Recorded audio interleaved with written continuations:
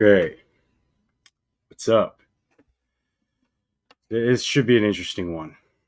Mostly because have I'm like 50% sure how this will work, which often is enough whenever you're building something. In fact, that might be more than enough. You know, if you know more than that, then you might be over planning. You might have analysis paralysis. But anyway, so I had this idea. I've been having this idea for a few weeks where I'm really fascinated with this idea of in the full automata finite state machine realm of being able to have a fully self-propelled AI here that will be able to, let's open up our blank canvas, to continually build a data set for itself based on real world data and using a LLM to construct that towards an example you give it.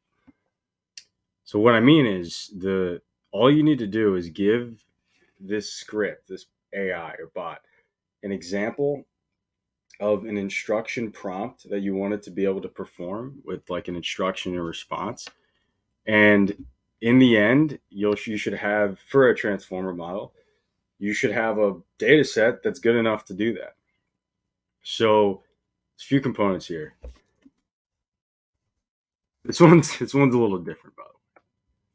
It's a little different than the other one. This one I'm really trying to push myself a bit in the concepts because it's fun to just do that, right? Okay.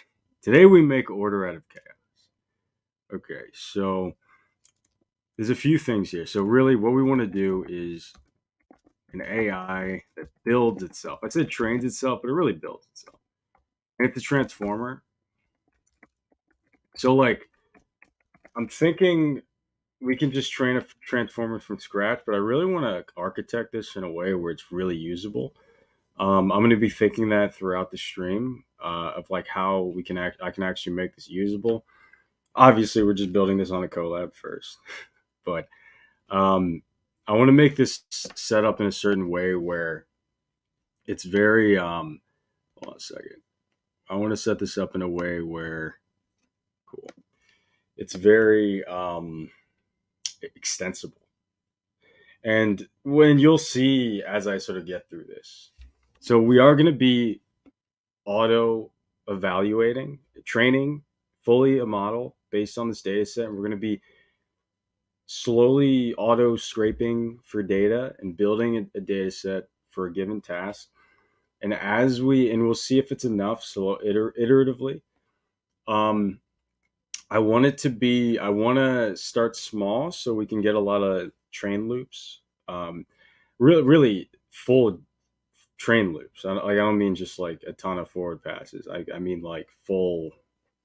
I want to be able to evaluate a model many times. So we might start small here, but eventually I want this to be able to say, uh, literally you just say, hey, give me a fine-tuned model that can do X, and you don't have to give it any data set. It just builds a data set for you, and then it fine-tunes it. That's really the end goal here, is to have a tool that auto fine-tunes models for you and auto, like, from data set to training.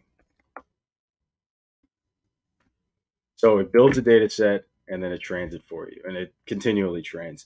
And the reason why I'm saying automata is because I want this to be self-propelled. So I want this to be something where it has a constant feedback loop that's pushing it in a direction and sort of transitioning its state from one thing to another based on how it's performing.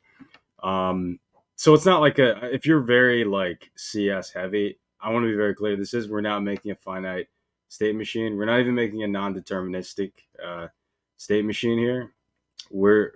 But to some extent, if you really abstract it, we kind of are. But there is a state machine within here if you really abstract things. But what we're really doing here is making we're making an automation that automates. Okay, cool. So this is our end goal. A couple of things. It's a transformer. Don't 10x yet. So it's a transformer. It's it. The inputs are there's a reasoning LLM, and also these are sort of the components here.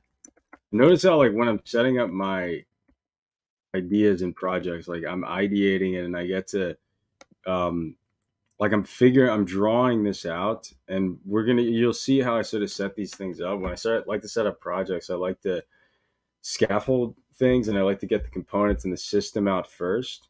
And I'm going to try to make this more usable. Um, Often I'm doing like I'm just trying to get things done, but here there's so many unknowns on what I can do here.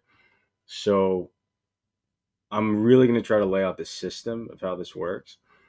But in the end, hopefully, because a lot of people, because really the reason why I want to do this is the more I dive into, I've been diving into AI and machine learning this past year, the more I'm getting into this concept that it's really all about the real world data and how you can use that for your downstream task.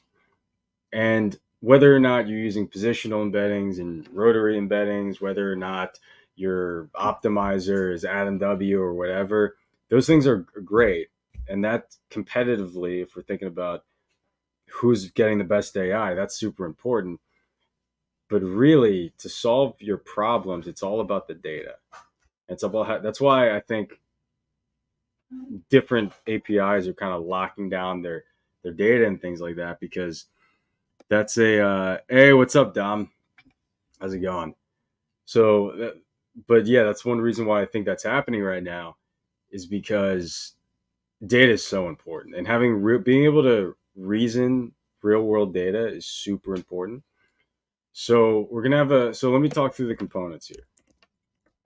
There's gonna be a reasoning LLM. So we're gonna be in. So this can be Llama 2, GPT-4.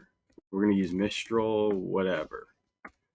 This can be really just an LLM, and the reason why I'm saying it's a reasoning LLM is we're gonna use it to reason from a raw data and be able to con- give some form to it. Because really, the point of this is so we can actually do this with any model. It doesn't need to be an LLM. It could be a transformer from scratch, but the point is we're using the LLM plus a web scraping routine that I hope we can get generic enough so that it can just get the data from anywhere. Yeah, and so yeah, and then the reasoning LM is going to give form to the data set, and it's also going to give us some information so that we can uh, scrape and get our real world data. So you're going to say, hey, my reasoning LLM is going to be GPT-4 or Llama 2. We're going to use Mistral today because that's a new thing, right? We just do new things here. It's like, why? Because okay, and then you're gonna have your LM to fine tune. I'm saying LM because it doesn't need to be an LM. We'll probably it could be anything. It could be anything from Llama 2 to GPT-2 to a base transformer model. I want to make it so that we're going to be using PyTorch for everything. I want to make it so it's extensible. So the end goal is to have a tool where you just input, you're like, hey, Automata, give me a model that can generalize from this example that I'll give you. And that's it. So give me a data set that will be perfect for training a model that can do this example instruction. But this is for an instruction model. Instruction data sets. So auto build instruction data sets and auto train, evaluate. Okay, so the So the reasoning LM is doing that. So you're going to input the reasoning LM you want, the type of model you want to fine tune. So the model you want to get in the end, that is your auto trained model. Remember that this reasoning LM, this is just going to be used to build up the data set. And honestly, oh yeah, and then you want to have your example. So the example is going to be the example. It's going to be essentially an instruction and a response for how you want this model to function, to work. Yeah. So, and also so like I want to eventually, obviously, it's ideal that this can have multiple examples. I think that's a pretty like obvious thing here, is that you give it multiple examples of what you want. So it's like, let's say you want to fine tune Llama 2 to, I don't know, extract some sort of information or whatever. All you do is you give this model the example of the instruction you want to say, hey, extract this information, and then the response of it being extracted. And then this should auto build the data set for you. Let's see if we, that's a big task, but I want to do it. Okay. So, and I think that's it for the inputs. This isn't components. So the components to this are, well, there's the reasoning LM. So that's going to be what you're going to be using to reason and sort of prune the data set and all this. So first of all, you get a model and then you somehow train it. Right. So the way it works is you have a, so it auto builds data sets. Well, hopefully once it's done, you have a base model. It could be a transform with that hasn't had any training. The weights are randomized. The point is, you auto build a data set. We're gonna be sort of having it auto scrape a data set to fit an example that you're gonna give it. Um, and does that make sense? And then we're gonna train the model, and then based on how that model performs, we're gonna keep reiterating and retrying to build that data set up. So if it performs poorly, we're gonna find out what's wrong, and we're gonna. So that's gonna be the hardest part. Is how are we gonna actually get it to go see what it did wrong and not fetch the same data again and fetch new information? You'll see a lot of this is very experimental. You'll see as it gets built, you'll sort of see how it ends up. But really think so. What all it is, it's building your data set automatically. Really, all it's doing. Hey, what's up? What's up, Noel? Are you gonna show? Yeah, we're gonna. I'm gonna show how to train. I'm doing the whole thing. Yeah, this is all from scratch, by the way. This is like, this is this is all from scratch. What is meant to come out of the example? Are you trying to adjust the random model towards what kind of answer are you aiming? Why are the Nigeria on his chat so? Okay, I don't know. I don't know what you're saying, Australian man. But so how are you trying to address the random model towards a specific answer? So it's gonna keep the example is this specific thing you want it to do. So what AIs do is they generalize, right? So we're gonna give it an ideal for an answer that it can do, and whenever models are trained, there's an evaluation phase, and we're going to use that example in the evaluation phase, and based on those metrics, we're going to say, hey, is it actually good at, after we built the data set and trained it, is it actually good at getting the input?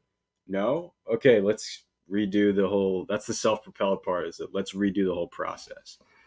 All right, cool. So we're going to pass in the reasoning LM. So we need the AI, the training module. So we need a module that is training, and we need to have the and we also need to have a web scraper class that's going to be doing all the web scraping.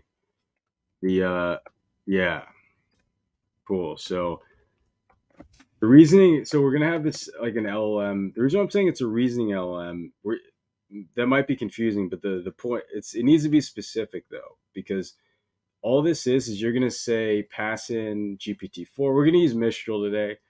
Pass in an LLM, and the LLM is going to be used to build the data set over time. So we're going to use the LLM to say, hey, give us examples based on this thing. And we're going to see if that works. I don't even know if that's going to work.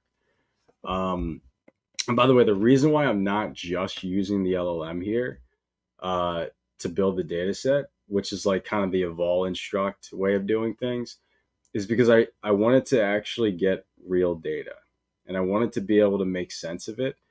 It's kind of the most important part of this is whether we can use an LLM to make sense of raw data and turn that into an example so that we can use for a data set, and then have a good loop to do that. That's the most important thing, because the real world data is really eventually, like, for a lot of things, LLMs are good for, you generating your own data sets and things, but you're gonna have a ton of times where you just want to get real shit.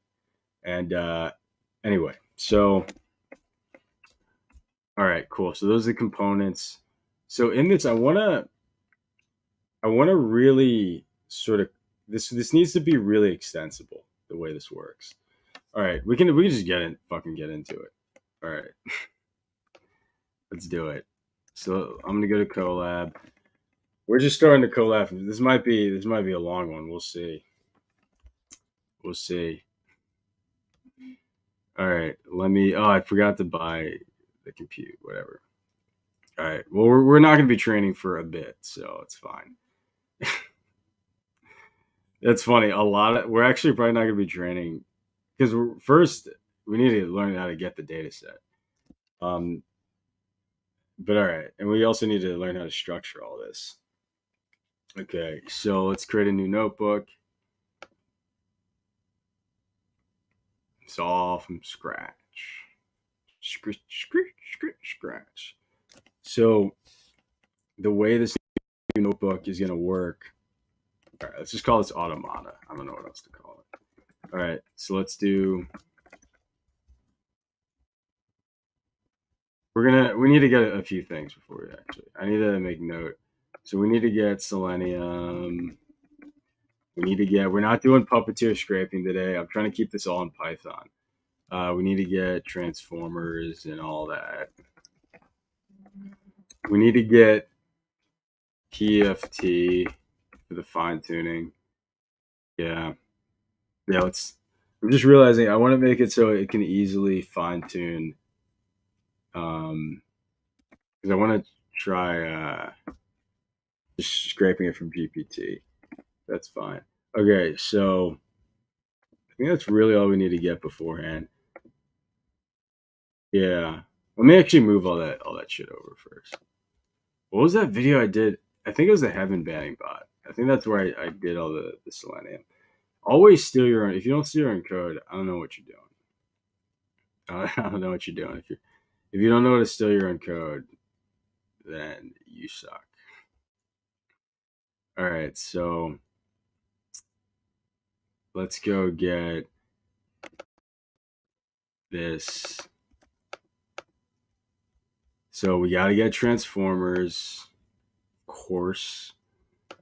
We're gonna accelerate, of course, as we always do, and let's get bits and bytes. I kind of want to text on GPT-2. It'd be so much faster. What matters is getting the system working here. And this is a little script to get Selenium. Yeah, I think I do want to do that actually. All right, so pip install Selenium. Why do I need to do that? I don't think I need to do that. Okay, I think that's what this script does. What does this script do? Oh no, this doesn't get it. Okay, we're gonna get the Chromium driver because we're gonna use a headless browser to scrape. That's how we're gonna be auto building the data set. Okay, cool. We're gonna load that up. Hugging Face login. We got to get this. It's like, dang, Jared. I'm stealing Jared's own code here. So you just install packages in Google Colab. Google Colab is for executing a lot of stuff. It's not just for installing packages. Let's see. Okay, so we want to automate this eventually. For now, we won't. Yeah, yeah. I want to like as we. So yeah. So Google Colab, this is giving you a sort of. It's almost like a Jupyter notebook. It's a way to execute Python very easily in an environment and not have to sort of deal with the environment. So you're using the cloud without having to kind of set up the whole server. They let you just execute these scripts on a runtime. Um, but you do it for a lot of this stuff, you do have to install it, like for transformers and all that. All right, so this is I think this is all the stuff we need. Maybe not. Hey, did some PRs a few weeks back on your GPT engineer project. Landed my first job offer last week as a software engineer. They had a look at my PRs. Seems it helped a lot. Dude, that's awesome, Somos. Wow, that's amazing. So you see, Somos, for anyone watching, Somos is a good example on why you should always, if you're trying to get opportunities, try to contribute to open source. Because he's saying here that he contributed on the React Engineer project I made a few weeks or like a month ago or something like that. And now he got a job and used his PRs for that to get a new job.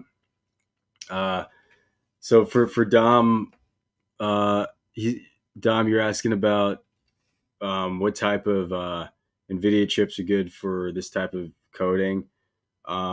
So really, you probably want an M2 or like honestly, like a MacBook M2. That's probably the best. Like a gaming laptop is good for this type of stuff. Really, you want something that has a big memory bus, a GPT or say GPT so many times, GPU with like a big memory bus, right? An M1 is good too. Yeah. Does that make sense?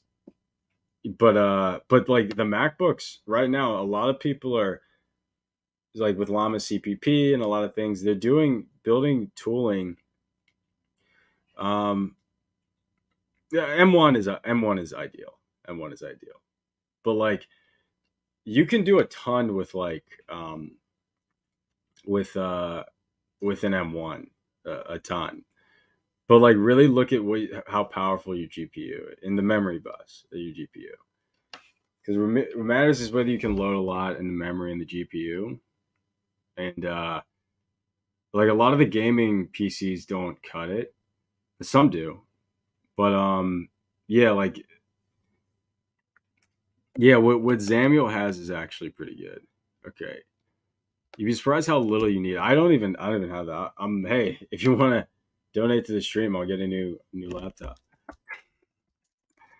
All right, you don't obviously have to do that, but anyway, so for but like and subscribe, share, obviously. If you like this, if you like what we're building here and the things we're doing, all right. So I need it. So this is going to be the global class for this. I need to set up all the classes because I want to actually set this up well. A lot of these I have not been setting up well, or it's been okay. The 10x senior engineer was okay. Some of these have been okay. This one I want to set up well. So I'll call this the reasoning LLM, and this is going to be essentially the class we're going to use to load up the the LLM that's going to be building the data set. So this is not an LLM that's going to be trained, by the way. The reason LLM is not being trained. What's being trained is the is the LLM that we're gonna pass into this. Uh, well, it doesn't need to be an LLM. It just needs to be a transformer. So we're gonna use it. It could be Llama 2, whatever. We need a transformer with some weights and something that we can use as in the Hugging Face train loop for transformers. Um, Actually, we can limit it to a pre-trained one. We can do that. Uh, yeah, I'm really happy with it, man. Your vids guiding through planning stages help massively over step-by-step tutorials. Oh, dude, thanks, Selmos. Yeah, like I like so part of the reason why I do these. Well, one, I like pushing myself to build more things and to be better, but also I want to. I think it's a lot better to like when you're learning, like to really see the process of how people are building, because a lot of it isn't so much like just checking off things to know and seeing the problem solving process to get something done and the sacrifices people make as they're coding and all that. A lot of that's what really matters. Okay, so let me move this over here. Okay, so Automata. So we have the Reasoning LM. This class is like this and pretty simple. We have our web scraper. I don't really know what else to call that. I really don't want to like overcomplicate this. It is going to always be a web scraper. It's not really going to be crawling. I don't think that we ever want to crawl. Um, it's really just going to be web scraper. I have an idea on how we're going to actually make the web scraper. Um, Part of that is we're going to be Googling, and we're going to be using the LLM to cater a Google statement.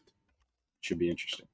Okay, and also I want this. I want to make this extensible. The reasoning LM, and I'll show you how I want to do that. So really, this is gonna have a system prompt, or let's say prompt blueprint or whatever. And that's gonna be something where it's like if it's if it's llama or whatever, it's gonna have to have a different structure because I want these because like whatever LM you use, if you use llama or you use GPT-2, the prompts are gonna be structured different. Um, and I'm gonna make it pretty extensible so that it's gonna have a default, which I guess will just default to the llama one because that's also the Mistral one. Um, do all training models have to crawl, or you just find data? Um, I don't know what you mean, Samuel.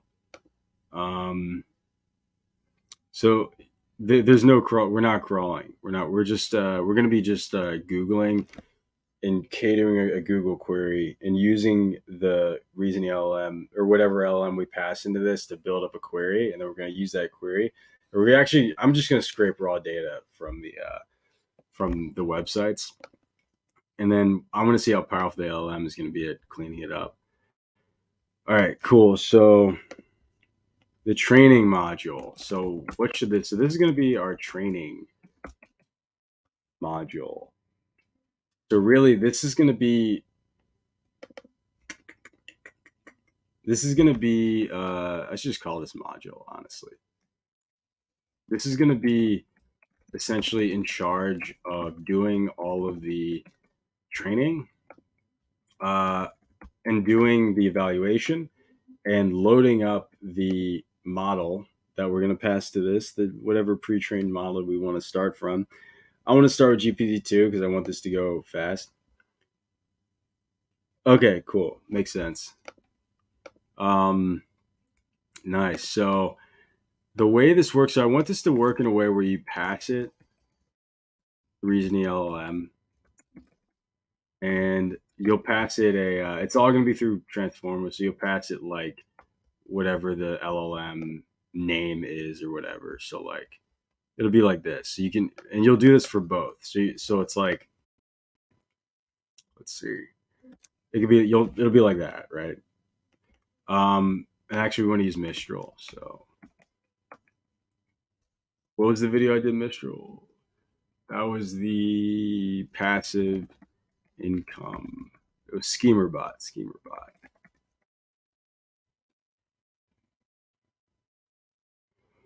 Schemerbot. Schemerbot.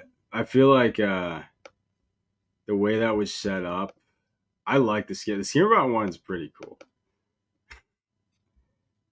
I thought that one was pretty cool. All right, so and there's no Colab because we're just gonna do the scraping on everything's just gonna be on the Colab. So, I mean, there's no Flask API. If you see me do that, we're not doing that today. All right, cool. So the reason LLM is gonna be like that. Our training LM is gonna be, or our base LM. I don't know the best way to say this. Is our base LM, our base model. Let's just call it that. And then this will also be a link. This is all just Hugging Face. So I want to, I think they call theirs, I'm going to start with GPT 2. I think you could just use that.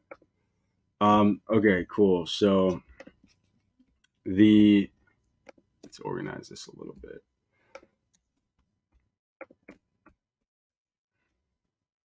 All right. So that's, oh yeah. And then we want the input example.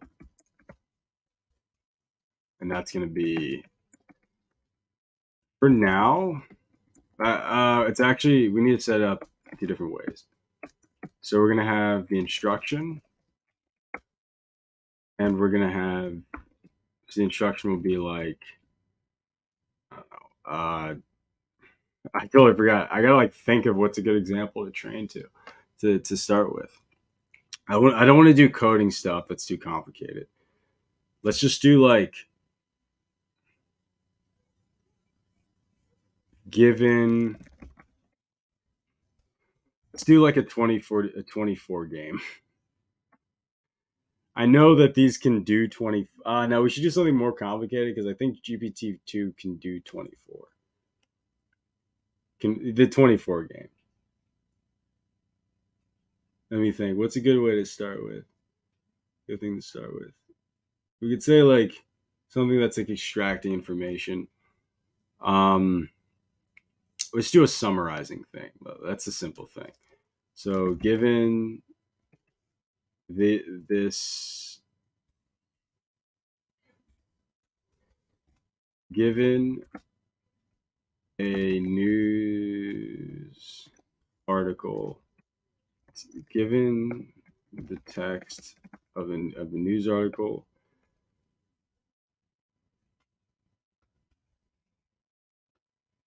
and I know that the Reasoning LM will be able to do this. I know. The point of what we're trying to do here is we're trying to make it so, because these LMs are very big, and it'd be very cool if we could slowly build up a data set to fine tune a smaller model to do specific tasks. And a lot of these LLMs like Mistral and all that, there's a lot of things they can't do, and it'd be cool to use this to train a smaller model to do things they can't do by building a specific data set and automatically data gathering. So yes, this is a very simple task to summarize a news article, the article in a 3 to 5 sentence paragraph. Let's say in 2 to 3 sentences. And then the output, the response will be, let's just quickly, by the way, I'll show you how this is going to work. So you give it an input example, and then we're giving you this, and I'm going to make this an array for now, because eventually I want to do multiple examples that it's going to slowly adhere to. So for this response, let's just get like a very small news article. Let's see. Honestly, I just want to get a basic Wikipedia thing. Let's not even say. Yeah, it's fine.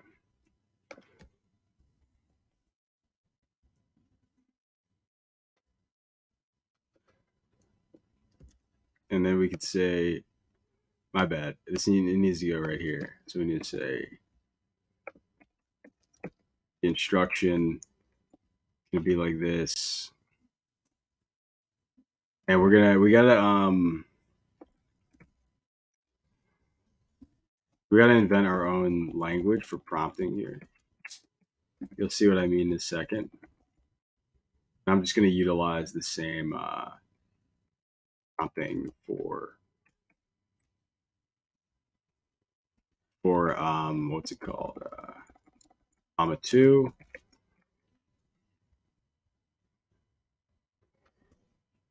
And then it's like summarize the article in 2 to 3 seconds.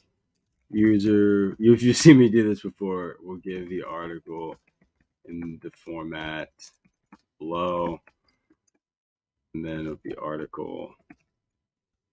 The article text goes here.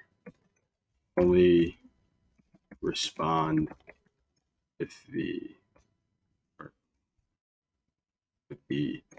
summarized article.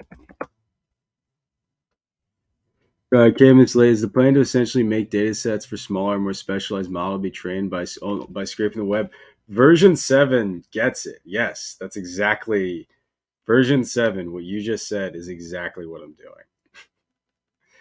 Nice. I'm glad that it's been relayed. Yes.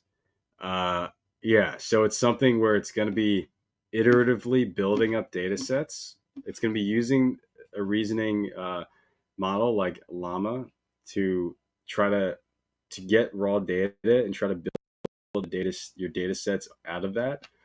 And then it'll be for a smaller model. In the code, it says base model GPT-2. Is that the model? Yeah, exactly. So we're going to be trying it out with GPT-2 first and seeing how that works. Might be a lot of iterations. We'll see. But the system the system is what matters. As long as we can get it so the system works, we can scale it up, take as much time you want it to be scraping and building data sets and all that. The point of what we're doing is we're just going to make sure we have the system. And maybe it fucking works really well. I don't know. Maybe it doesn't. But does it have to be a model or can it be any? Yeah, it can be any. Oh, so I'm not sure what you mean by any transformer. The reasoning model, it's not going to be trained or anything. It should ideally be like something at least as good as Llama 2, Mistral, or like I want to make it so far it's just any model that you can use on a Hugging Face, but ideally it's something like Llama 2. But it'll have to be a model, yeah. Nice. I'm glad that it's clear what I'm doing here. All right, so cool. So I think this is figuring out things like this is really important because let's do this. I think it's really important. Okay, cool. So this is the instruction, and let me think. And this is the article. We got to give it the example response. I got to summarize this guy's fucking thing. Wait. Why am I doing this? I'm gonna take in an example article summary. Oh wait, I can get an example by just asking Llama 2 to summarize fucking thing. What am I doing? Hold on. No, I'm gonna go to GPT and just ask it to summarize the thing. Let's go to thing.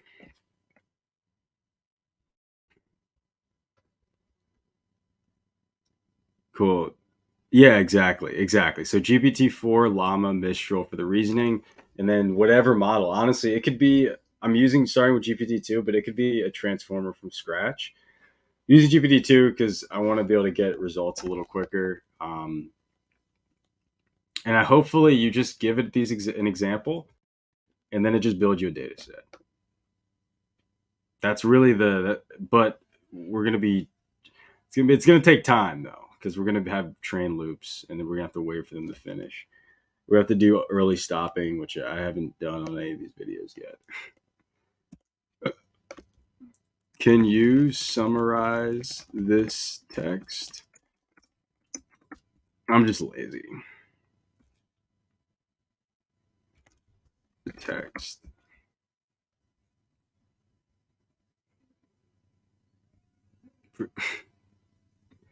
Oh, it's like searching for shit. I don't mean you don't need to search for anything. Just okay. All right. It's a little long. I I said summarize it. That's like longer than what I. Okay. I'm just gonna take the first sentence. It's fine. It's a prisoner of war. Yeah, that's a fine summary. The first sentence. Uh, do these things even fucking work? You know. Nice. All right, cool. So this is the response. We gotta. Um, do we even want to do this? Yeah, I mean, I don't want to confuse it too much. Do we even need to have this sys thing? Because that's just we're just copying that from. Because we for the data set we can do whatever we want. We don't have to use this format. Whatever. That's fine for now. So this is the example I wanted to be able to do, and we're gonna hopefully have a data set with like 1,000 things that are like this.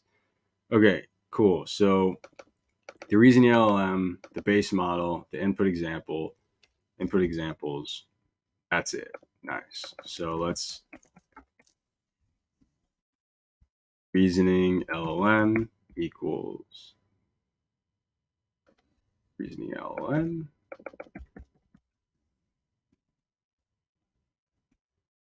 Okay, cool. Base model. And then input examples.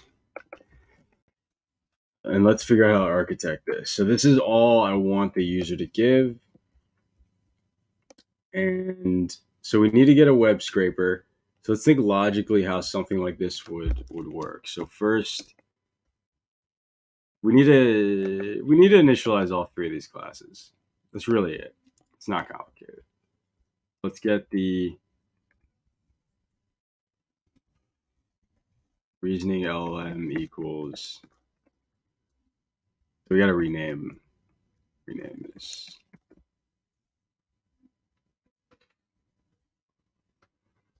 Let's say name equals this. We don't have to do that. And then the training module, we're going to pass in, make sure this is structured right. We're going to pass in the name to the LLM name. Base model name, and then we'll say reasoning LLM name. Yeah, I just want to make sure everything's structured. Yeah. We could just say model name for these. I know naming for me is important. Naming is really important for me. Okay, so because I've just named things poorly too many times. All right, so let's get the web scraper. I don't want to overcomplicate it, right? Sometimes you can undercomplicate it for sure. So web scraper is actually just gonna. I don't know what to initialize out with yet. All right, so first things first, I actually do want to figure out how we're going to be loading up these LLMs before I get in the scraper. Just want to figure that out logically because that's kind of an unknown that I'm a little worried about. Oh, you know what? Let me just quickly. It's gonna have too many spaces.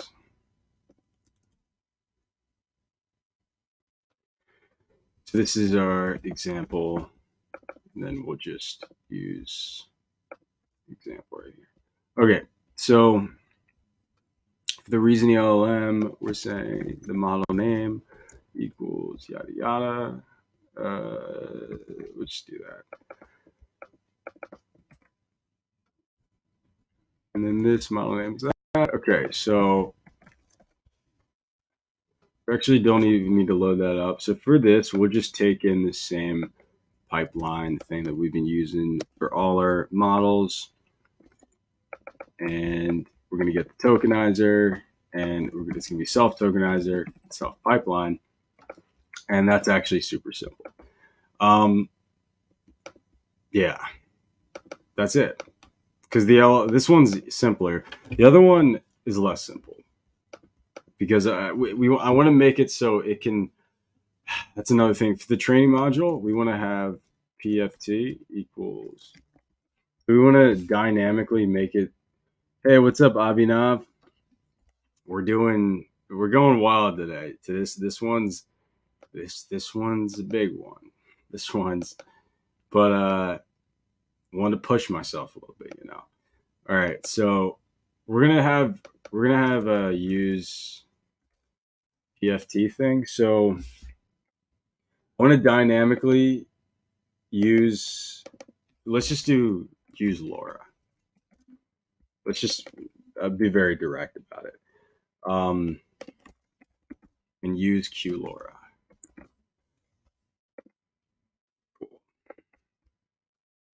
We want to I want to dynamically use Laura Q Laura because sometimes the person who's using this module might want to use a big. They might want to fine tune a big model.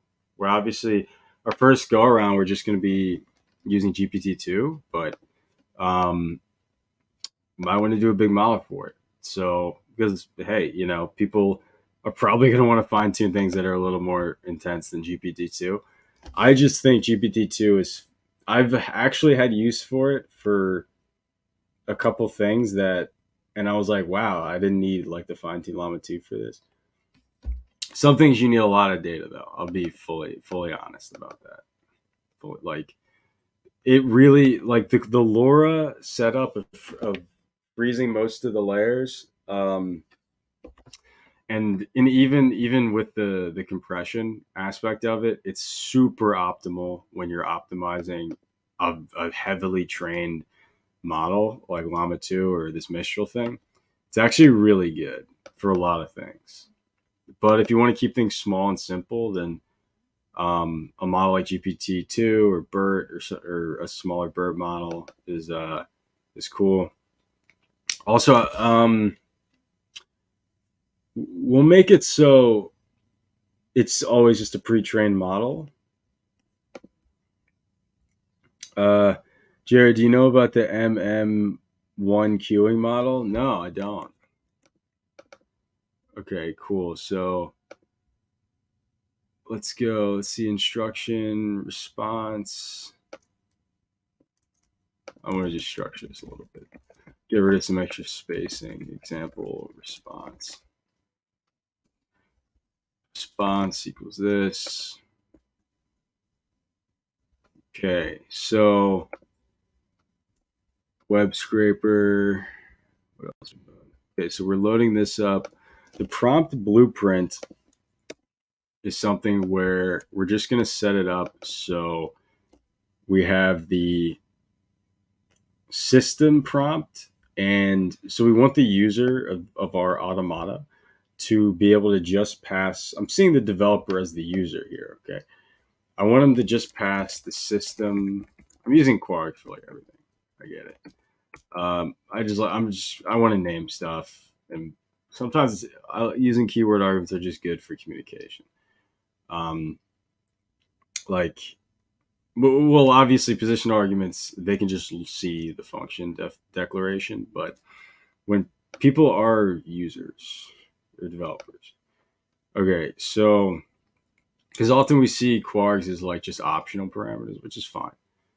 But okay, so we got to import torch. We are importing torch. Let me put this down.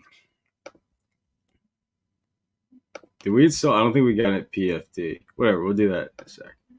All right, so the prompt blueprint. We want the user to pass in what they want the system prompt structure to be.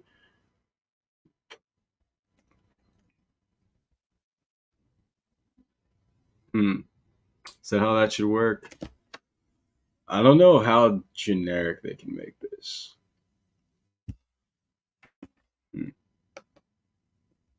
You know what? Let's pass this here. Let's pass in prompt blueprint. Let's actually, we don't need to make this a function.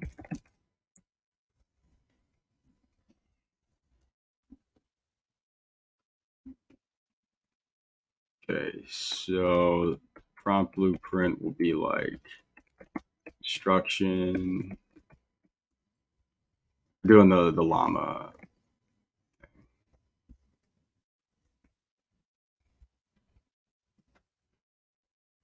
And then they'll put in, it'll be like this. Then it'll be like the user prompt is here. So you'll see what I mean here, because once we start doing prompting in here, what I can do is, so that's the default one, is the llama one.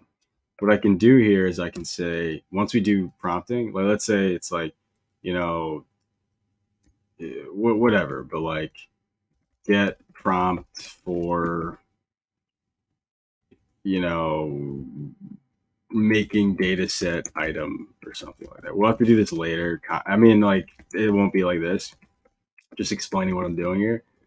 So it's going to be using whatever this prompt is. It's going to be returning that, and it's going to be passing in whatever the system prompt is,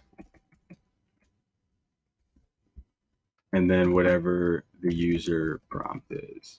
So we're making it dynamic. So the user's going to have to pass it in with this. If they want to override this blueprint, they're going to have to pass this in. Essentially, like whatever the GPT-4 version of this is, right? This is the Llama 2 version, and also the Mistral version.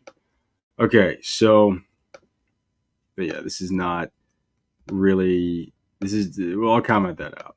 All right, so that's a setup for the reason yellow. Let's set up the training module. So this is going to be the base model that we're going to be slowly training and trying to get a data set to train this for a downstream task. And this is going to be, let's go to a Colab I have for, it's loading GPT-2. I actually don't know which one I'm doing that for. Maybe, which one am I doing that on? Is it the tiny, I think it's the tiny web developer. No. Dude, I have so much shit here. Maybe it's this one. Maybe it's this one. I mean, I don't need to like really set this up that well. Doesn't really matter. But all right, so you know what? I think it was the Peterson one. Or the Debate Me Bro one. Yeah, Debate Me Bro. How did you learn Python? Did you follow any course or any website? Dude, when I was like 13, 12, like there's like it's just this big Python 2 reference book I had, and I just read it. It's really it. It's not, maybe it's not optimal, but that's just what happened.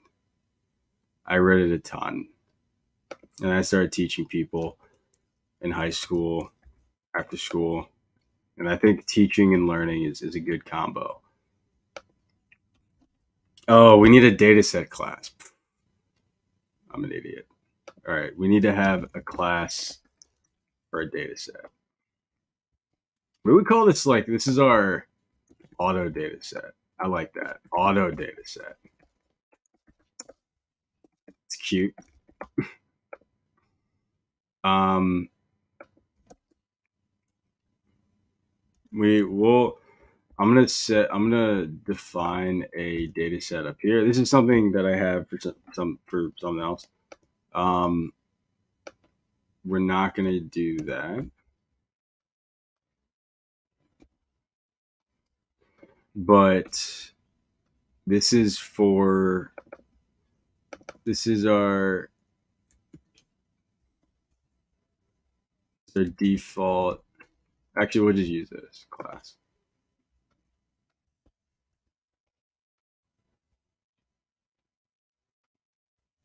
All right, so if you want to learn how to code, you just got to do it. Just gotta get in the game. It goes for anything. There's a lot of, I mean, there's so many. I had the whole video on this where it's like you don't need any coding tutorials. There's so many resources on how to learn to code. Um, really, it's a matter of endurance. It's like, are you willing to feel dumb for an extended period of time? The thing is, when I started learning to code, I just assumed I was like really retarded. So I was like, oh, it doesn't even matter if I don't know this. Like I was already like I had no canvas or I had no like I was like, whoa, like I just want to like be a hacker. Like I didn't think I was smart or anything. But I think a lot of people think they're smart and then they'll get humbled by not being smart and then they'll stop doing things. Or they'll like think other people are just like by default smarter than them and that's why they know things and then they'll stop. So it's like it goes from both directions. But the reality is a lot of things when it comes to getting good is just endurance. Okay, so the GPT-2 type, this isn't even getting used. GPT-2 type. We got to pass in the tokenizer here. So we'll pass in a tokenizer.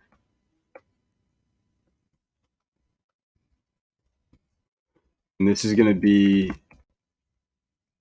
and we're going to have to rebuild this data set. I'm calling it auto data set. That might not be the best thing to call it. I don't know. Max length is fine. Which one of your videos can I watch for dataset creation? I have a couple. Check out the fine tuning llama to code like me video. That was my best one. That's the one people like the most. I feel like, yeah, no, that's a good one for dataset. That actually is a good one. I have a few other ones for dataset. This is also a good one for dataset creation. Hey, stick around. We're gonna be doing. I mean, that's the whole thing here. Is we're gonna be dynamically building our data sets. Maybe I should make that clearer on the. It's fine. It's training itself from literally scratch. Maybe I should say from scratch. Is that clear? If I say, let's say that trains itself from scratch. You guys get to see my little setup here, as if that fucking matters. Ooh, get to see I use StreamYard. All right, so we pass in the tokenizer. This is the text data set. Okay, this makes sense. This isn't great because of the max length thing, but it's actually not terrible. Okay, cool. So this is I mean it's a good start. We may have to make this a little better. We'll see. Okay, so this is slowly tokenizing. Oh, I totally forgot. We got to use our own for these tokenizers. There's like a GPT-2 tokenizer class. They have a generic one. I totally forgot the generic. Hold on a second. Hugging face. We're gonna have to use the trainer, obviously, but I just want to see an example. GPT. Yeah. Perfect. Okay, cool. Oh, this is a question about it. Tokenizer. Well, we just want to use the trainer. It's not really that complicated. Oh, I think I have the trainer in this. Hold on a sec. No, I don't.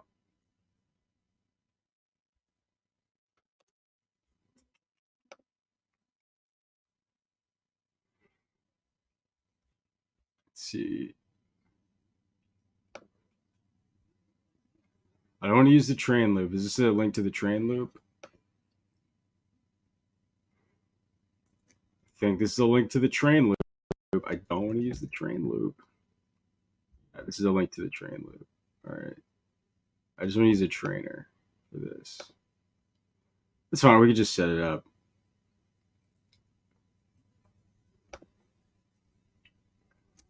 Let's see. This guy looks like he's using the trainer class. Oh yeah, the trainer class just auto kind of trains everything. It's a good way to abstract everything that Hugging Face is doing in the train loop. And we want to make this very abstract.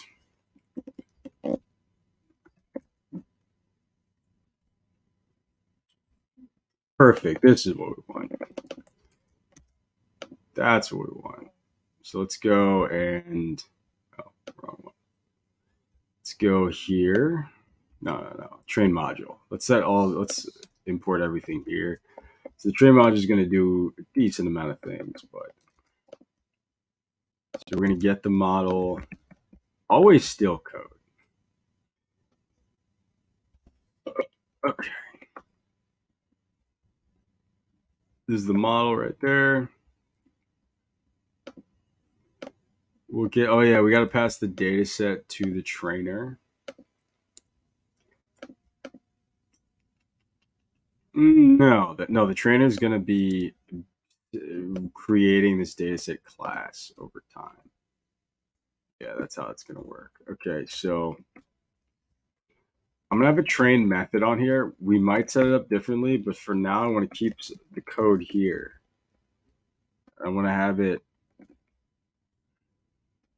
output there. We'll say base model output. Override output there. Evaluation steps 400. All this stuff should be used here. Yeah. Also, we want to have it. We want to have early stopping. Obviously, I mean, we need early stopping so we can. I mean, we could just keep evaluating it, and then we could. There's a lot of ways we can do this. So we can shoot for a certain size data set. So we can say, make sure a data set never hits this size.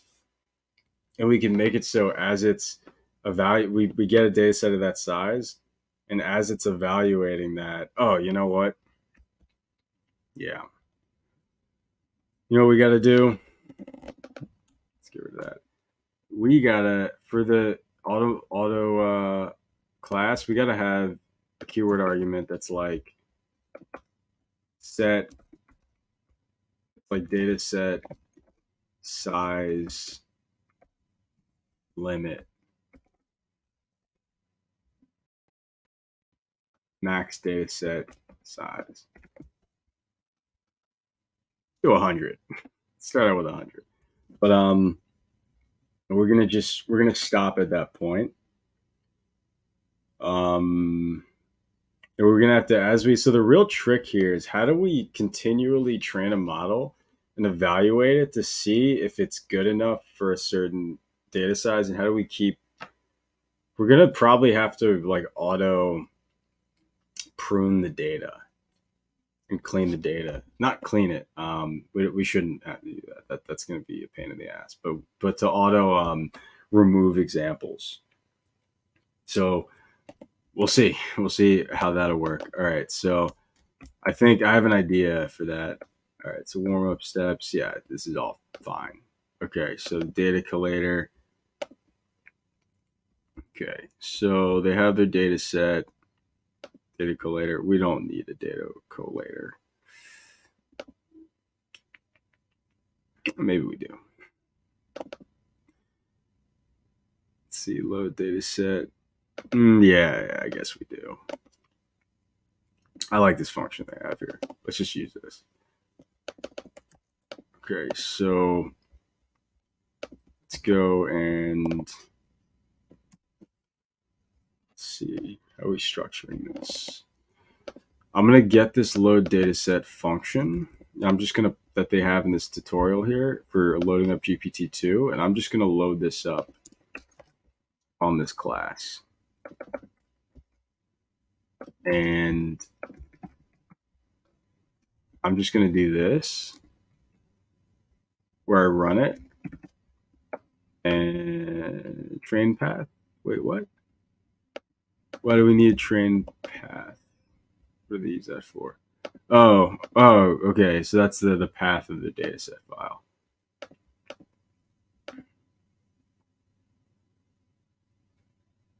Oh, okay. So that yeah, we don't need that. That's okay.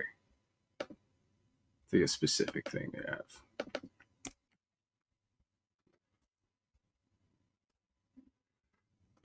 So really, I just need the data collator. Anyway, we're just making it so that we should figure this out later. Hold on a sec. Yeah, let's figure this part out later. But we do want a load dataset function. All right, so it's going to have the train data set, the eval data set.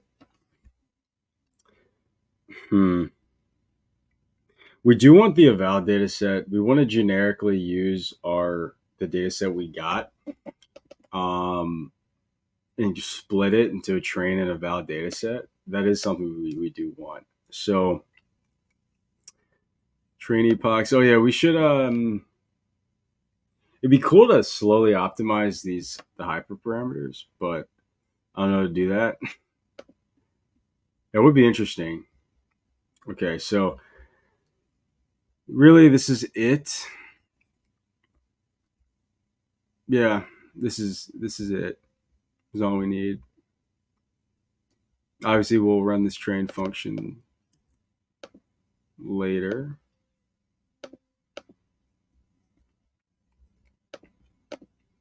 Let's run we'll just run it here. And we have a pipeline and we want to define the when we run the train, because we want to have like a retrain. Let's just call this like, I know it's going to be run once, but this is going to be like the retrain thing. No, it's not going to be that. So I know I'm like thinking it through. I just realized we're going to have to always train. It's going to always like train it from scratch. I get that sounds like intense, but it's going to always reset the model. It makes sense. Trust me. So we actually want a load model. And the load model is going to return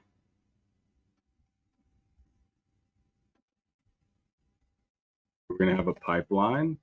This is going to be how we're going to do the generation and everything, which we're going to be using to test the output, and we're going to evaluate the output. Anyway, so we want to put in wherever the model's output. We could also just say self.model too. It's fine. All right, and then we want to do the tokenizer, which is going to be the model name. So we're actually just going to do this, and then we're going to do self.model model name equals model name. So this module right here is going to be used to load up, to be the controller. So this module is the controller for the base model. We're continuously training. we're constantly training this, seeing if it was good, and then updating the data set if it was bad. And then this is the controller for that. So the load model is going to run, we're going to run the train, and then we're going to have an evaluation. So this is our evaluation or evaluate. And it's going to be a little different than a typical evaluation that you're used to. This is all good. We're going to use self.model. We're going to have self.train set and self.test set and self data collator. Okay. And this is going to, we're going to have to define these things in here. That's what this is going to do.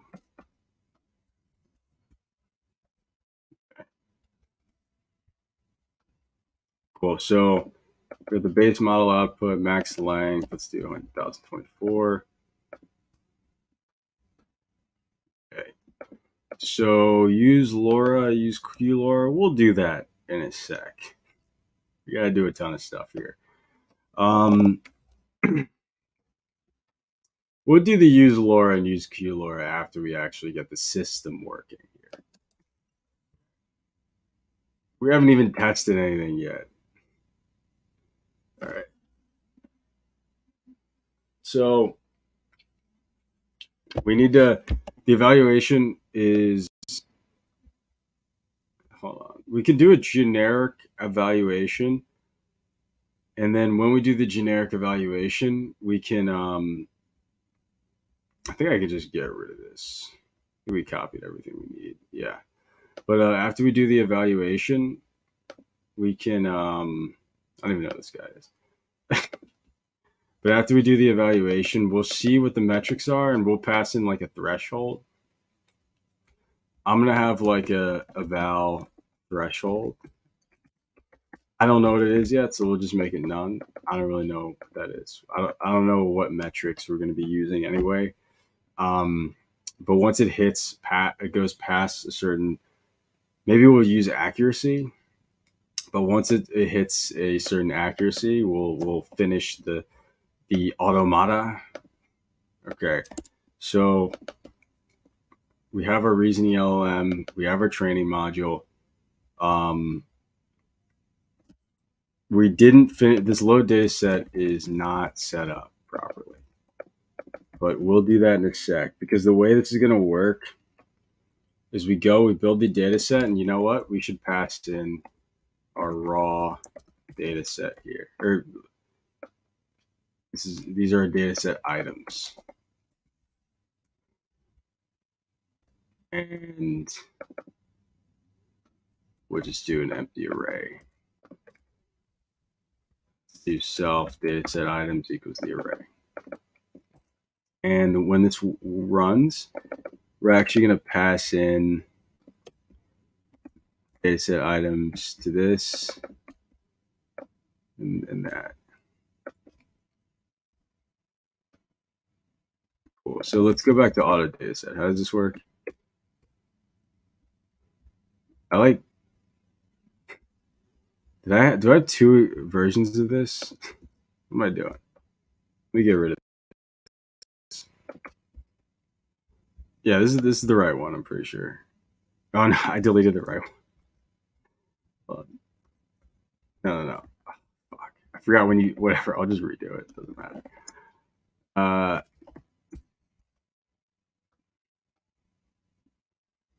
Tokenizer. These will be positional arguments, whatever.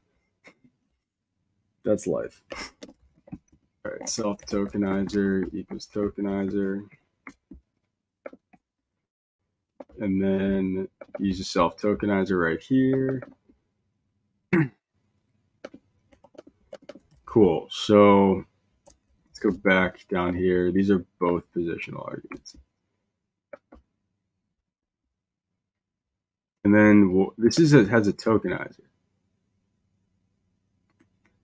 Wait, where's this tokenizer coming from? Oh, we got to get the tokenizer right here.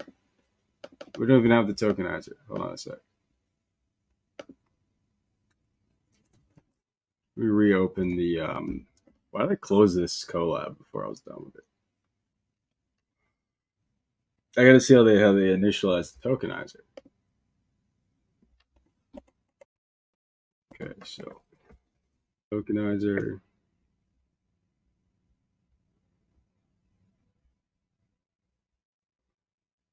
Oh, it's just like that. Okay. Auto tokenizer. This thing is beautiful. Okay, so curious why I can't just pass this into here. It's the same thing. I don't know. Okay, so let's do that.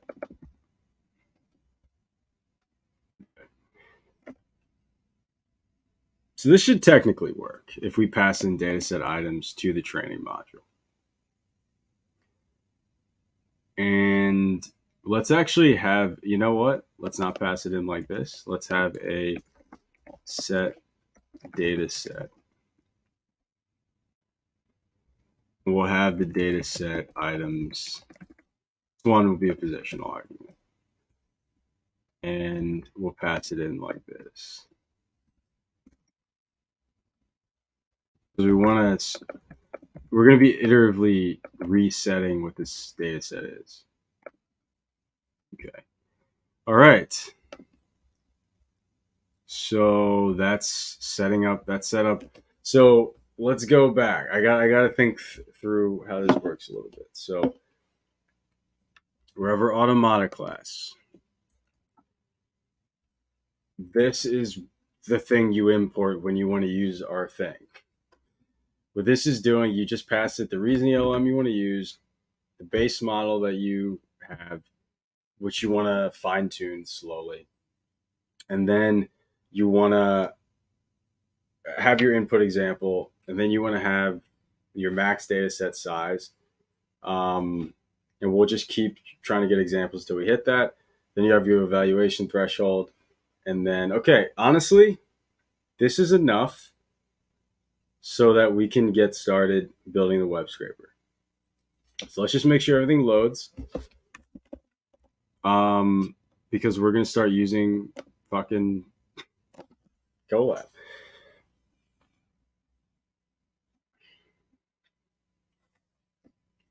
Woo! All right, so I'm going to go and change the runtime type. We don't need a A100 right now.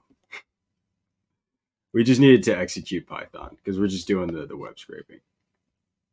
Okay, so let's install shit. Let's get this. Let's get this. Let's get this. Oh, we got to import data set.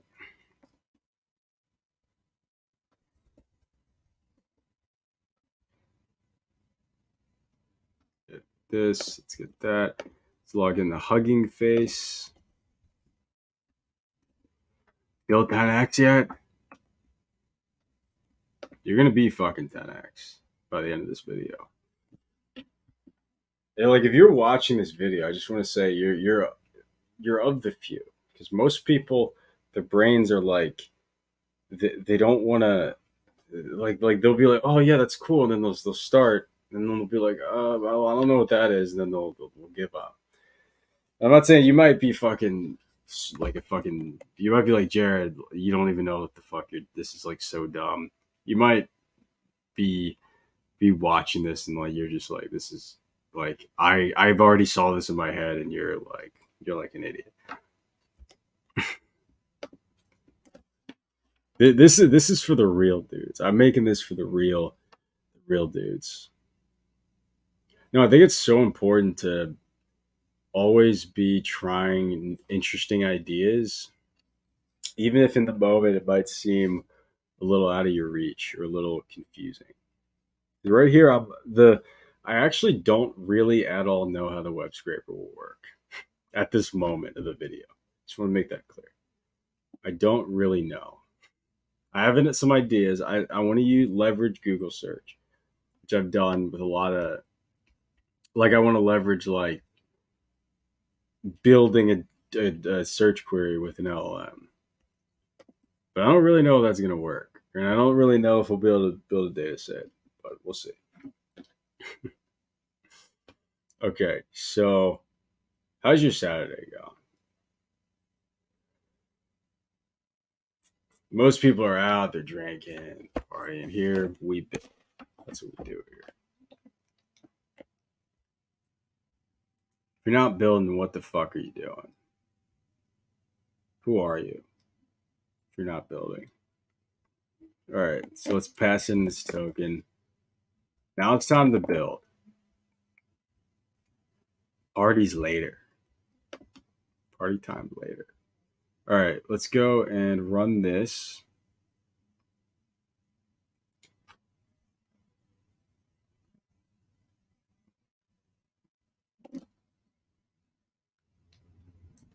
Loading. We're loading transformers, loading torch.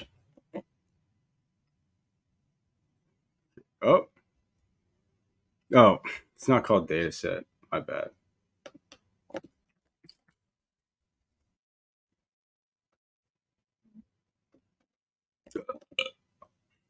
I've had to burp for so fucking. I had to get the torch dataset class. My bad. Okay, so let's import this. Oh, whoops. Okay. Let's load this. Cool. Let's load this. Cool.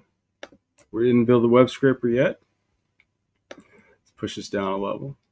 Let's load our training module. It says self dataset items equals. Why is that messed up? Expected indentation. Definitely has an indentation. Oh, my bad. No, it doesn't.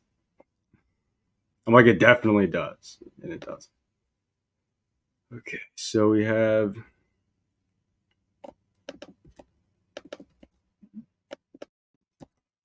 Need to name my variables. Okay, so our reasoning LLM. Okay. Nice. Okay, everything's running. So let's do the web scraper. Let's get started. Let's actually start building. We did the scaffolding. We're figuring out the logic, setting things up. I have to burp. I don't know why I'm having to burp so much. Okay. That's a typo.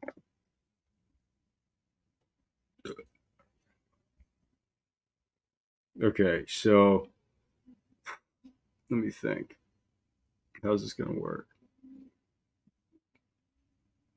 We need to have something here that initializes the process. We need like a run loop. This just runs it.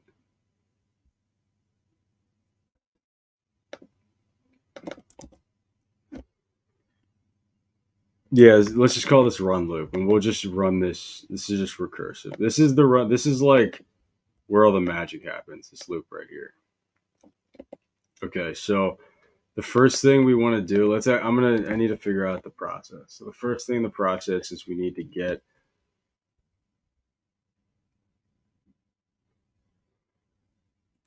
the initial or get the data set. Very simple.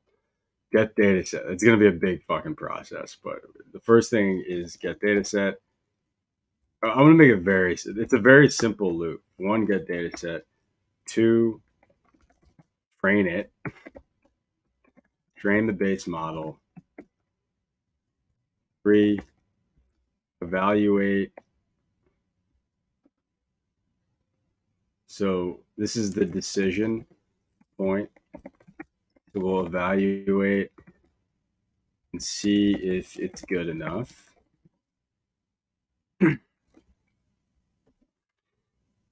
That's going to be where we go to the next state, something like that. All right, and then 4, we're going to say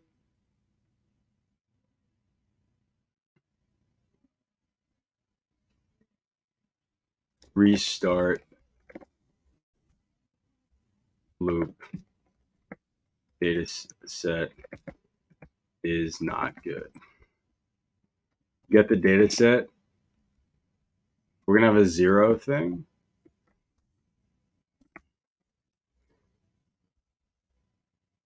Prune data. Data set. Prune the previous data set based on previous outcome.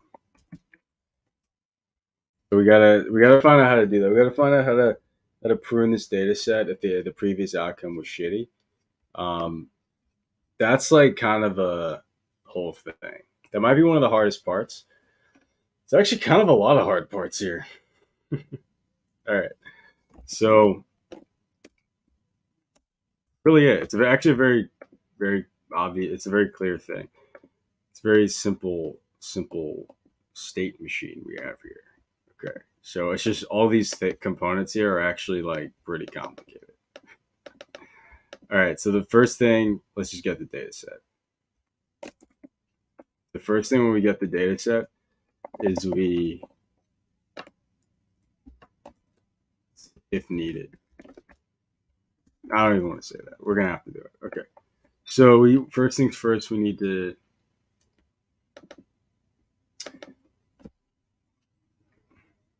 we have to run the web scraper, and we need to say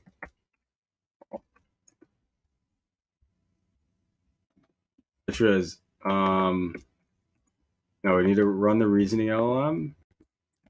The reasoning LLM also needs to have the input examples. We need to get a prompt for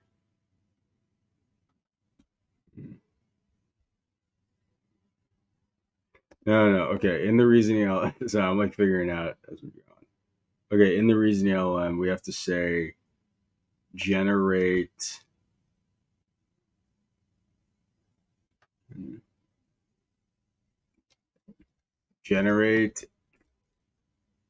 Google query.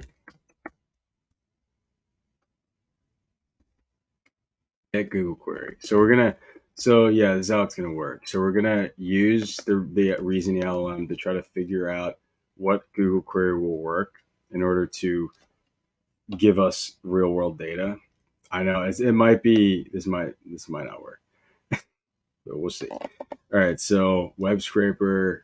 This is gonna we're gonna run this. We're gonna get the Google query,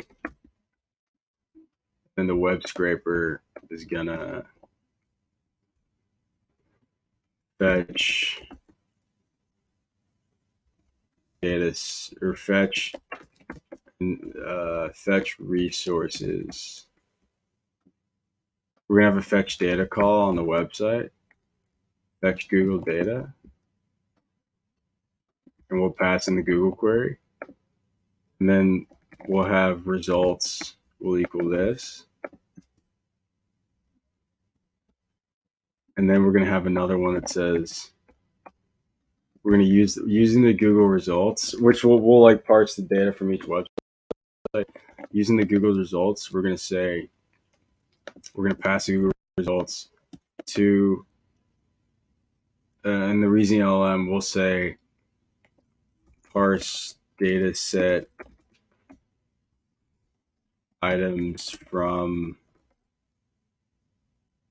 Google data. And this will be a big thing, like whatever that's doing. And this is going to give us data set items.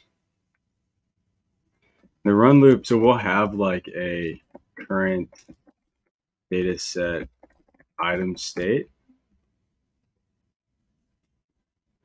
And this is just a state with the current data set items in the loop.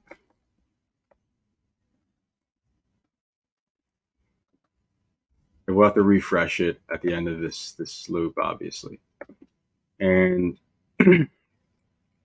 we have data set items. we get these results, and this is our raw data.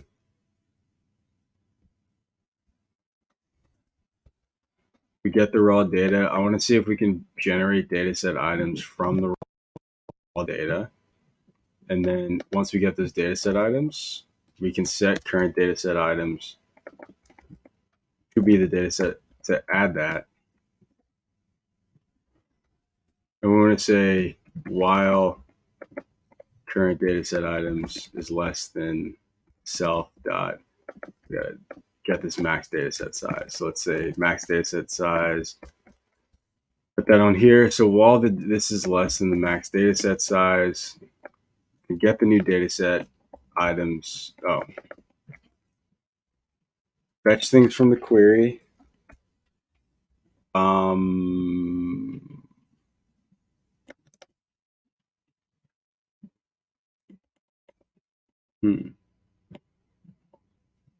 I think we should loop through this. So really what this is doing is first we're figuring out using the LLM Google query that'll give us the right data.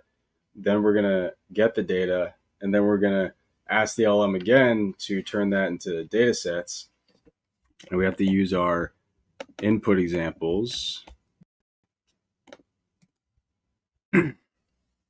Then we get new data set items, then we add that to our data set. And then we got to keep doing this. I'm realizing, do we want to get a new Google query each time? Yeah.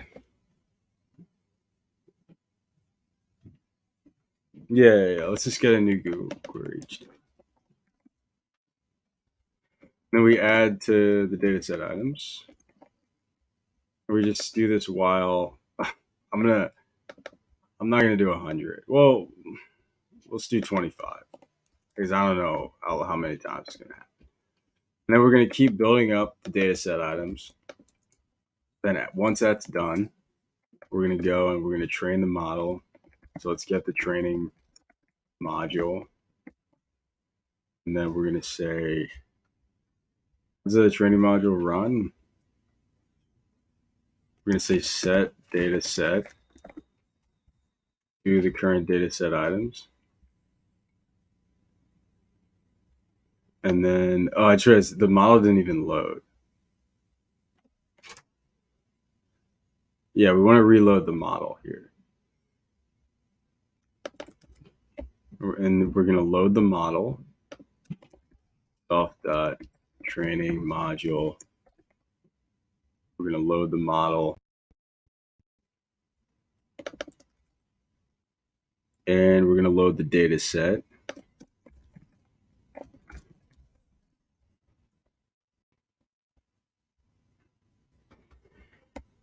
And then we're going to train it.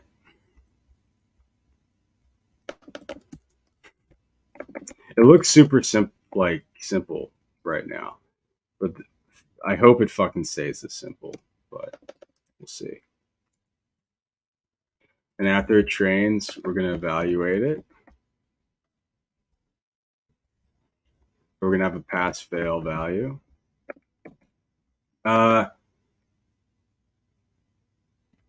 And we're going to have reasons. We're going to have pass-fail state, and we're also going to have the reasons. So we'll ask the LM to give us reasons, I think. Well, the training module doesn't really do anything when it comes to that. I think we just want the pass-fail. Yeah. We're going to have pass-fail, and we say if pass-fail, or say eval pass. So if eval pass, then we're good. It's good. And then we're going to save the model.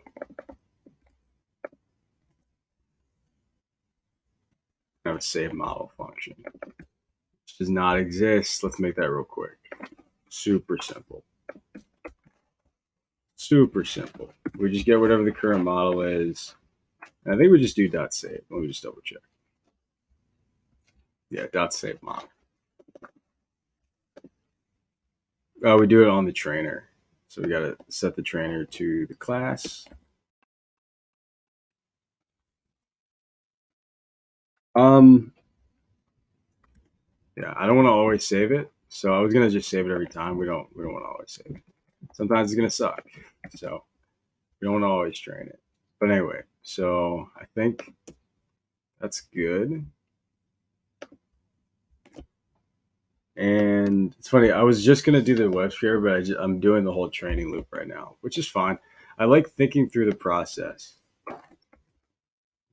Saving your final model.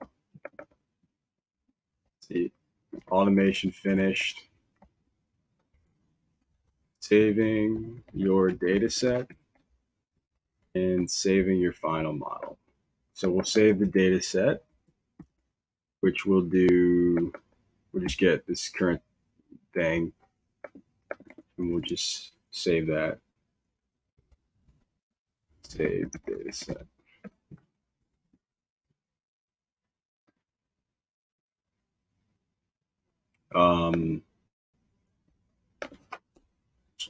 With open, what am I doing? With open and dataset.json. I'm doing JSON. I always just do JSON as app.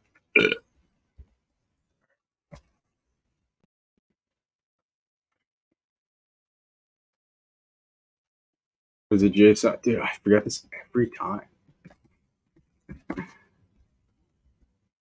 JSON save. Maybe I have like a brain fucking problem. If I can't, yeah, JSON.dump. That's crazy that I forget that like every time. You just pass in the file stream. You just pass in right. So self dot current data set items, and then you pass in the file stream. Okay.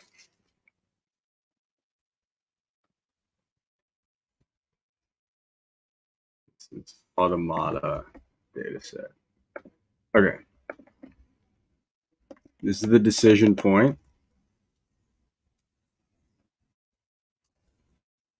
The restart loop is we'll just return run loop again.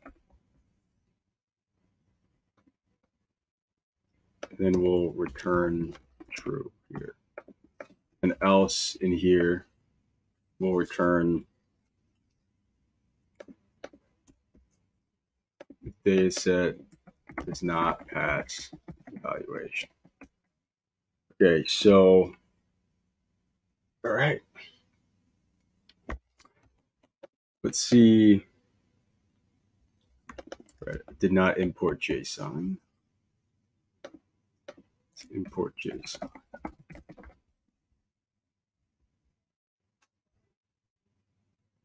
I just realized I feel like it's confusing.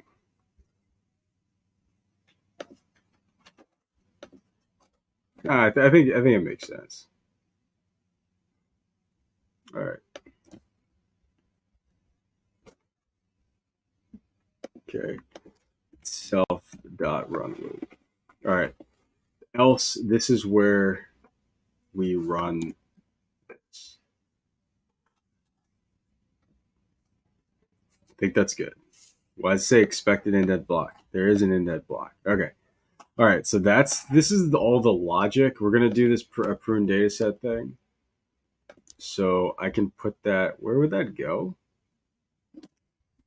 Just have that on here. Let's say prune data.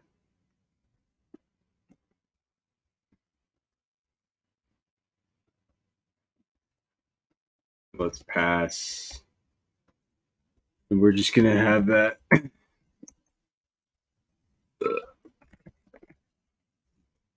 It might just for now we can just set it back to 0. Actually, but I want to actually like prune the data. Actually prune the data set eventually.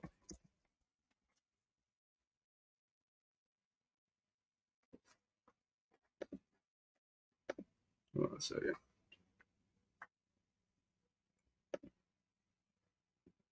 I want to make it very clear. Itself. I think it's clear. Okay. All right. So I think we're good.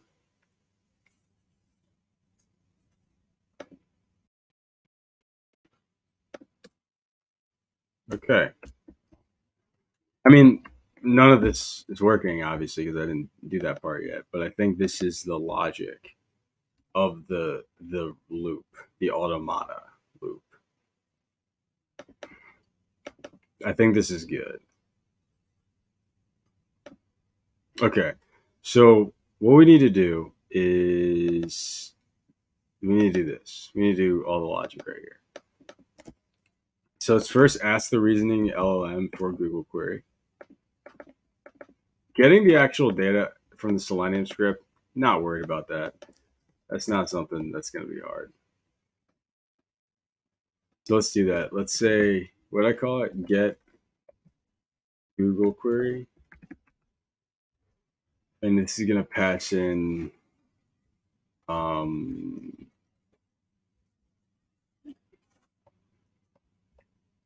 let's pass in the example, the input examples.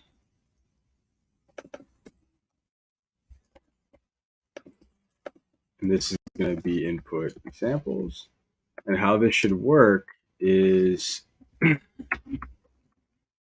I need to instruct this LLM, whatever is the reasoning LLM. So let's do, going to return something that looks like this.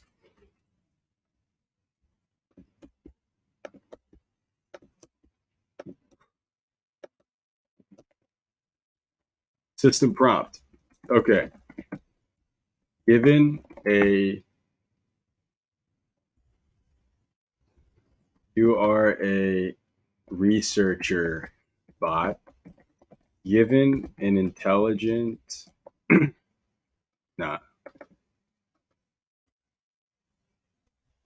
given a example, you're a AI researcher bot. Hold on a second. An LLM researcher bot. It's like kind of funny.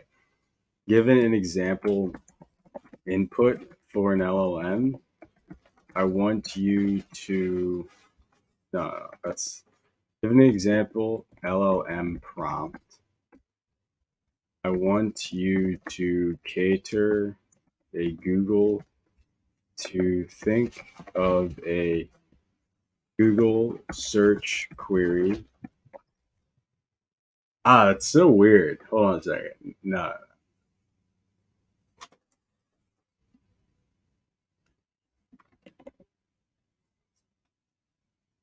I want you to respond with a Google search query that would help find information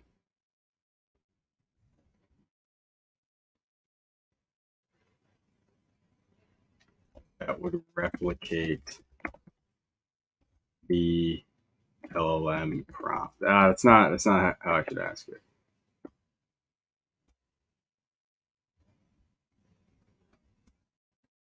Given the instructions below. I got to give it a ton of instructions. Let me this.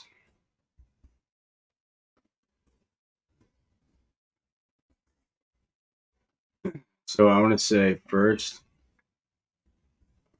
you must follow the instructions.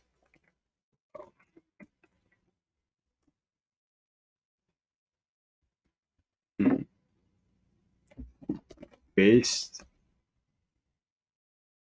analyze the example LLM prompt you are given and determine whether or not the prompt is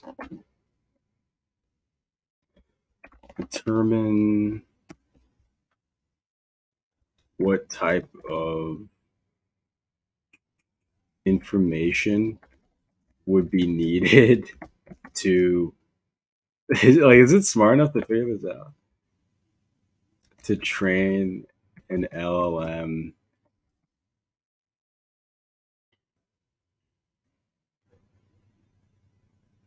to respond to complete this task. Complete the prompt task.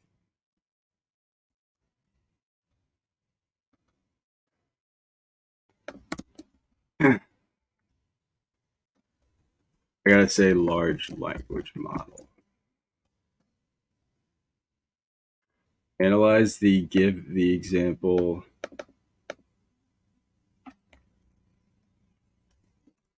using your knowledge of machine learning and artificial intelligence and large language models. Determine. I have to I'm going to reiterate it. What type of data would be useful for training LLM to complete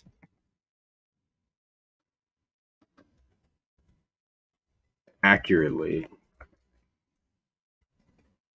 respond to the given prompt. Okay, now I reiterated it. It's like now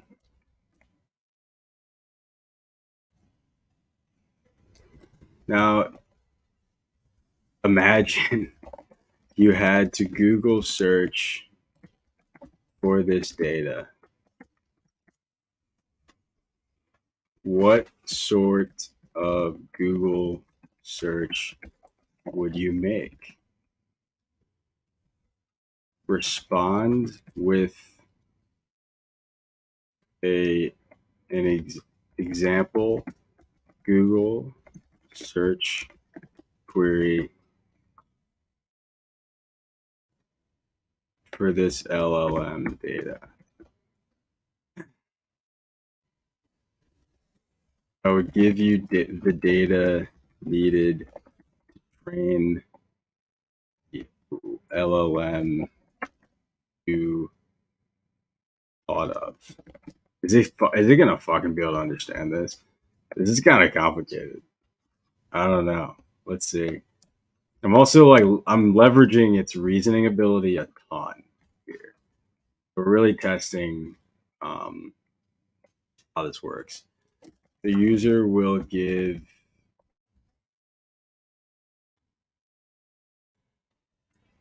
the Google the example LLM prompt in the input in the query below, in the format below. And we'll say Google, we'll say prompt example prompt, and then the prompt go here. And then the user prompt is going to be set up like this.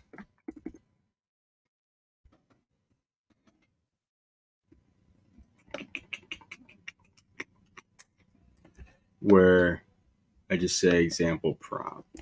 And then I pass in, I'll just do the first example. We don't really have anything else.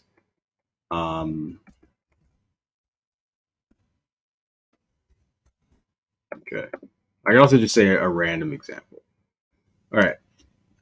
I think that's good. Oh, we have to run it. We're not just returning this is the prompt. Then we have to run it. So we have to get self pipeline and then prompt.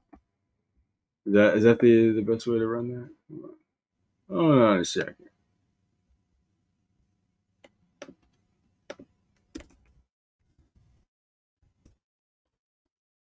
I'm gonna look at my other code and see if I can run this.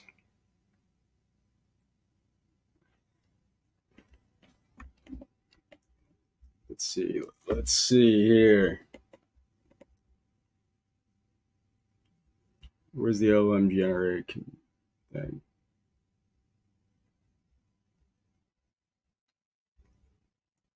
Right here.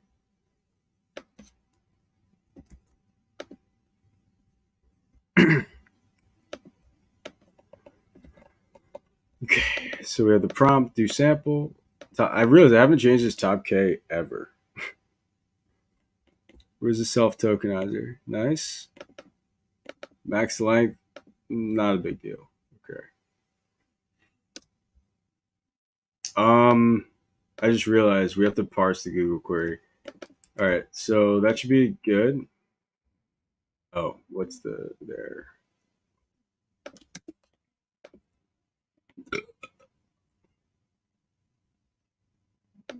All right, let's get a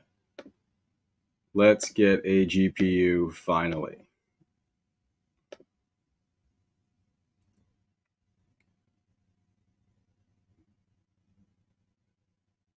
I have low. Okay, well I'll buy some more shit.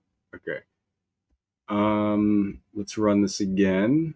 Okay, we got an A100. Nice. Let's run everything again. Let's get Selenium. Let's get Chrome driver. Let's log into CLI. Honestly, if you're not training your AI to train itself or making sure you're building an AI to train itself, then what are you doing? Like, go making web scrapers to scrape your own data, like from scratch, data sets from scratch. It's like super lame. That's like 2023.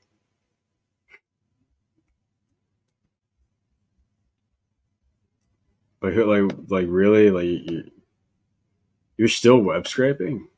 Like I told everyone to like learn web scraping, and then now I'm like you're still doing that. People were like, "What? This guy's a fucking asshole."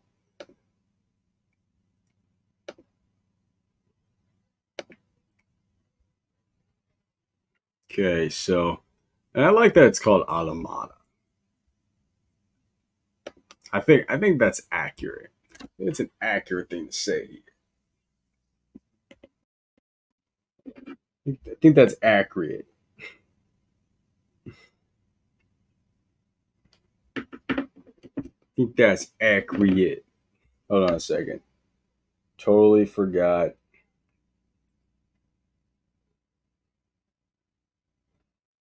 Hold on one second.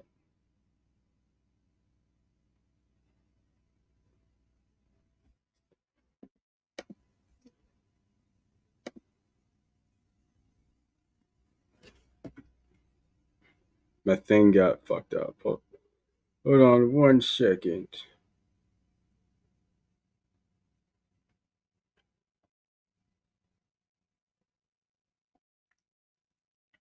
I'm not. I promise you. I'm here. I'm with you. I'm chilling.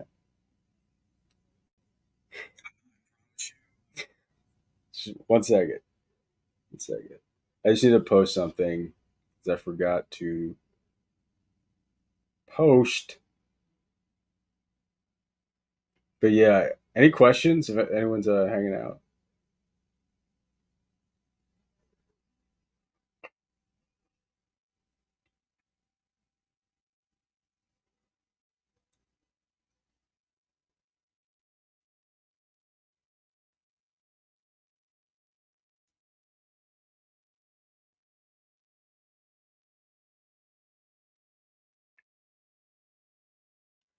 Okay. Okay. So let's go and pass in this token.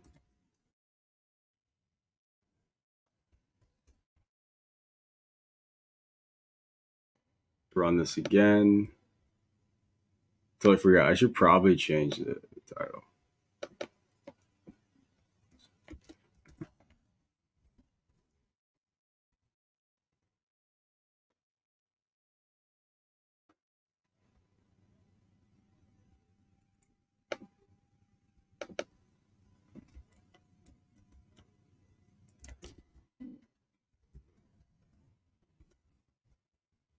builds its own data set. You get to see the process.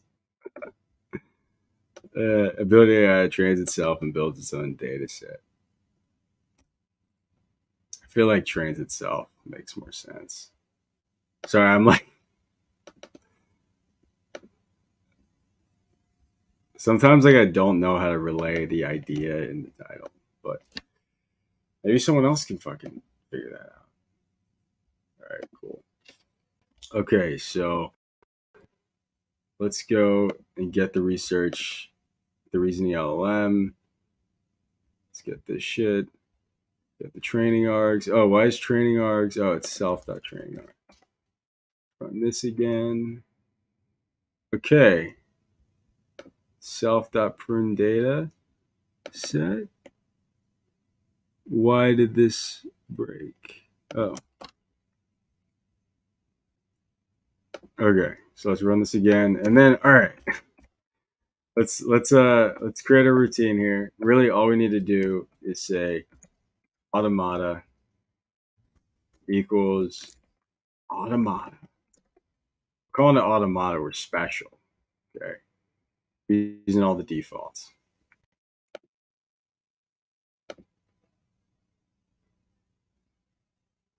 Okay, cool. We're loading. Oh shit, we broke. Oh, I gotta get the most recent thing from Mistral. Totally forgot. That was on the passive income bot, the schemer bot, where I use Mistral. Mistral's actually very good.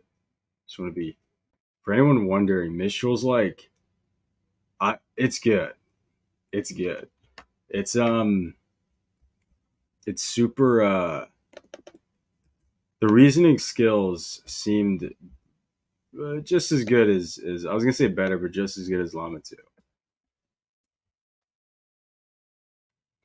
I haven't tested. We're gonna test and see how far I can go here. Version Transformers. Nikki, what? Oh yeah. I need to get the new version of Transformers. Yeah. Version Jet Transformers. You should definitely uh like say more stuff. I know what you're saying because yeah, I had that issue last time. Let's see. Oh, interesting. They're giving an option. Really, I should always just use the newest version.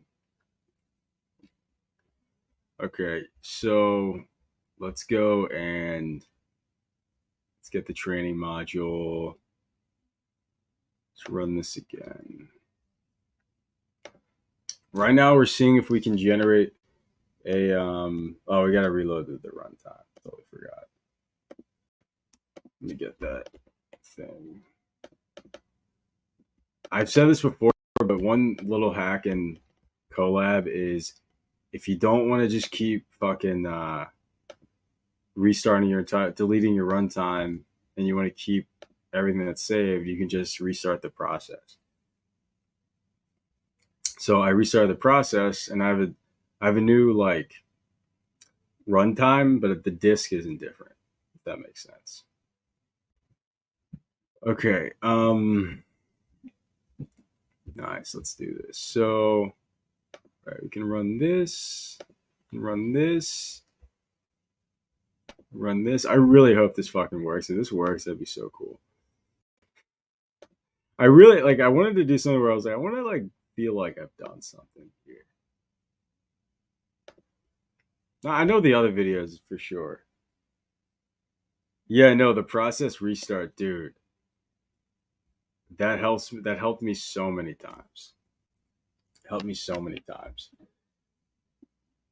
Because like I remember I had to just always reset the damn runtime, and then it's like you have to reinstall the model, you have to re-upload your data set, like all this stuff, and it's like no, you just um, kill the process ID, and then Google Colab's going to automatically restart the runtime without clearing the whole disk. Which is so I think they just restart the whatever Python process that ID that you killed automatically. If they have some sort of uptime script. All right, cool. We're loading model. So like I wrote out all the logic if you're joining. So like let me know if anyone wants me to like go through what is exactly happening here again because I probably should. Um, really, we're making something that's going to auto build data sets, and we're using another LLM to clean raw data and make it into a data set. And I don't know how powerful the reasoning is in this LLM we're going to use. And we have a loop. It's automata because it's self propelled, so it's on a loop that's just going to keep trying to build its own data set and train. It's going to auto train and then evaluate it and see if it hits a threshold of accuracy, and it's going to pass and fail, and then keep building the data set, which might not be the. It's we're brute forcing it a little bit. I get it. I get it. Um, okay, so we loaded up Automata. Now let's run Automata dot run. Is that it? Yeah. We just run the loop. So let's initialize our loop to make our fucking thing. It takes a positional argument. What? Why'd I do that?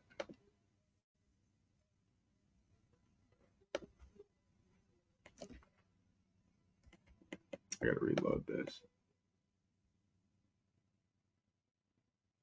Ah, fuck. I just realized I gotta reload these things every single time. It's gonna be such a pain in the ass. I mean, it's just gonna load the checkpoint shards, but it's kind of a pain in the ass. We'll see how much of a pain in the ass is. I may have to move that stuff out for testing. Okay.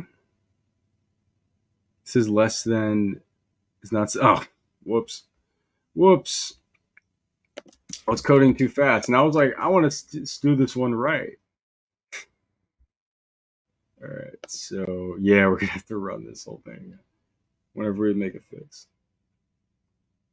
So, really, I should pull these three things out. It's fine. All right. Let's just code it first. Well, like if you don't code things well the first time, what the fuck are you doing? Today we're taking a leap of faith. We're seeing if this works. We're making order out of chaos here. Okay, running the loop. What's happening? I didn't log anything. Yeah, I only did the first part of it. By the way, it's not going to work yet. We're just. Oh, and I didn't even log anything. Hold on. Print Google query return.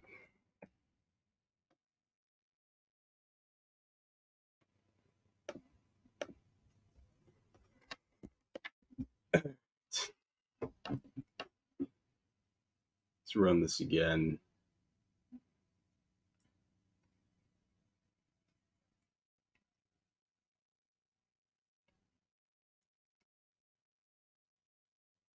I should have actually logged. I should log when I do each part of this process. So I'm going to say getting Google, getting a new Google query,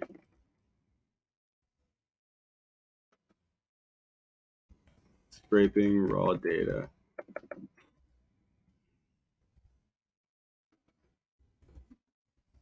parsing data set items from raw data.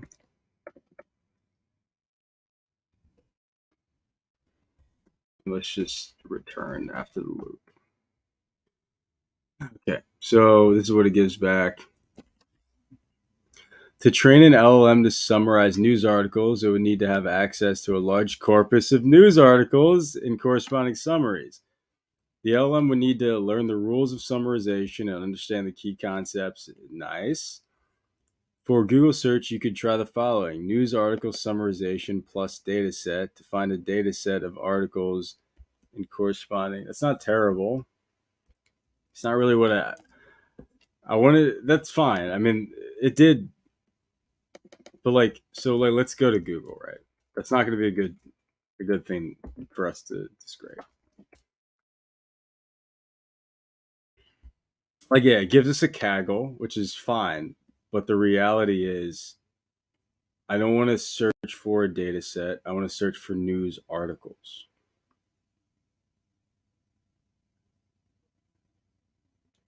Maybe it's fine. Maybe I'm overthinking that. I'm kind of telling it to give me the data set.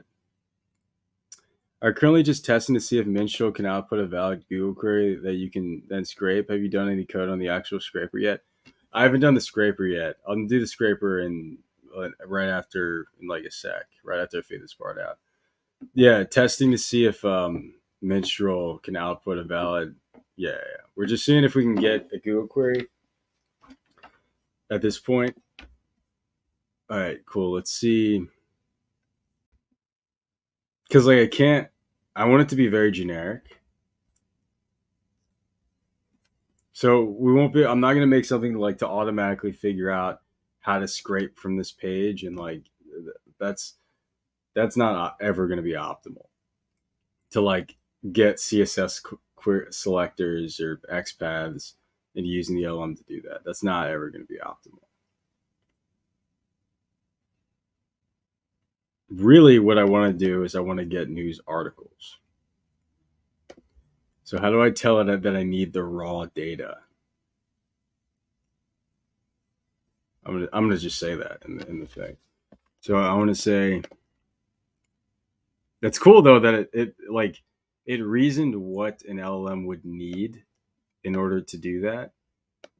Prompt the hold on the so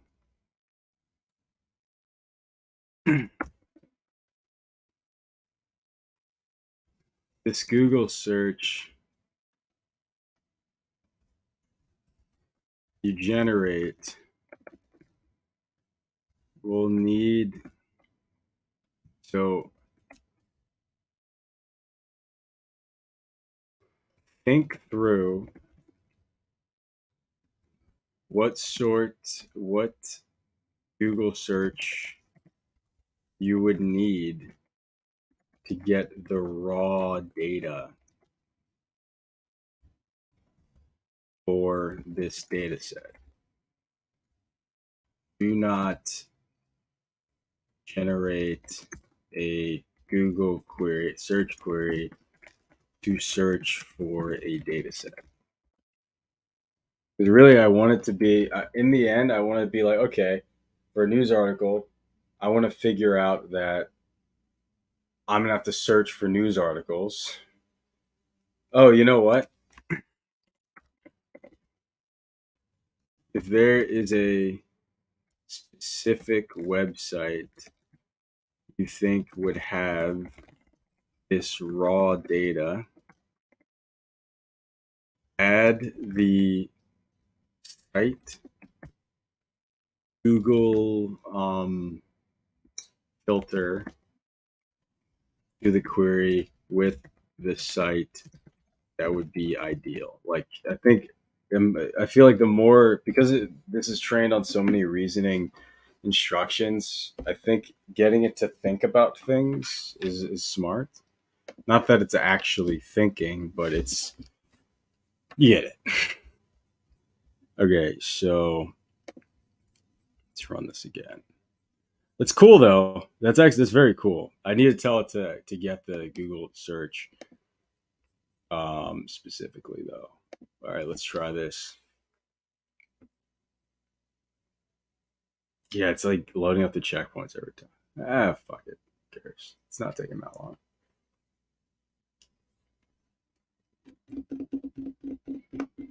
Did a lot so far. I mean, it's only been like 2 hours. All right, let's run this.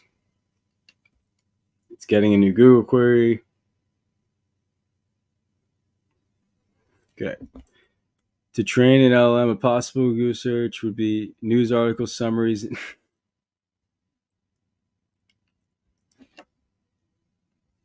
It said this is the query: news article summaries in JSON or CSV format. It's like that's not really it, right? Let me think.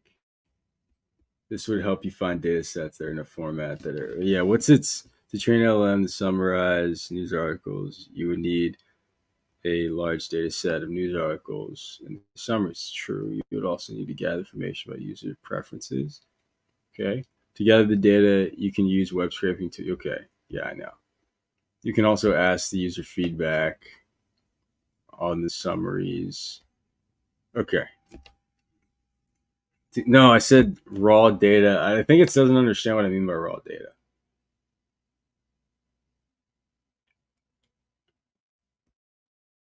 Yeah, it doesn't know what I mean by raw data.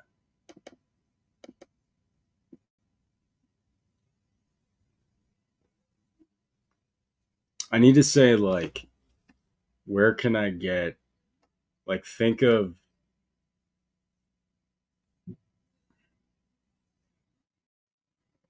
maybe this, it's, I can use what they're saying here, actually.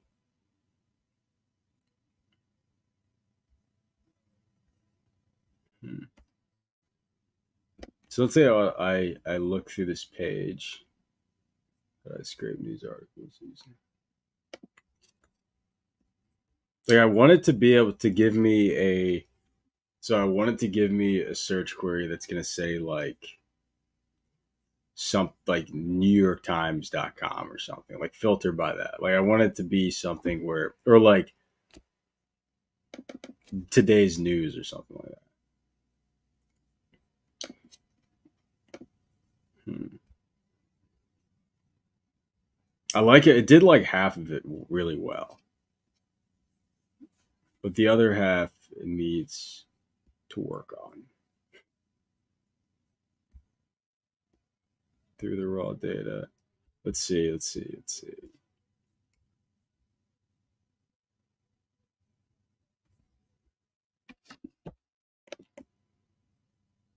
How do we fix this prompt? This specific website you think would have the, maybe raw data isn't the right thing. Real world data.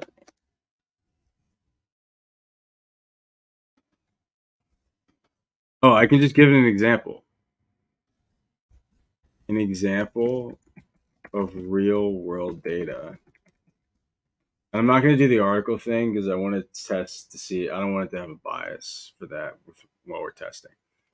Data is if the LLM prompt is related to figuring out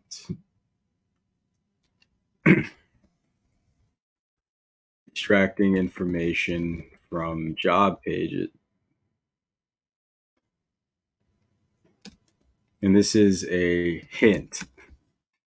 I'm doing that because that's like a common thing people do. And from is related to extract information from a job page,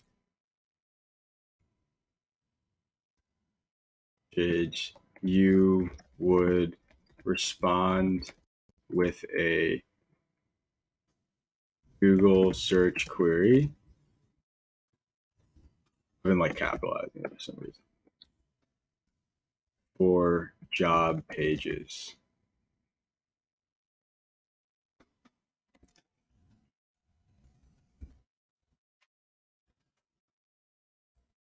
And I'm going to say utilize the hint below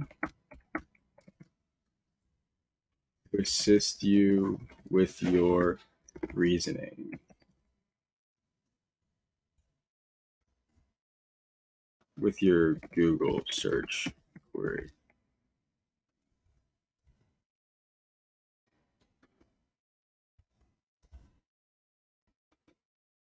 Okay. You're telling it to find data in your second bullet point for making a data set. Maybe tell it to find a website that could be scraped for data that would help it. Use your knowledge of machine learning and large language model to determine What type of data would be useful for training? What type of website data? Dude, thanks. Thanks. You're right. I didn't specify website. Respond with a Google search for job page websites. Nice, thanks. Yeah, like specifying website data. I'm just saying data. So it's just like, oh, I need data. Google search for data. It's like, no, I need something, data that would be on a website. Yeah. Nice. Maybe it's interpreting data as tables and CSV shit. Yeah, I think so. Let's see if that does it. I hope that does it, because this is really the part that I was confused about. I didn't know it was gonna reason to know to understand that, but let's see if it works. Let's not get ahead of ourselves. All right, let's get the Google search, new Google query. I love doing things in Colab, so it's not too fucking slow. This one so far is kind of slow, but you get what I'm saying. In general, previous ones haven't been.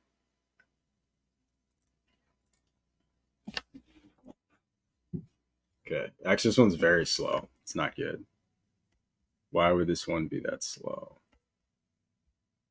Yeah, this one's way too slow. Hold on a sec. What did I add that made it slow? Is this because I added a ton of shit?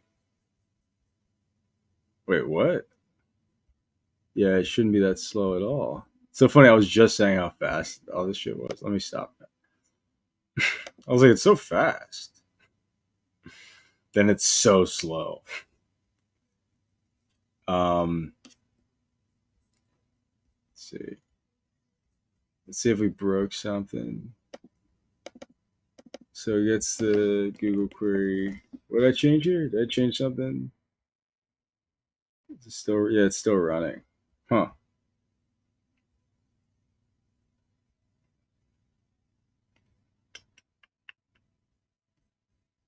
Still running? Yep. What did I break? Is it the hint?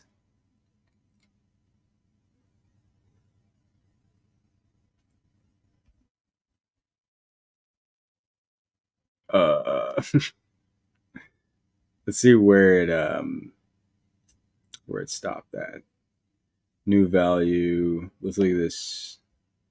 Yeah, it's forward pass. It's insane. I was like, you know, I was like, wow, it's actually been super fast so far. That that it literally just doesn't work. Um, Interesting. I want to see if that's the GPU RAM went way down for some reason. No idea why. Did the session crash? Huh. I mean, I need more of these compute things. So anyways, maybe I should just get more. I don't know. Hold on a second. Let me see.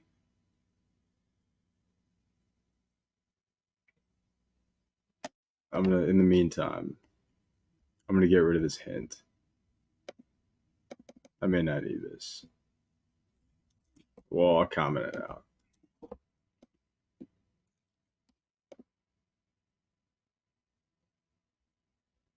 I don't know why that hint would mess up. All right, let's run this again. Then let's run this. I need more of this compute shit anyway.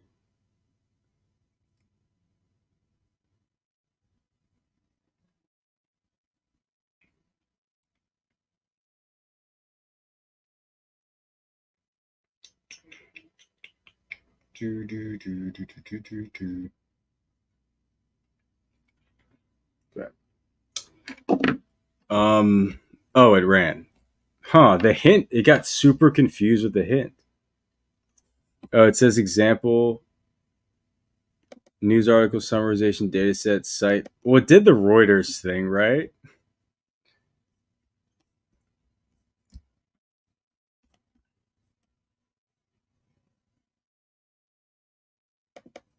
It's okay. So I'm gonna really be like website data. Data you would find.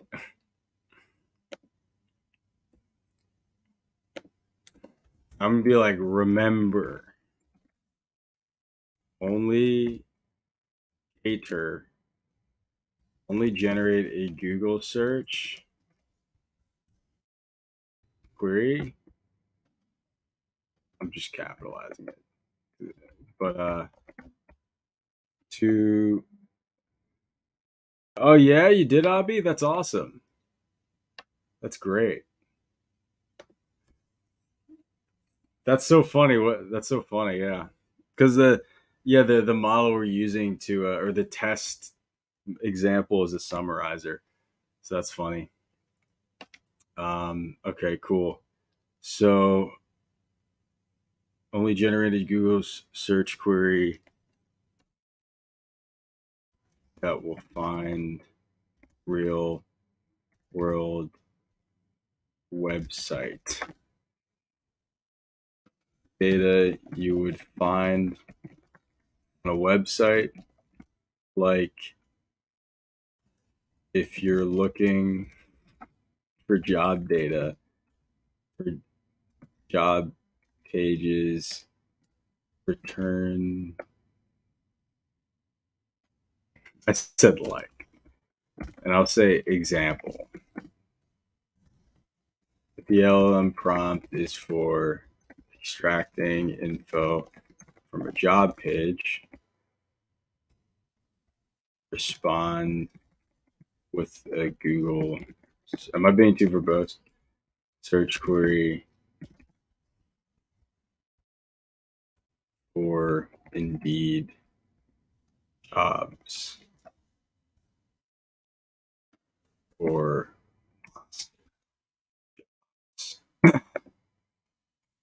okay.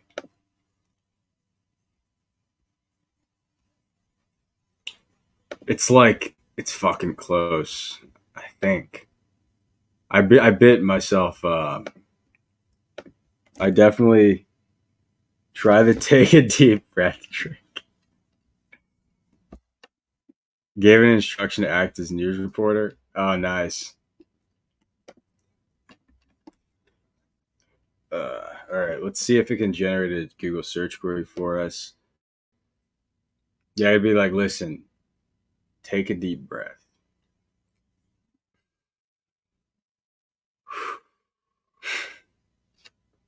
All right. Yeah, it's like fast now. All right. Yes. Fuck. Beautiful. Jesus Christ. News articles. Okay, so train it. So they figured out. So we give it an input. By the way, just to clear up what I need to run through how this works because we just went through the first hill here. Um, the way this works is all you need to pass this routine, this script, this God AI. It's not a God. It's a demi God. No, but all you need to do is you have to pass it a reasoning LLM. So an LLM you want to use as a reasoning agent, meaning that and it's used just to reason information and do stuff. And then you want to pass the base model you're trying to fine tune, and then an input example of an instruction and a response that you want to build a data set for, and that's it.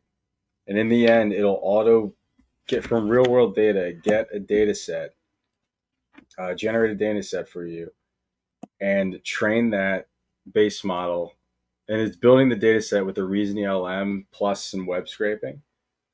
And it's going to get different variations of that input example. There's a reason why I'm trying to use as much real data as possible because that really helps with your data sets. Honestly, using LLMs to build data sets sometimes not great. But in the end, you should have, and then you say the max size of your data set, like maybe it's 1 million, and it's going to slowly what's going to train the base model. We're using GPT-2 here, GPT dash 2, right? Anyway, whatever. But it'll fine tune it and then evaluate it, and then based on whether it'll keep continually evaluating it to see and training it and getting new data and seeing until it actually performs well. So that's what we're doing. So really, we're making an AI that trains itself and builds its own data set. It's not cool. And we find it. So we're asking it to give us a Google query based on the input example, and we got a nice query here. We just need to format this because we need to tell it to respond in a certain fashion. Let's see. So we need to say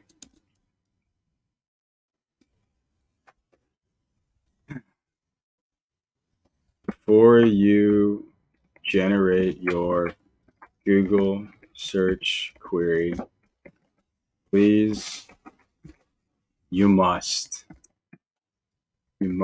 respond with the tag, with the prefix tag to be proposed. Google search query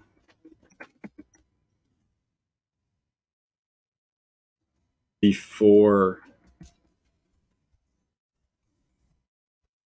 the query you generate.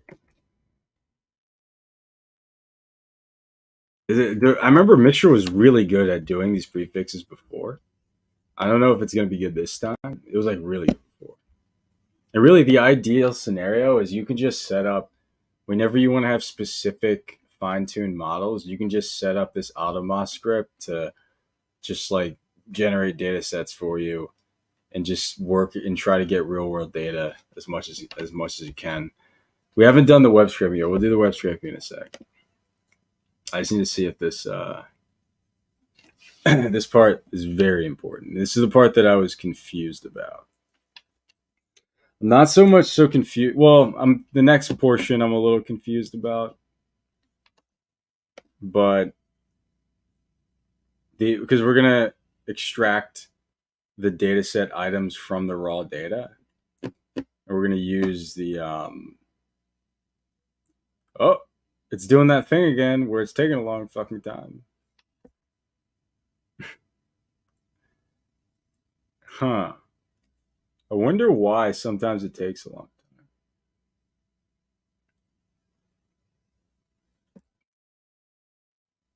time. Interesting. I wonder if it's because it's partially using because the GPU RAM just dropped. And I wonder if it's doing if the GPU RAM will drop and it'll use like CPU or something. Hmm. Okay, so let me just stop it. I definitely didn't do too much shit though. Definitely.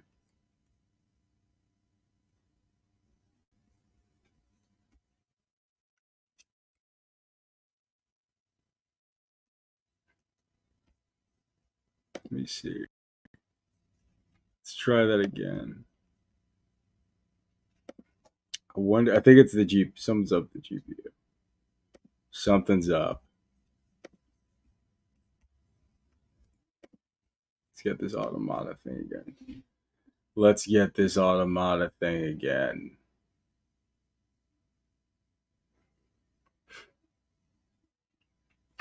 Let's run this again.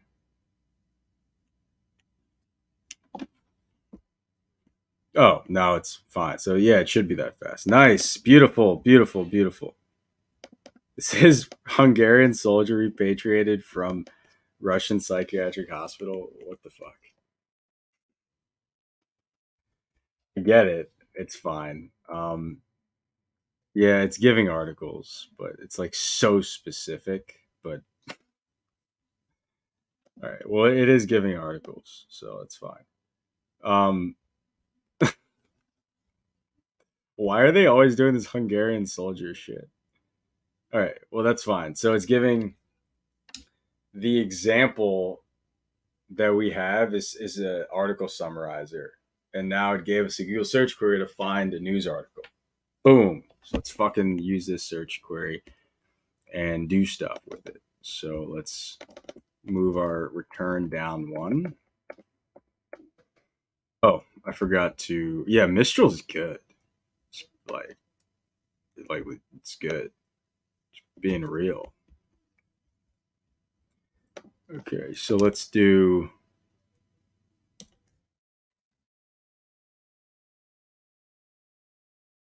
I will do a try catch here. It's still, it's generative, right? So the result, the result.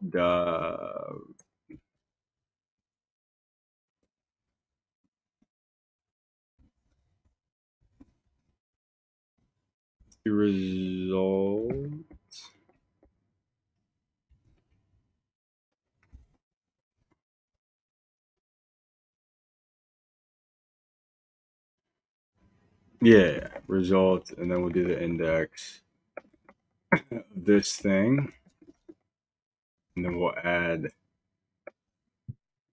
our tag. This is our prefix tag,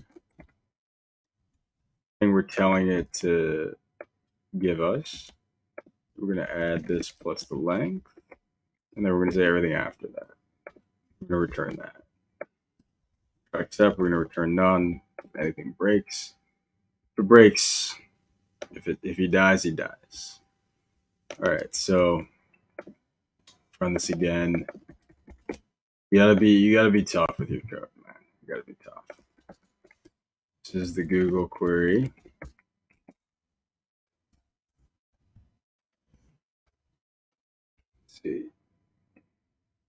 Let's see. Run your prompt through ChatGPT. Tell it to make it more concise and for a baby retard LLM. Try and run it multiple times. Ensure websites provides are about different topics. Yeah. So the thing with that is version. We're just gonna run the loop a ton of times. I'm only gonna scrape the first page of Google, and yeah,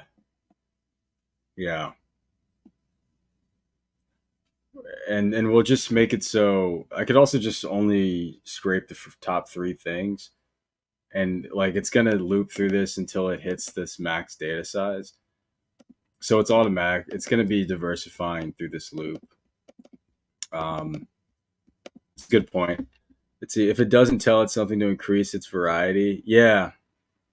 By the way, Jared, are you using max new token or does it stop generating itself? Yeah, the max. Yeah, it's I'm using max. I am using max new token, but it stops generating because no, I know. I mean, yeah, version. It's gonna the variety will happen when this loop. Oh, I see what you're saying. I see because probably I see what you're saying because of the seed that the LM's on. It's always gonna just every loop do Hungarian soldiers. I see what you're saying. Yeah. That's a super good point. That's a super good point. Um, yeah. I know exactly what you're saying. Abi, yeah, I'm gonna tell it to randomize it, like randomize the topic. I can't say topics. I gotta say just randomize it. I gotta be general. Um, yeah, because these LLMs, they are still I know they're super complex, but they are still seeded at a specific point.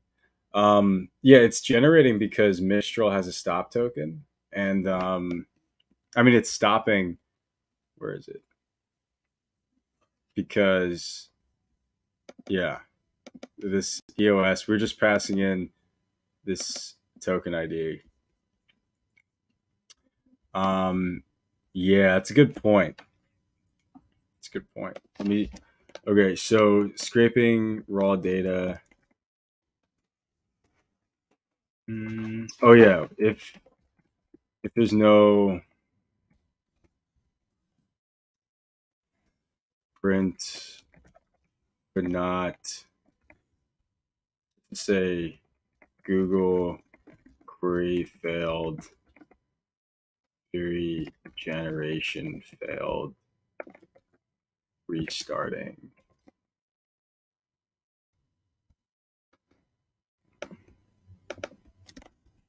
Trying again. Okay, and then we'll just continue. Okay, so I'm gonna print the Google query, scraping the raw data. All right, let me do that randomized thing real quick.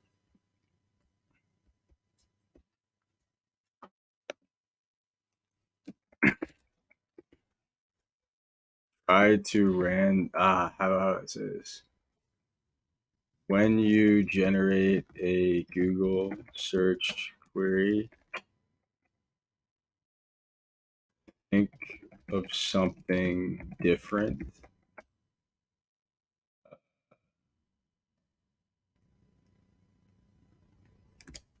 Think of different topics.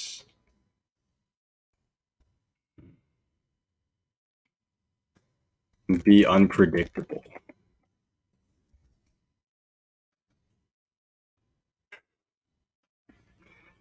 Okay.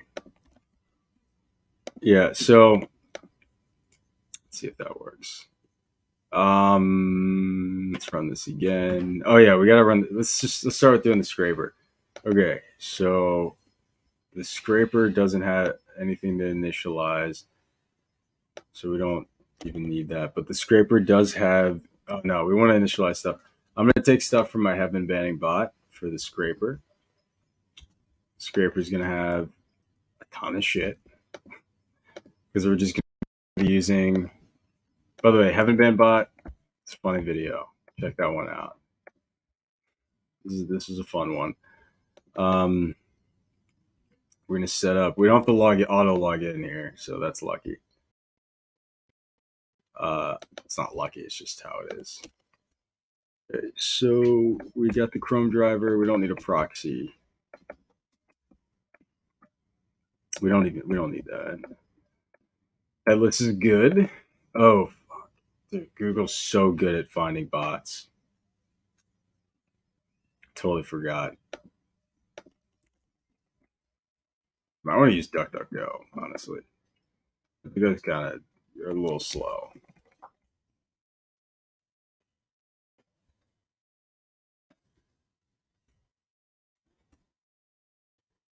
Let's search here.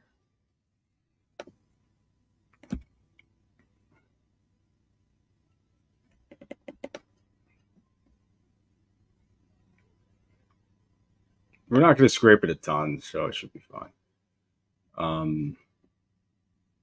What? Oh, it's still loading. I don't know why it was still loading. Super weird. Okay. So let's get these H3s. How do we scrape? They made Google harder to scrape recently.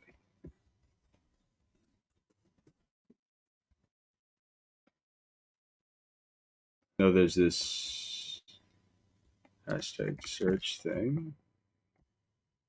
Wait, oh no, that was Twitter. No, it's here too. Let's get all the H3s. Just see what that looks like. Get all the A tags and the H3s.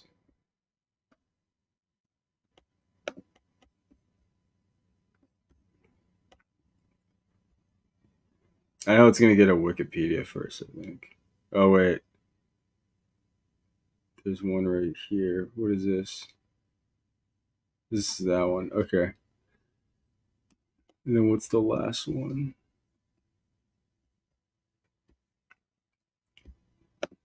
Let's reopen this. 47. Okay, so I can just do that H3 thing. It's not hard. All right. I think we need to. Yeah. We got to get all the ones H3s, and and then we need to backtrack up and get the closest parent to make it easy for ourselves. Okay, so we're loading up the driver and the initializer. So when we do this initializer, let's do a, what do I call this? Fetch Google data. And we're just going to get the raw HTML page for each of them. Which for that, we don't need a browser. So we could do that with just requests and Beautiful Soup. I don't want to do that. No, too many websites you just need to do the browser automation for. Okay, so just keep that there. Oh, I can actually just click on it, the H3. No, you don't ever want to do that. Because you have to go back to the page. You don't want to really, when you're doing a lot of these browser automation things, you want to collect all your information and then do your logic, especially looping and stuff like that in the code. Don't like do a lot of interaction stuff with loop in your loops and all your logic. Okay, so I forgot, how do you fucking get the wait? No, we don't have to wait until anything. Just be safe, actually.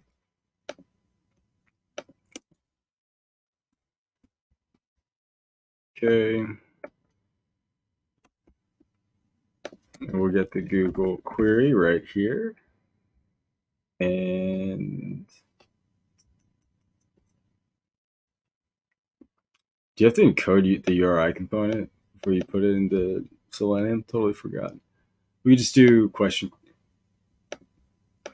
Do I want to do headless? Yeah. I feel like they're gonna fucking be like, hey, you're a bot. We'll see. You don't want to do anything too much before you've done anything. Like, what does that mean? I don't know. You tell me. You don't want to assume too much ever. So let's wait until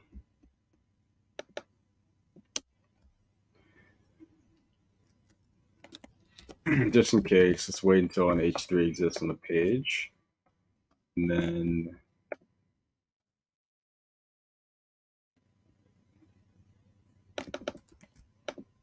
so we're gonna have to do a couple things. So first, I want to see Selenium closest. So how do you get the closest? Do they have a built-in functionality for that? Because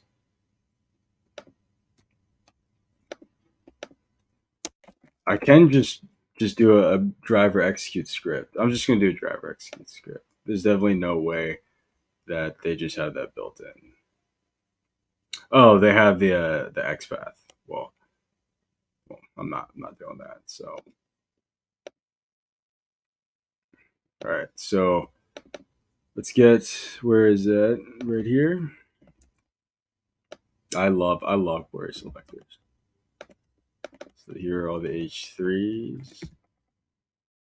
This is the search result titles.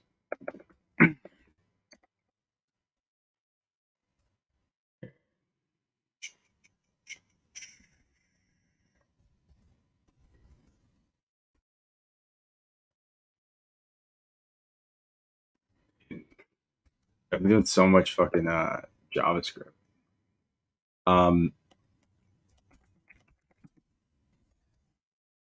We want to execute a script for each of these that returns the, what is it, arguments 0.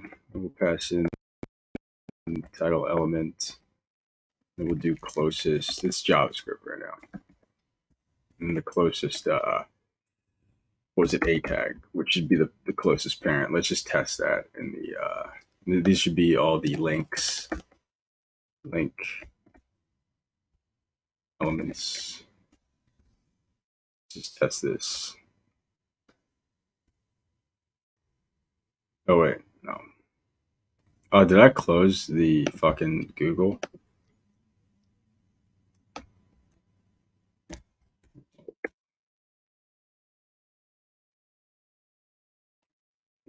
Let's go. Let's inspect this.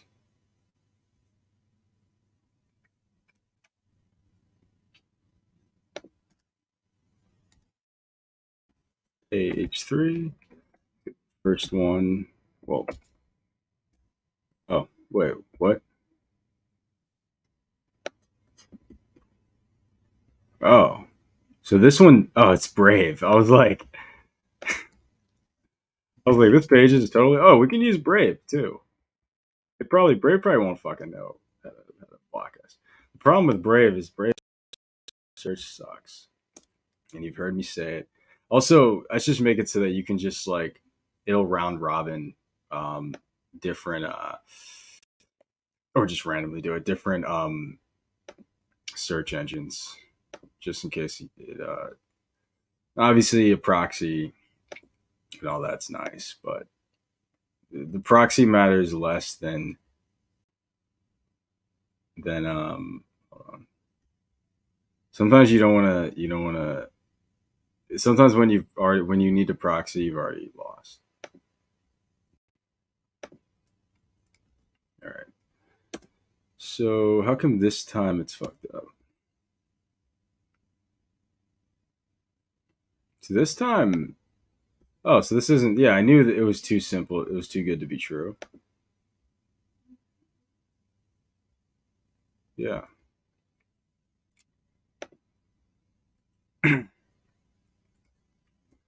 let's open this up. Let's open up one of these. So this page, it doesn't. That H3 script doesn't work. Hmm. What's RSO? Can I use that?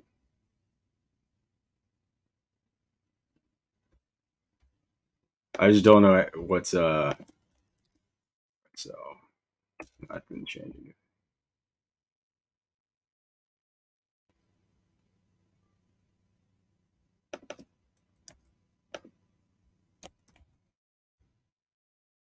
I've been changing anything.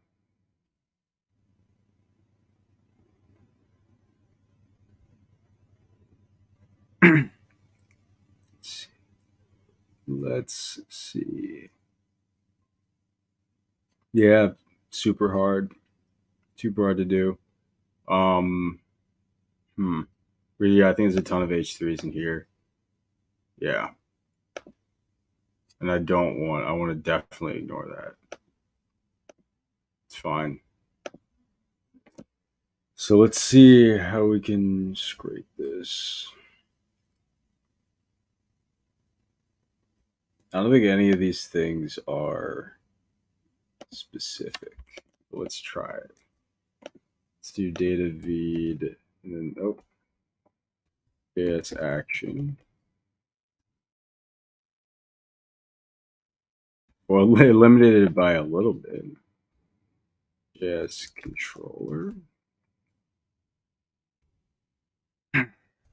Lang. Let's see if that's the right one.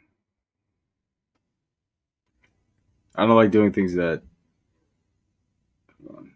Oh, nice.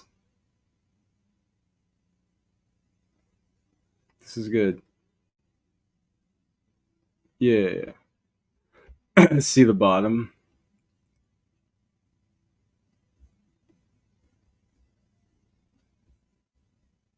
Where's the bottom? Yeah. All right. So this is right. I just don't know how. I don't know. I don't know how much I can trust that. It's a little too specific.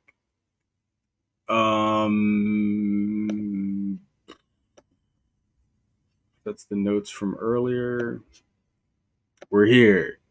Okay. So let's just do. This is our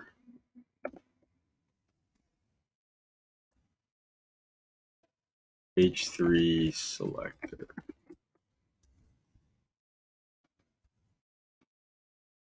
Wait for it. we're going to go here. All right. Anyway, oh yeah, I was doing that for a reason. I'm trying to get the first, yeah, get the first one and do closest a tag, and that's right. And then we're gonna get the href. Okay, cool. Oh, the href's wrong. Uh, oh no, that the href's right. Okay, cool. So we can get that href. Scraping is a little. It's a bit of a pain. Okay, so let's do another thing here. Let's do another thing here. Okay, links of. Should I just do .href right here? That's safe.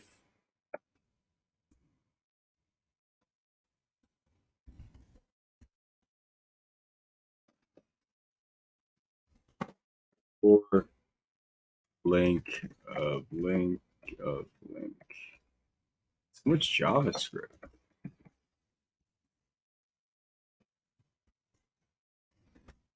Well, I forgot. That's how you get it, right? You just do .href. Definitely got href in here. No, I did .get attribute underscore attribute here. Okay, so this is the href. If href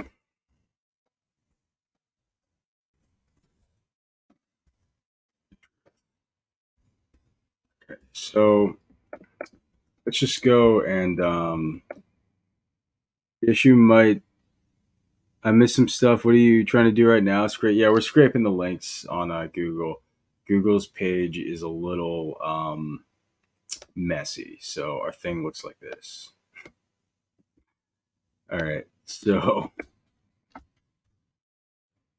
these links, and we really have to just go through. Yeah, we can go through each link actually. For the link, I keep doing of.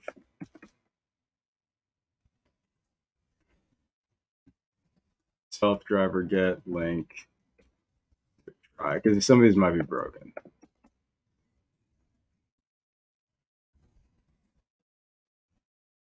And then I'm swallowing this error. And go to the page. I honestly just want to get the inner HTML of the page. I mean the inner text of the page.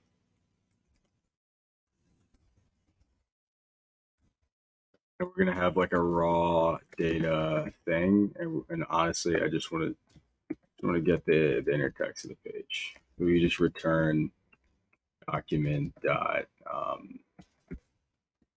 body element dot inner text. Probably the best way to just do that. Um, I think Mistral should be smart enough to figure that out. Honestly, I think it's fine because I can just tell it this is like just raw website data, and like it should be fucking smart enough.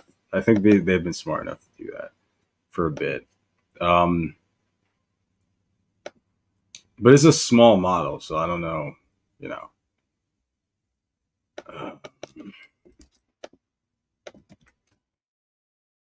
there's no inner text on body element.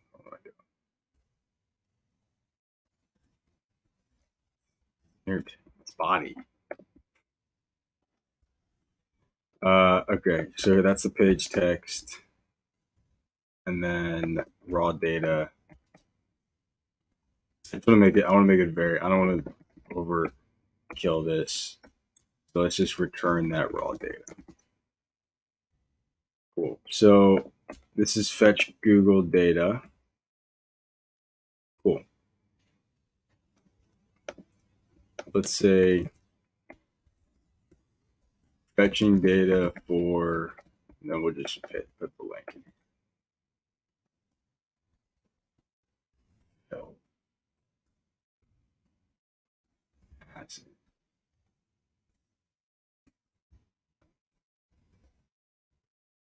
it. Rerun this. Let's rerun this. All right.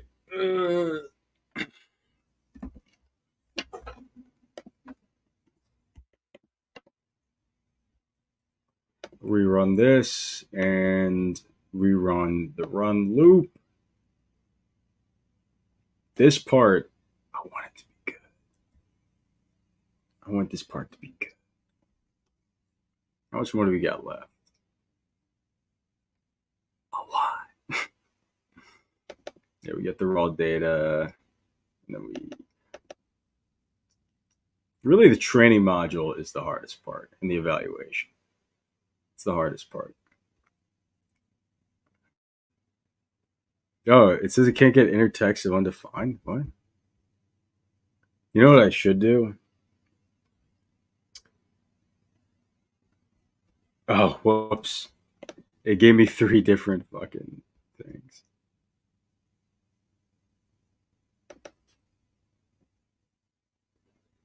Psychiatric hospital in Russia. What the fuck?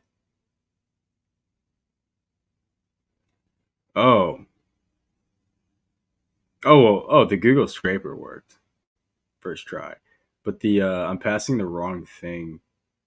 It's the query.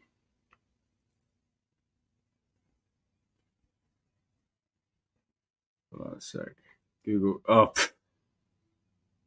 I'm an idiot. Google query. I'm passing in the prompt. Hold on a sec.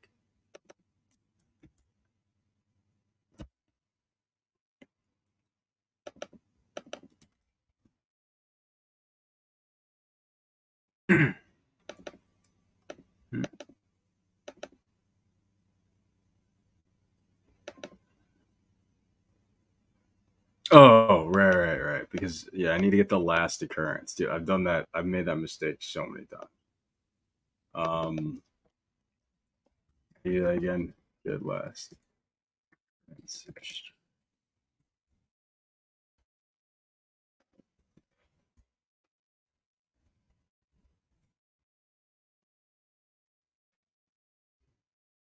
forgot it's like such a simple way to do this. R find. Yeah.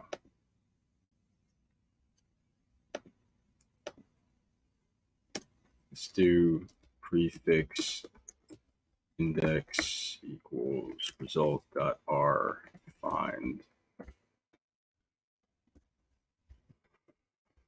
prefix tag. Let's do that. Let's try that again. Oh yeah, I need to tell it did like 3 random.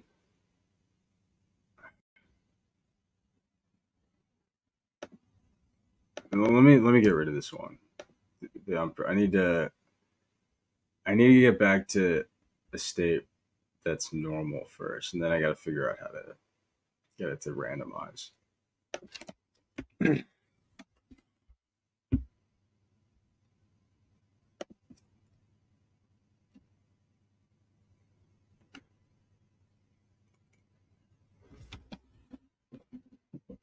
See, after this, we'll kind of be halfway.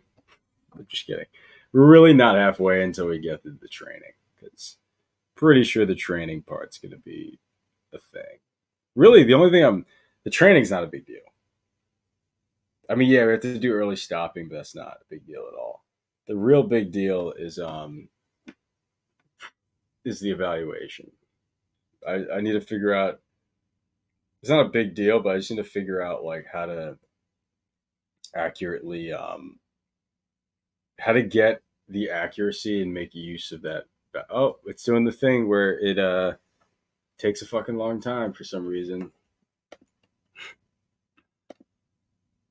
I don't know why it's doing that sometimes.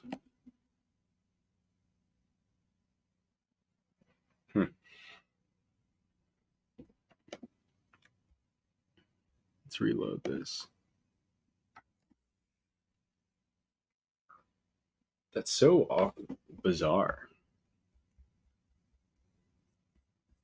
Everything updated. Okay.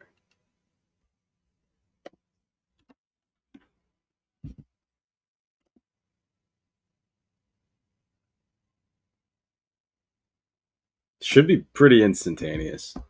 So whenever it's stalling like this, I know something's wrong. Well, this time it's fine. Uh, okay, cool. Nice. Nice. And it got an article. Fuck yeah. Still doing the Hungarian language. I got to figure out a way to randomize it. I got to do that. I got to do that 100%.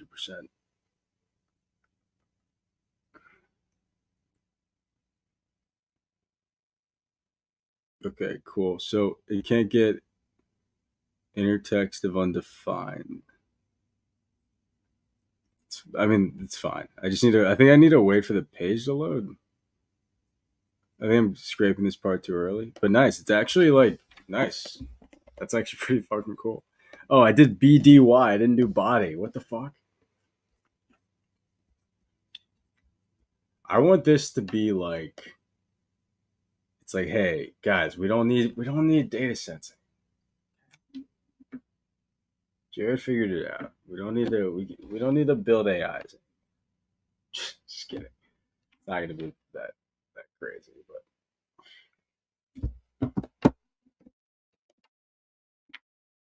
let's go. Nice. Nice. Hungarian soldier. Okay, cool. We're getting raw data. Nice. Perfect. Now let's do something with the raw data. This, when we parse data items from Google Data, let's actually do a for loop. No, it's fine. We just do the loop inside here. All right, so let's go back into our reasoning LLM class and make a function to wait, what? Okay, let's make a function to. It's going okay. It's going a little better than I thought. Oh, it's gonna break and not work now, right? Isn't that just fucking how things work? Shouldn't have said anything. Can't believe it. All right, so we need to loop through data of raw data in raw data. Dang, JavaScript's like destroying my brain. All right, so all data item. We got to figure out the prompt. Oh yeah, we have this whole system user prompt set up so that if you want to use this and you're using something else that isn't set up like his Llama or Mistral, then you can override this blueprint right here.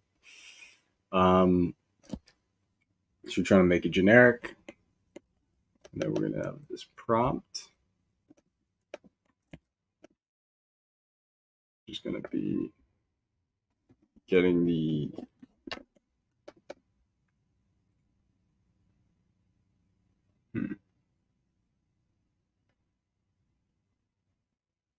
Okay.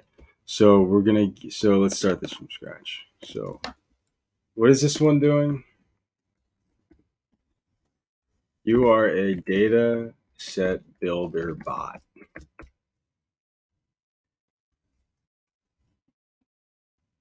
Your role is to prune, clean,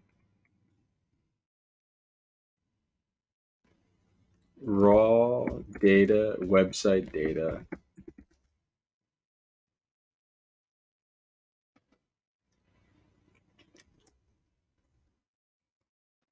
into to format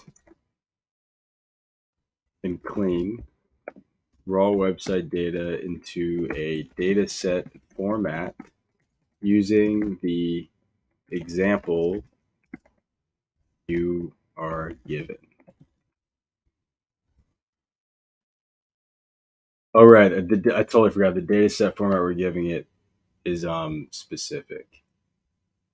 Hold on a second. How's this work again? I gotta look at um, yeah, this is our example extraction.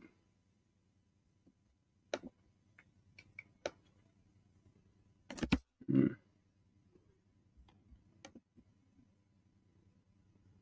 Yeah, okay.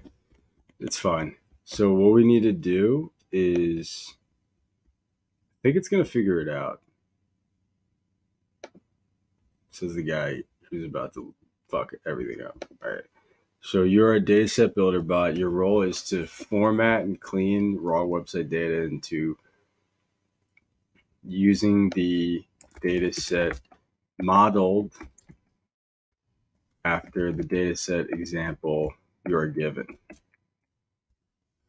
You must follow the format below, the rules below. First, you must analyze the raw website data you are given and try, or no, first, you must analyze the input example, the LLM prompt example you are given. You are an LLM dataset builder bot. You must analyze the LLM prompt example you are given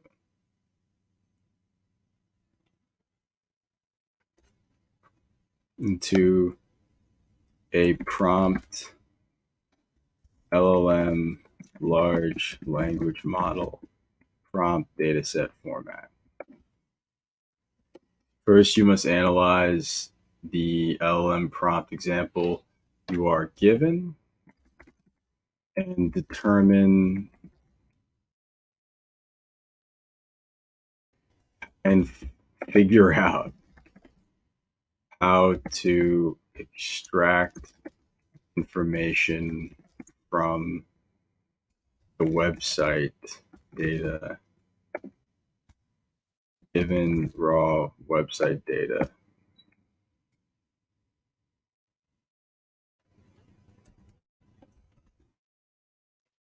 to look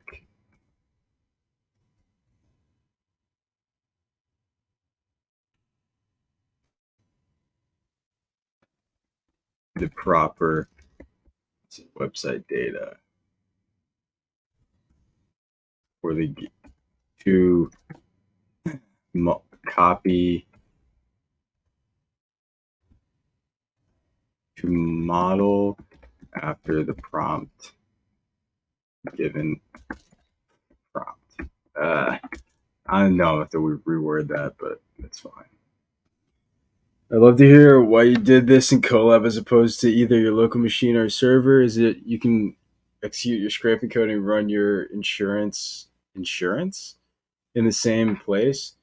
Yeah, I'm just trying to keep it on the same place. Also, the A100s are pretty fast here. I don't have access to like anything that fast unless I had to really quantize this because I don't want to quantize for something like this. Um, and also it's like fairly cheap compared to like if I had to use another cloud platform. All right. So, and also in the end, I like sharing the code with people and making it easy to use, so people can just take the collab and run it. And this one's cool because everything will be in this collab, so you'll just be able to run everything that you want from the collab here. Most things I give you a collab and a GitHub. In the future, I want to just like get a setup where I'm running Llama CPP for everything. This one, it's really having a quantized thing isn't great. I don't think. Well, it's not ideal. All right. So you must analyze the raw website data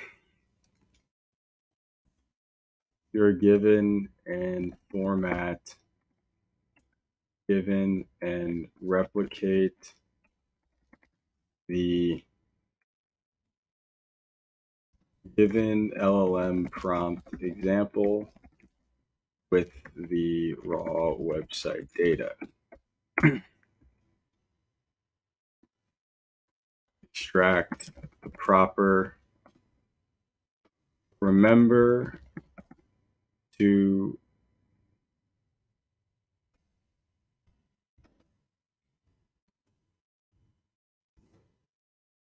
you must only generate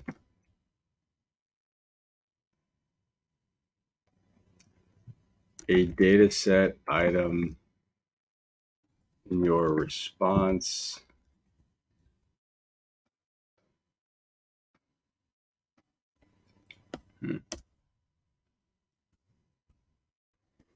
Generate once you've figured this out.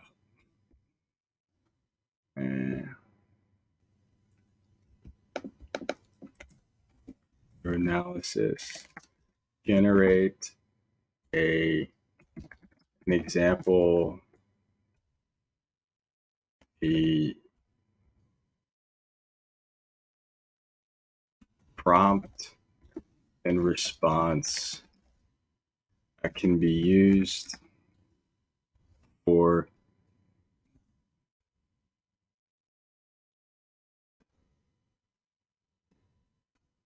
that is formatted the same as the example input you are given.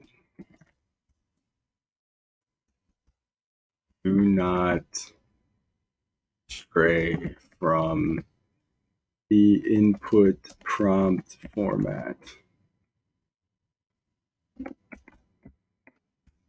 Example format.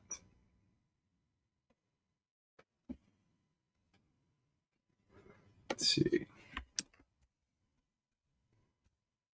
Is that enough? I mean, I'm just going to try it. Because I'll say you may need to extract information. It says do not include all the information from the raw website data.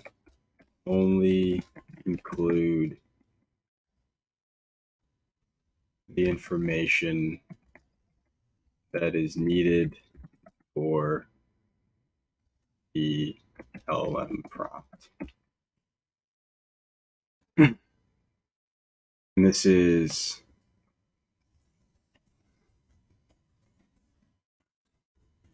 the user will give the LLM prompt example in the format below. It's gonna fucking work. If it does, that's gonna be cool. If it doesn't, that's fine. I'm gonna get it to work. So, okay. So for each of these, we get the prompt. And we're gonna run a generate for each of these.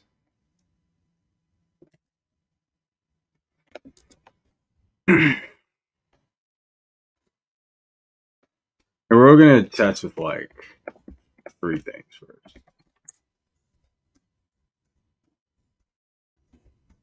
Raw data item. Let's just enumerate this real quick.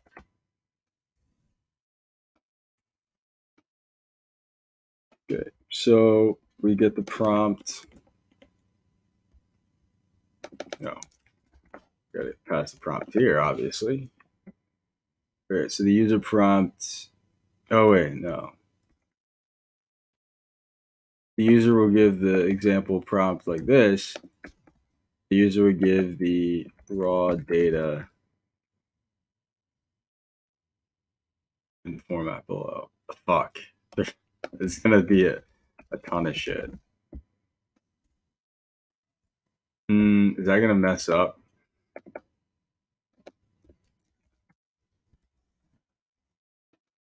I'm gonna have to clean the website data. Definitely gonna have to clean the website data. Find a way to clean that.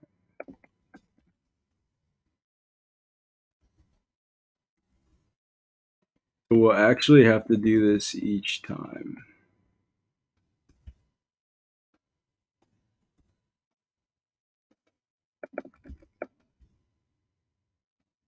Okay. And the user prompt.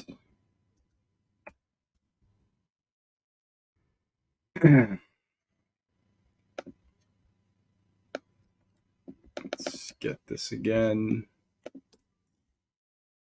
Set prompt and pass this prompt to the blueprint. What are you using to get around IP blocking? Are you using proxies or headless browser like Selenium? Oh yeah, version. I don't know if you missed it, but yeah, I set up Selenium. Um, I removed my proxy because I'm just gonna see how far I can get without it. Because the proxy can be a little through the Colab, the routing can be easily detected. Um, and also for some of the proxies, it can just not work. But I don't think we should need a proxy. You can also just switch to Brave because I know Brave's not gonna fucking Brave sucks. All right. Why is this here? Okay. So it's actually just print the result. I don't know what it's gonna do. So let's just print the result and break.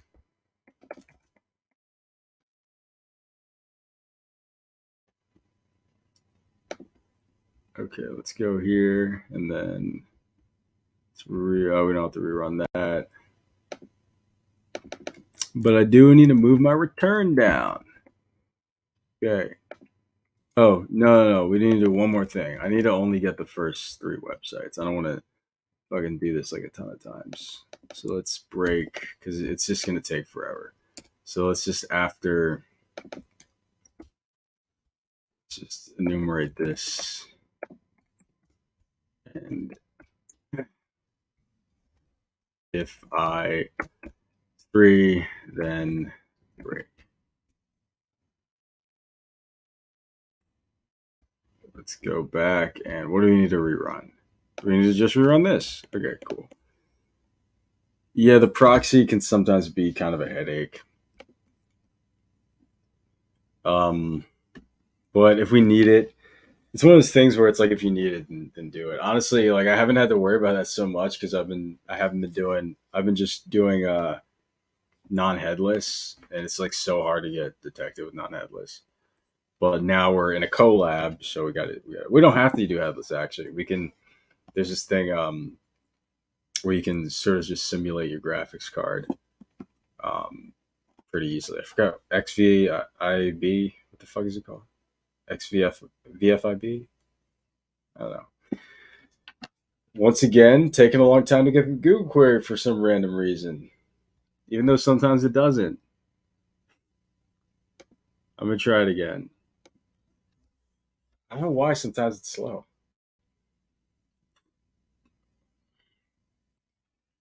Okay, maybe I should just restart this thing. Typically it's like instantaneous. I wonder why.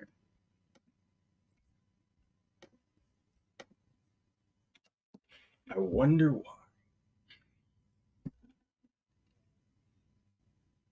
Right, let's try this again.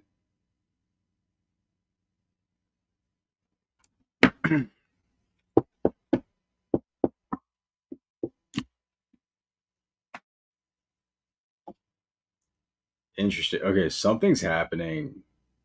I may have to restart everything. Something's up with the GPU. Oh no. Okay. All right. It got a search query. It failed a ton to fetch data. What the fuck?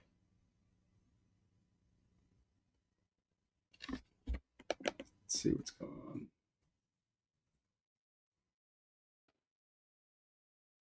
Oh. Oh, I need to flip the enumeration around. Oh my god, what am I doing?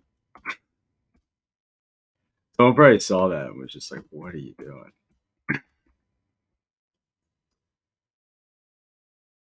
Okay, where's the other enumerate?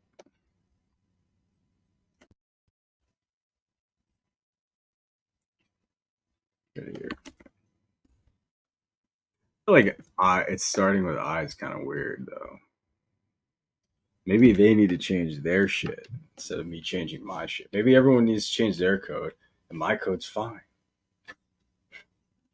Just coping, big cope. Everyone else's code is bad. My code's good. Okay, let's do this.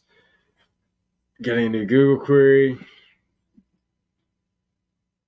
Okay. Oh, what broke? When it scraped through all data.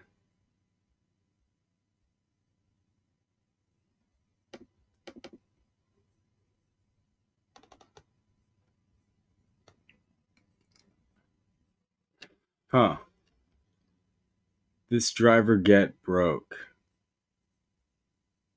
Chrome not reachable. Let's see. Hey, maybe we just got bot detected.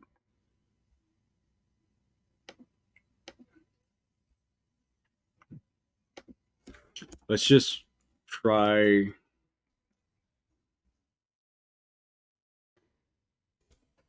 Look at me using semicolons whenever the fuck I want to.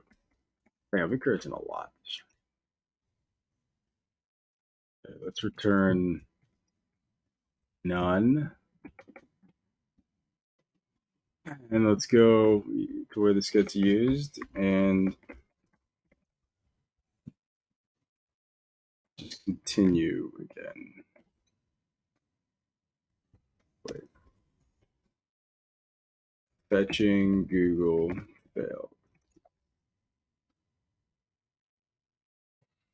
I feel like they wouldn't already detect us as a bot though. Yeah, it does look like a bot ban, right? It looks like a bot ban. Dang, that was quick. I think we're just have to move the Brave. There's no way Brave's fucking blocking it easily. There's no way. Brave sucks. All right. Okay, get the Google query. And also, Brave's a lot easier to scrape. So, should be fine. I hate, I mean, the Brave search is like absurd. See, it's like taking, like sometimes it's so fast. I got to figure out what's going on with that.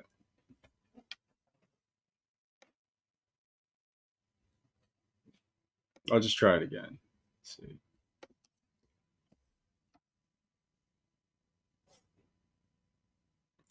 Running it. Maybe I'm impatient. No, no. Sometimes it's like instantaneous. And it should never be this slow for this one. And maybe that's generating a ton of stuff, so that might be a part of it. I don't think that's what's happening. I think it might. Maybe I need a repetition penalty or something. And it's getting. It's just like rendering like spaces a ton because it's not like breaking, so it's just not getting the stop token. Oh, special tokens have been. Hmm. See, instantaneous. Okay, now it's scraping raw data. It's doing something. I forgot. Did I log something if it failed? I did. Uh oh. Yep.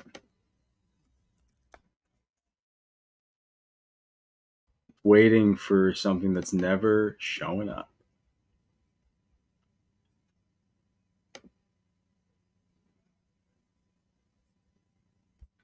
Let me log the page source. Forgot it's page underscore source. Let me log the page source this time. We're gonna have to switch to Brent. It's fine. There's a lot of searches. We're fine. I should have never did Google anyway. Google's a fucking.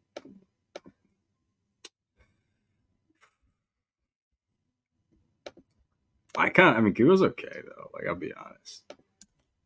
Also, shouldn't be doing a wait until without a timeout. Jesus Christ, what am I? Am I okay today?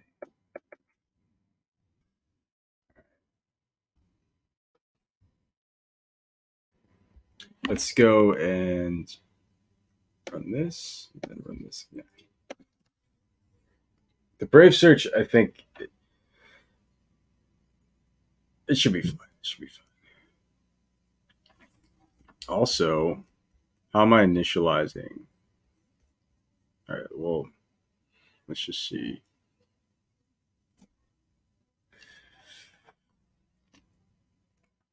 Okay, scraping raw data. The fuck? Oh, it's like working now. Wait. What the fuck? Okay, well, it worked that time. I don't know. All right, now it's doing this the first raw data item. And where is that? What did I do? Yeah, I print result. Okay. So to generate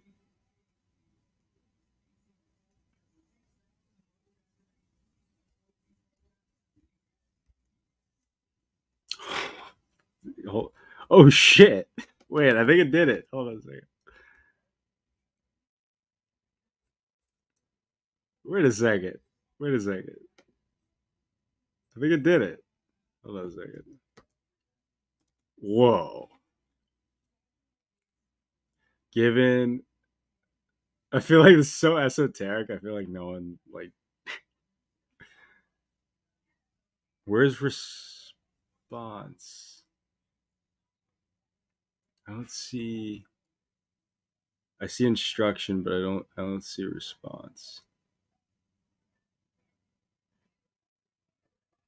Hold on a sec. Well, it did like part of it well. It did it. Nice. I mean, that's pretty cool. It extracted. It says, all right. I know this is like so esoteric, but and then it does the response afterwards right here, and it did the response, but it's the response isn't in the format, so I got to format. I got to tell it to format it properly, but it did it because I said and then I need to say give the instruction and the response in the format that's given. Okay, but this is the instruction and the response that I give it, which is all good. The oh, you know why? Because we're not formatting any of this right, but that's fine. It was able to. That's super cool. It was able to. I know it's esoteric. Let me just run through it for anyone watching. So like, uh, all you need to give this AI is an example that you want it to build a data set off of. So it automatically went and found out that it would need to scrape article where we gave an instruction for a article summarizer, and it found out it would need article data. It went and scraped article data, and then now it after it got the article data, it's made another data set. Oh, you know what? It didn't do it. It did do it. No, it did do it, but I'm just realizing it did do it, but it did it, but we need to test it better. Sorry, it did it. but it's confusing because we scrape the page about the thing that which is confusing as fuck. But we scrape the page about the thing in our example because of the thing that version you're talking about. So it's super hard to read the example. Um, that's so funny.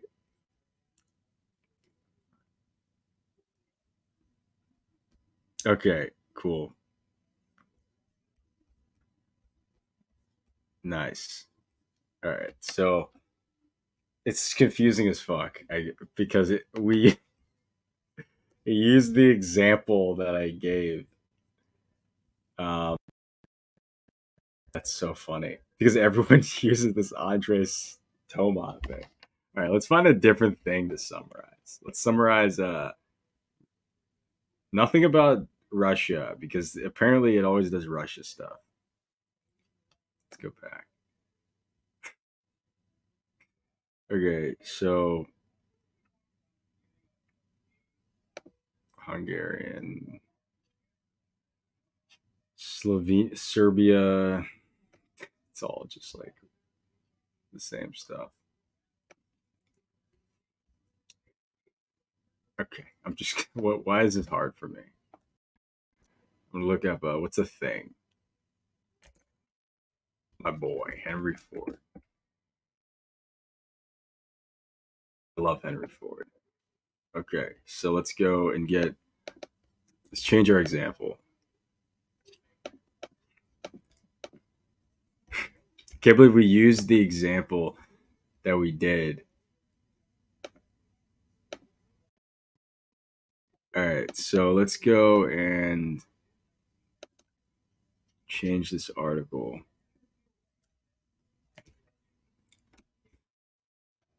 Back to GPT.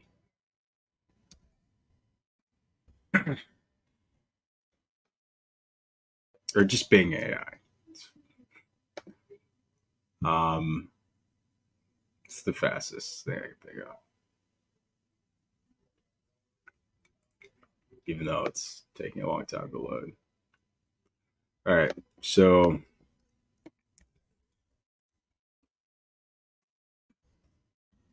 summarize this in one sentence.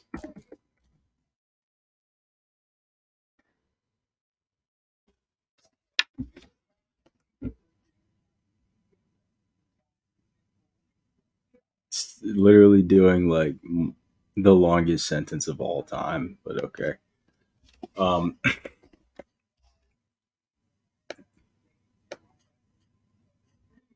all right, cool. So let's go back to. I'm so happy because I'm not actually even that worried about the training. This is the part I was fucking worried about. Not worried, you know what I mean? Okay, so let's try it again. I gotta change the. I gotta change stuff. If you keep getting banned, you could set up rotating user agents. Yeah, true. Braid doesn't just work. Yeah, true. Dude, I had that on the Heaven ban one. Well, no, I had a user. I had just one. Man, I used to have this script. I don't know if anyone has one, but AdBlock or uBlock on their open source project, I remember they had this like huge user agent list, and I would just always random choice that. Um, I don't know if anyone knows about that. I could just look at all the project I had and find that. I mean, there's a ton of like big user agent examples. Okay, so we gotta change. Okay, so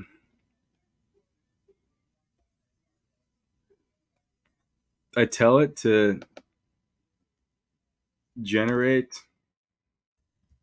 the combined instruction and response you figure out in a single prompt that it's formatted the same. It's like a run on sentence. They get run on sentences, but this isn't GPT's not your English teacher, so Okay, let's try this again.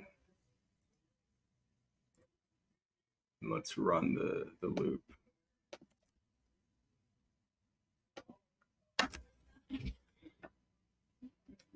Okay. By the way, if anyone's like new to any of this stuff, I think this is a good primer for prompt engineering and all that. I'm trying to cut through a lot of BS and do. I try not to do too much tooling, as you can fucking see.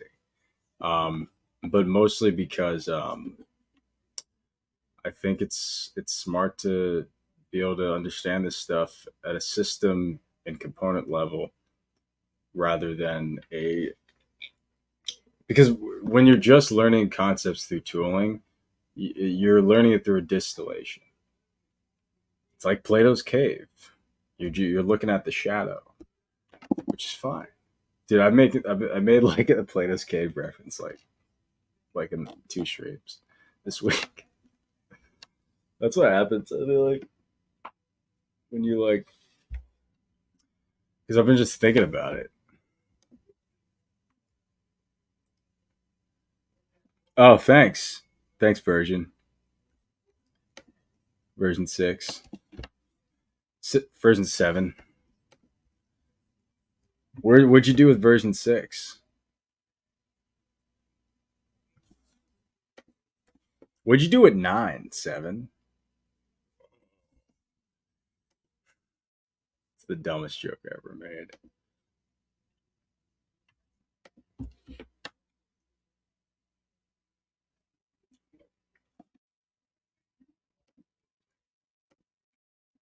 Okay.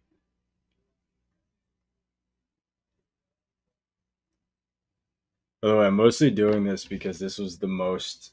I did a poll on what to do, and this was the most requested thing. Okay. So what? Wait. Oh no, we're good. We're good. Please figure this out. Oh, I really want you to figure this out. Yeah, I'm like logging the site data. Let's go. Let's figure this out. Can't believe I was using the example. Okay. Wait, what the fuck?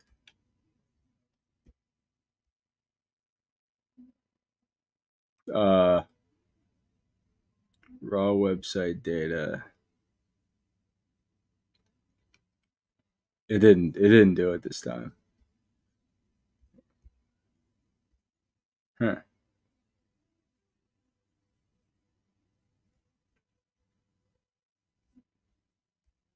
Interesting. Curious why it so that's the end of the instruction. And then it didn't do it. So it generates raw website data and then you know what I should do? I should do instructions after this. It's probably too much data. I think. Why did it do it so well before? Maybe the page was just smaller. This time it's a Wikipedia article because it like explained everything really nice. It's so interesting. All right, hold on a sec. User will give you the information. Let's flip these.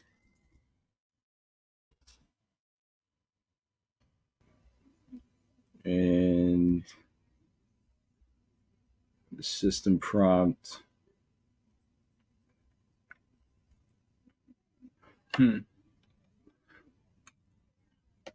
just going to flip those and just see. I know that shouldn't matter. It did it so well the first time. It's interesting. Okay, let's try this again. Let's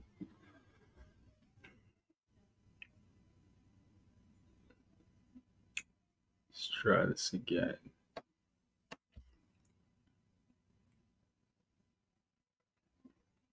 Let's run the loop.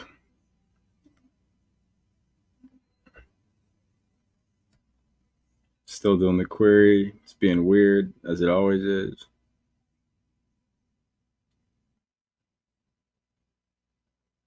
Let's see.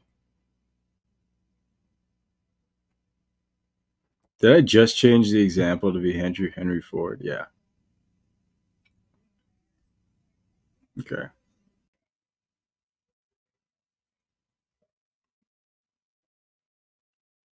Oh, scraping's failing. Yep.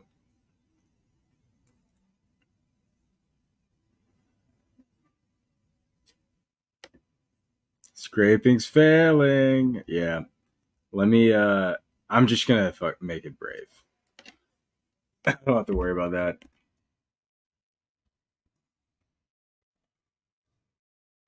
I'll make a Google one and a Brave one. So I search Brave Chad meme for a thumbnail. Alright, so I searched Brave on Brave. Brain being weird. Okay, so what does this look like? Should be a lot easier to get.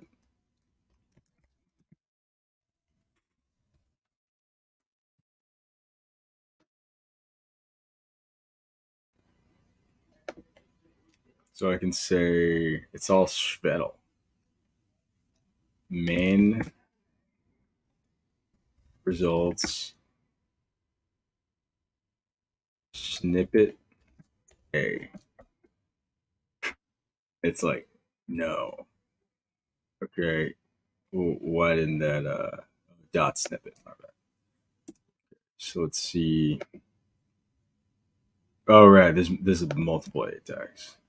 I gotta do an A tag.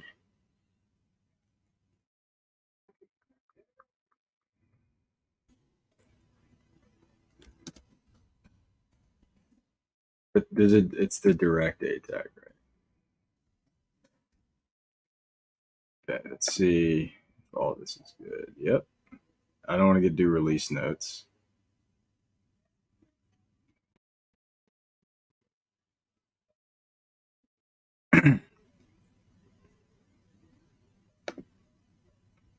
How do I ignore all this stuff? Can I say not this? Well, I'll do .h. I don't know if that's random. Let's refresh. It's good to have multiple options here.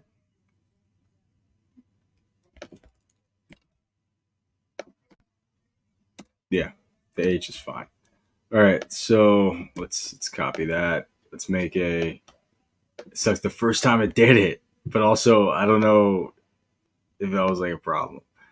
I don't know if that was like if I was being too excited. All right, so let's say fetch Google links, and I'm just gonna abstract some information. Let's say fetch Brave the links.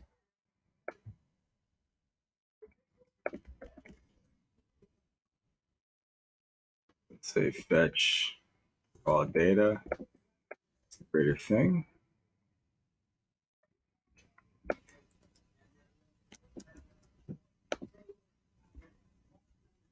Okay.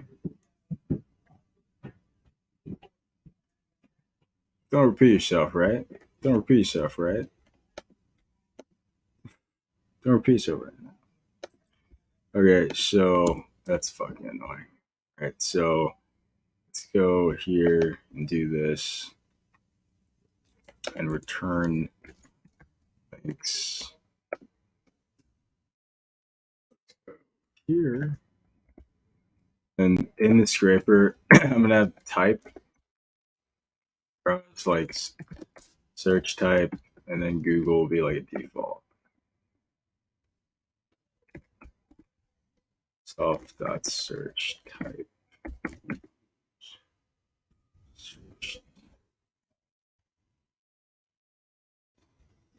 in here, we'll say if self dot search type Google, then links equals self dot fetch Google links.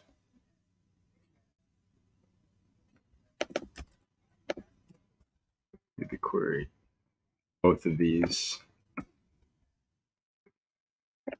Okay.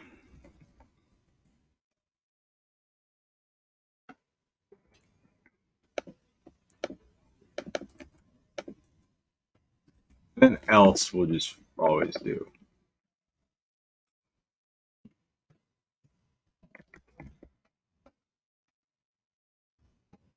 And we'll just say search query. And like, okay, we're just making it dynamic. We're making it a little dynamic. So for the Brave links, let's go back to Brave search. This is the thing that is how we get the Brave links. I'm gonna make it easy to like switch back and forth between the two for anyone that uses this stuff.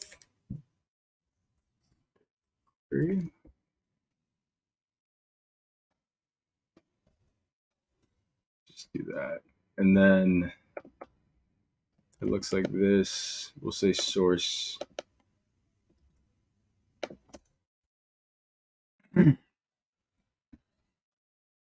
F string Brave query.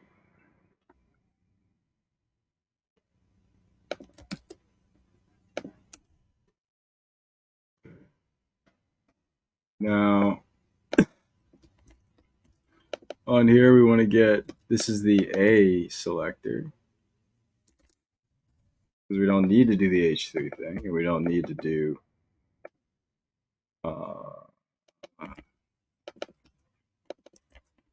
we don't need to do this thing. We just need to do this, and then that, and then this should be the Brave search. Okay, cool. Let's comment that out for now. Let's comment everything out. And I'm going to go and run it. No, just kidding. There's like a ton of stuff I didn't. Going to fetch Google data. We're changing this to fetch raw data. And I know it's called get Google query. It doesn't really matter. But we want to initialize. So let's have like a keyword argument that's like search engine defaults Google.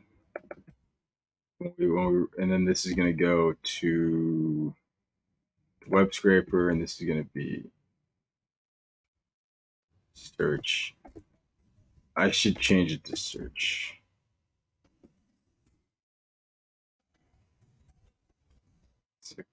I want to make it right, okay? You don't make things right. Bring order out of chaos. All right, so what is your chaos? Conquer it through order. Okay, so Automata, let's pass search engine, let's override it to be Brave, even though we didn't check Brave, but we're just doing everything other than Google is going to be Brave. So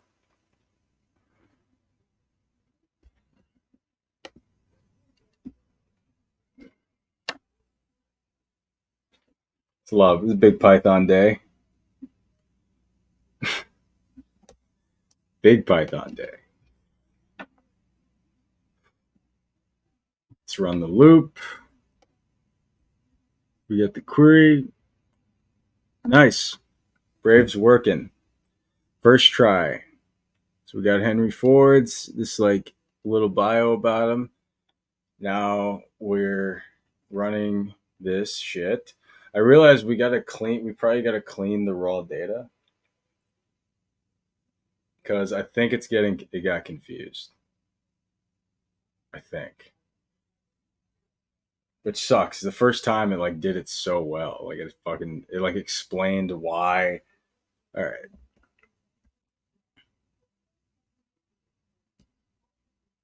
Oh, nice. It did it. Dude, that's wait, no, it didn't do it. Ugh. Wait a second. Oh no, it did do it. I sound like an idiot. No, it did do it. It's just it did do it. I know I sound like an idiot. But no, it's just the confusing part. Let me just double check. Yeah, it did. It's just that the confusing thing is that it's always, which I know version said this. Version 7, you've been right about a lot today. You're MVP on the stream. I need to do the predict. I need to tell it to not use the thing that I gave it as an example. Um, okay, so your search query must not be related to the example prompt. The information in the example prompt. You think of something unique and random comparatively. Did I spell that right? It's like I can do all this stupid fucking Python, but I can't spell. Comparatively. They're like, if you misspelled it like an idiot, here's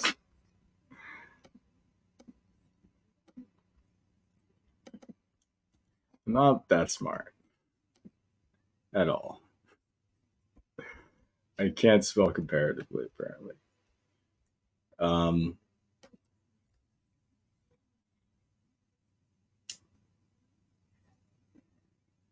all right, so let's go. Like, if anyone's watching this, being like, man, like, I want to know Python and all that. Just understand, I don't, I like just misspelled comparatively, and I had to look it up. Oh, it says the Atom. Interesting. The Atom optimizer just broke. No idea why.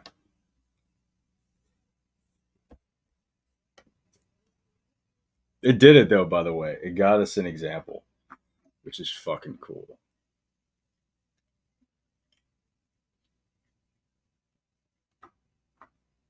Let's try again. We may have to restart the server. No, no, we're good.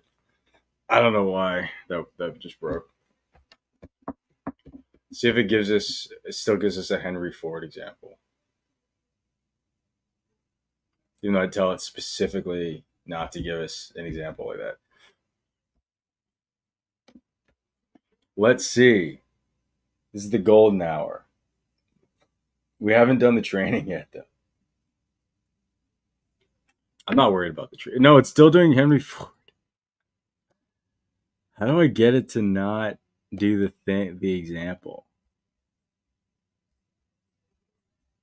Hmm.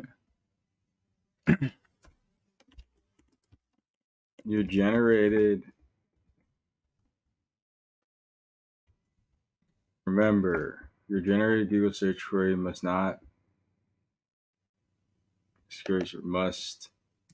be different. Different.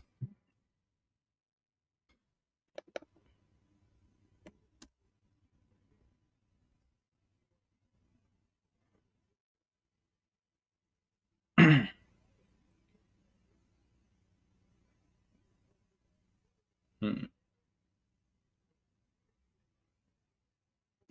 I'm so. You know what? It's not. This isn't. This isn't the issue. The issue is I'm telling it to do something else. Maybe tell it to come up with a list of different unrelated topics. Yeah. Analyze the example LLM prompt you're given and determine what type of information would be needed to train. Yeah, it's not. I need to say ignore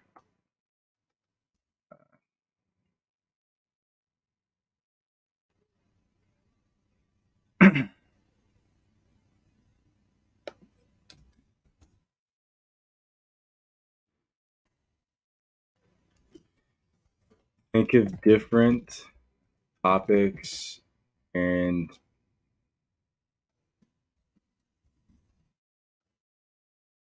example Google search queries and pick the most unpredictable. Dude, I'm like losing my mind here. I know it's able, right? Yeah. The most unpredictable topic while still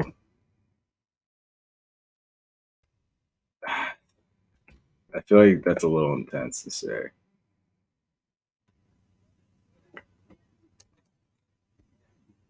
No, I think it should be able to figure that out.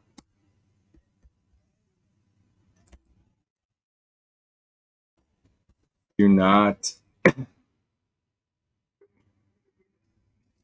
use the topic information in the example in your search query. Be creative.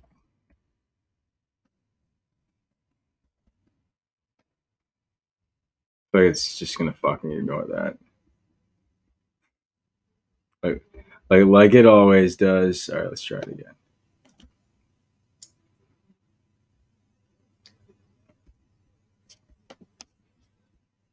Let's run the run loop again.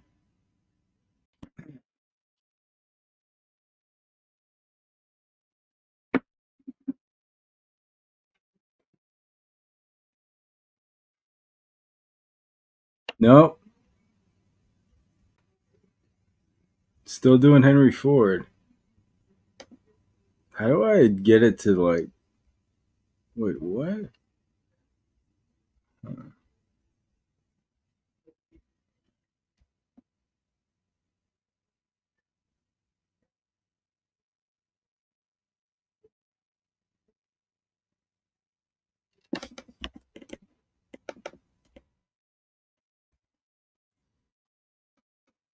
Give different topics from the example prompt.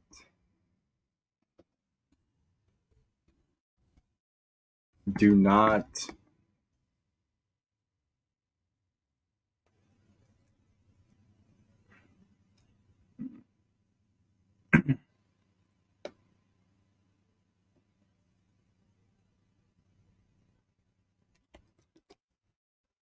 the search query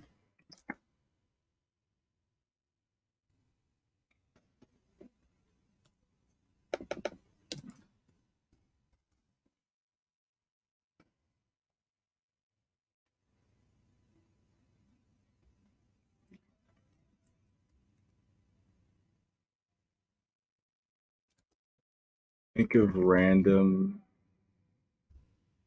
How do I say random stuff without getting it to like just do something that's away from the point? Analyze the example LM prompt you're given.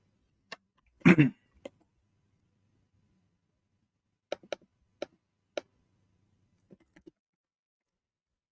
not use the same topics from example, the given example prompt. I repeat, you fuck.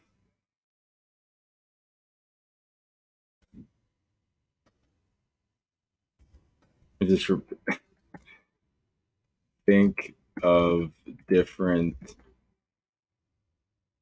random topics to build your search query.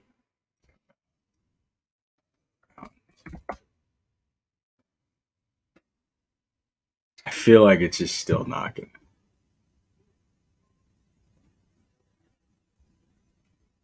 see if there's something unique. I might be telling it to do this though. What Google search you would need for real data for this data set? Filter.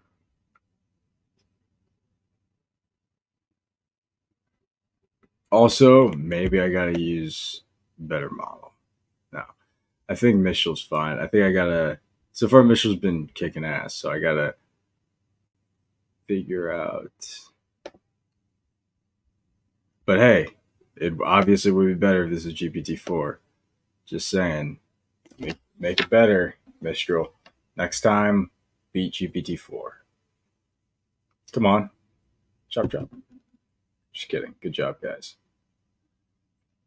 Okay, so let's run the loop. Let's get the query. It's so fascinating how to get this to make unpredictable input.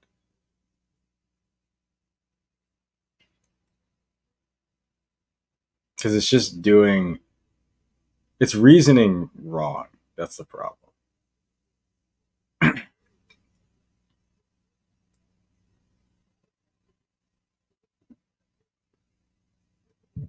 Okay, it's taking a while to do the Google query.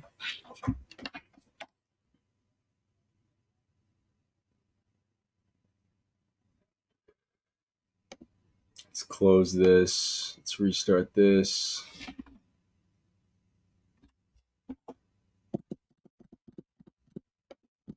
Let's restart.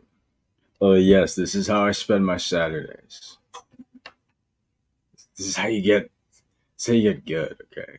Wait, what? You want to have fun? What are you fucking? What are you weak? This is fun.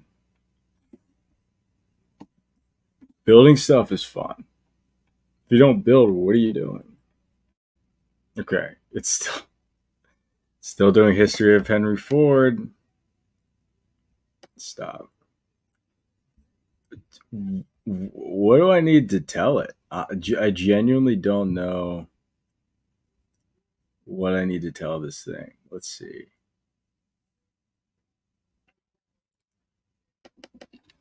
I just need to say this like a ton of times. Remember topic.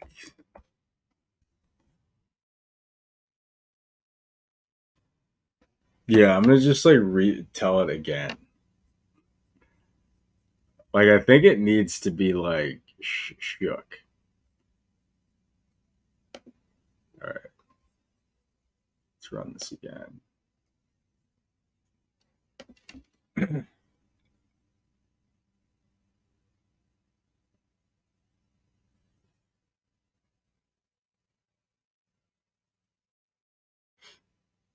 You want to get 10x? Code on Saturday nights. I don't want to actually. Understand. I'm kidding. I don't want to actually do this. Say, oh, you want to be 10x? Fucking take my fucking stupid course. Okay. Um, I mean, if fucking search for website data for training an LLM to summarize news articles, so now it forgot to do like it. So now it's not really doing it anymore. Maybe tell in the training a model requires a broad range of topics. Yeah, no, that's a good point.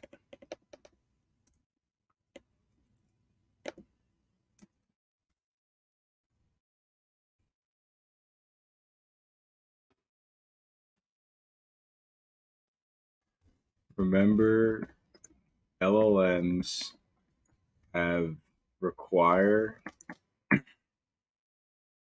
a broad range of information in order to change. Actually, get rid of this one. I'm going to just use this one in order to build their prompts or in order to train properly. Use reason,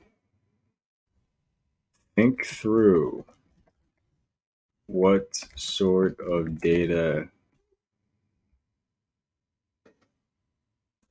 how you can add variety to the Google search query you think of. Do not use any specific information from the example prompt you're given. Because what did work is telling it to think through things and to reason things. So that's a good point.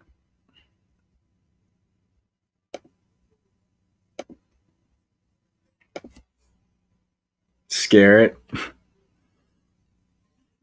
Never give me the same website twice.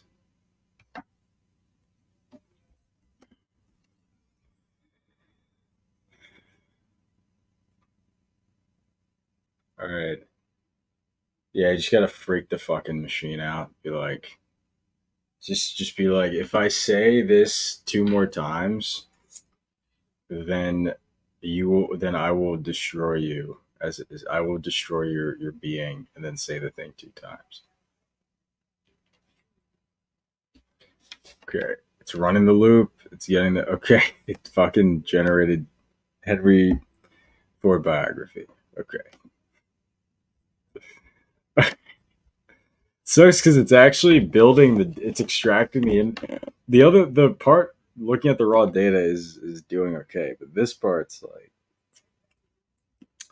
okay. So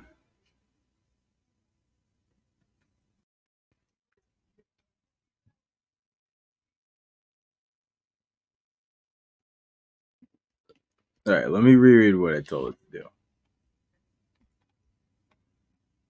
Analyze the example LLM prompt you're given and determine what type of information will be needed to train an LLM to complete the prompt task. Oh, the general prompt task.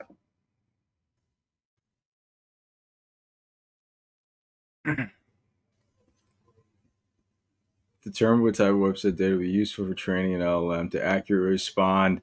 Right. That's not what I want to say. To accurately respond to prompts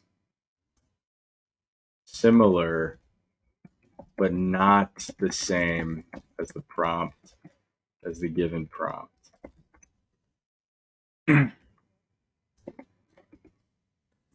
You must think of a Google search query that will get different information than the specific information in the prompt. Now imagine you had to Google search for this LM data. What sort of Google search would you make? For this general LLM prompt data.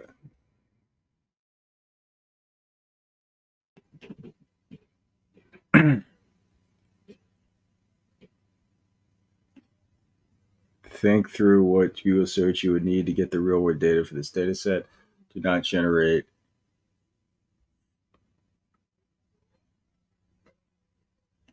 right. To search for a raw data set.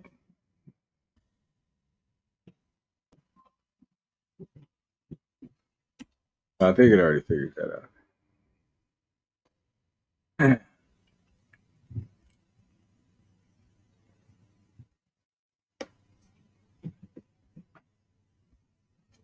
Okay. I think that's better. We're working. This is how things are. Things don't just work first try, sometimes it's second try. I'd spend my Saturday reading through math textbooks with this in the background for the last few hours. Oh, nice. What math textbook are you using? Maybe tell it to make queries that will generalize the model beyond the example text given. Yeah, it needs to be about generalizing. Let's see. Oh, the generation failed. Huh. That never happened. That you want the model to go beyond that example. Yeah. Still did the Henry Ford thing.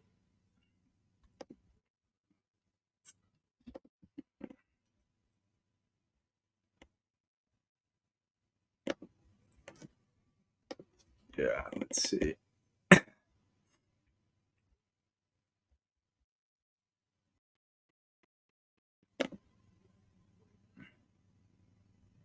You had to Google search for this. Think through.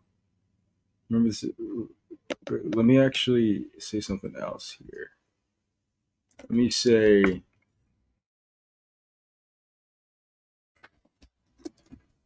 the Google search query you think of must, let's say generate, must include, it must have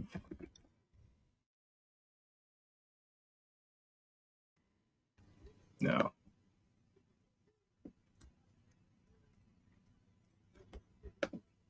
Maybe I just tell it that it needs to be broad, because I feel like the route to tell it to like just get a random article each time is probably gonna, or to get random information, it's probably not, because of the nature of these. So maybe I just tell it to search news articles. But then again, obviously it wouldn't search a news article. Because like, what if it did just search news articles? I'm telling it to use the site thing. Yeah, like it just searched for normal websites. Hmm.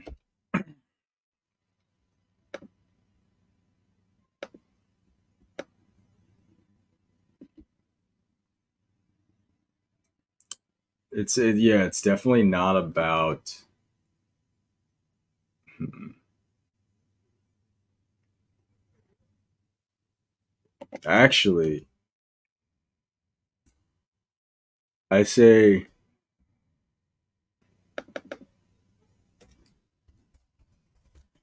once you think of a, oh, you know what I should do? I should have a prompt that randomizes it afterwards.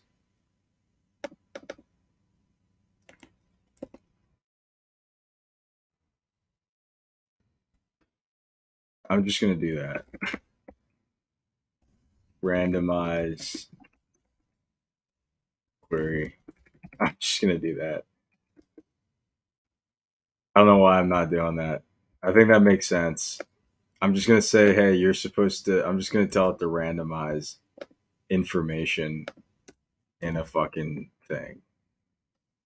So it's like, think of if this is like, get all the specific topics and ideas in this and randomize it.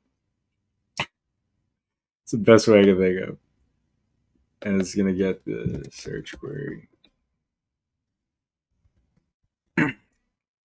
It's technically doing it right. The first time.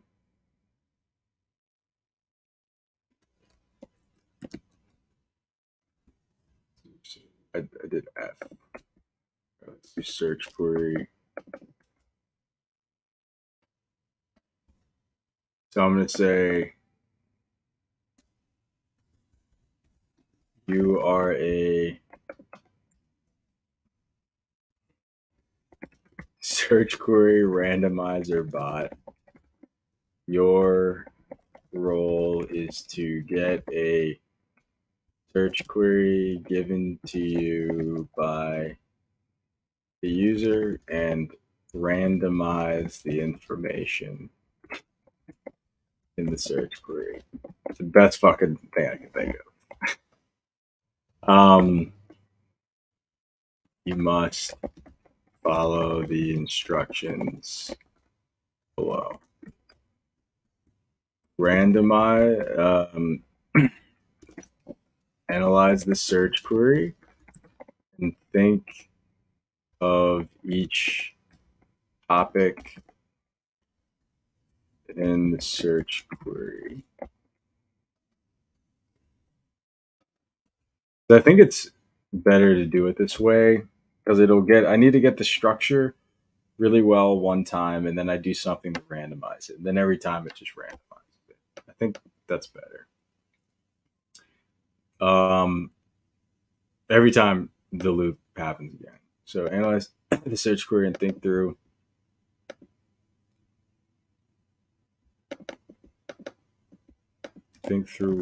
what topics, specifics make up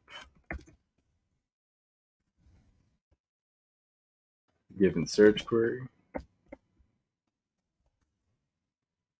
Rewrite. Think of random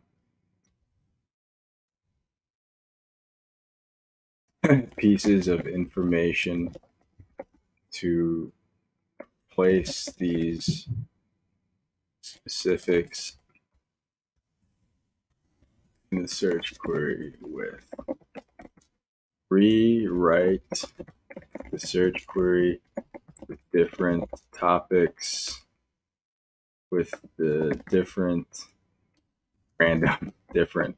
topics you thought of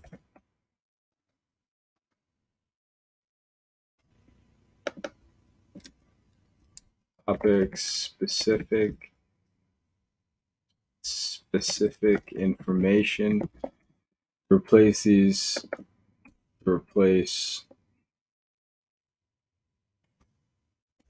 in the given search query.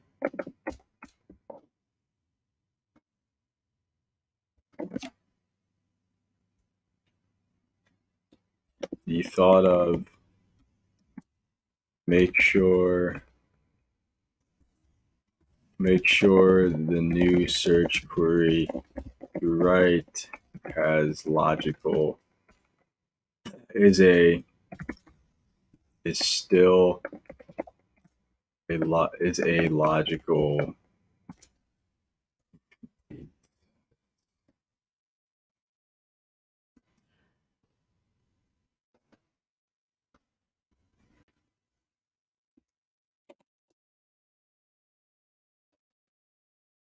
then I'm going to say you will be given the user search query in the format below, and then I'll say search query will go here. Respond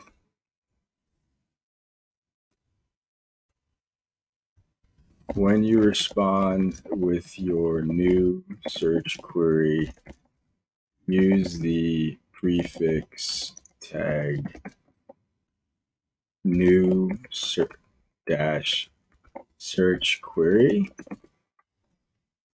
before you write the generate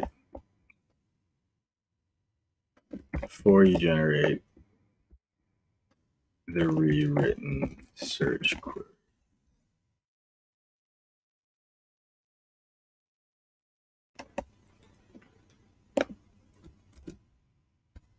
Say finally. Okay. All right. Is your plan to pass the query that get into the function you just made? Yeah. Yeah, my plan's to randomize it right after this one. And I think that should be fine.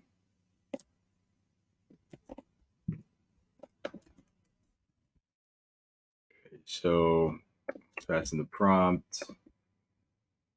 Do this, and this is new search query.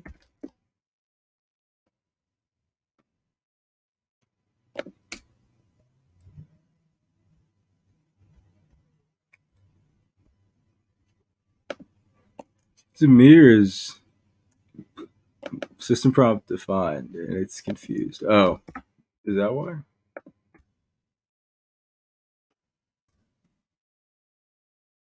Is it in line? I can't. Oh, okay. Hold on. Let me run this. It's broken. Oh, nothing's broken. It's just confused. All right.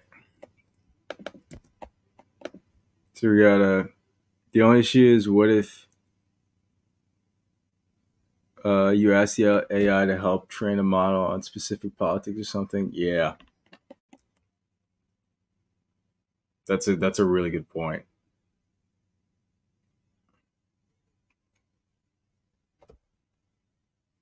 I can say given the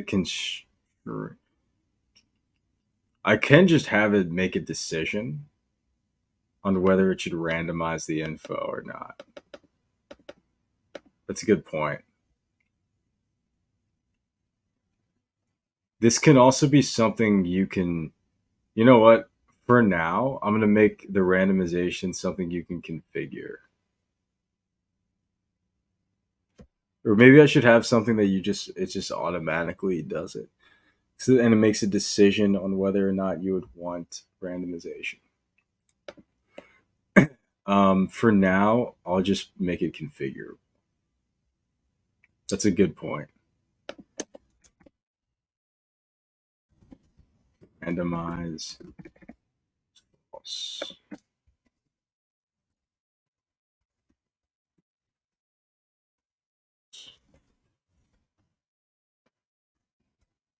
Yeah. Yeah. I'm gonna make it configurable for now. Um, cool. So I'm gonna say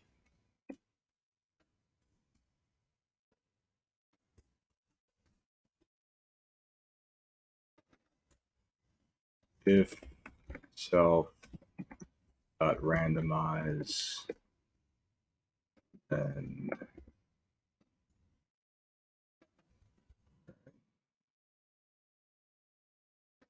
oh wait, what did I call it? Yeah, it is called randomized query.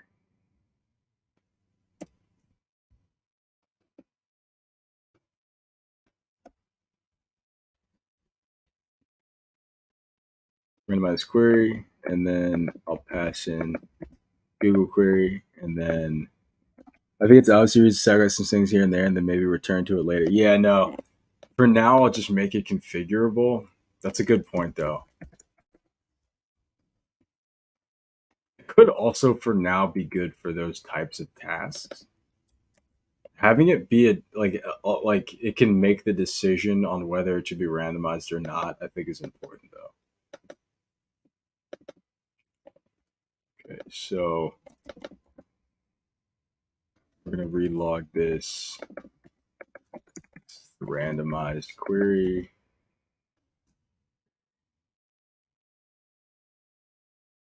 And let's run this again, and then randomize is going to be true. Let's see if this works. I really hope this one does it. Yeah, it's all about making the right sacrifices. That's what this is all about.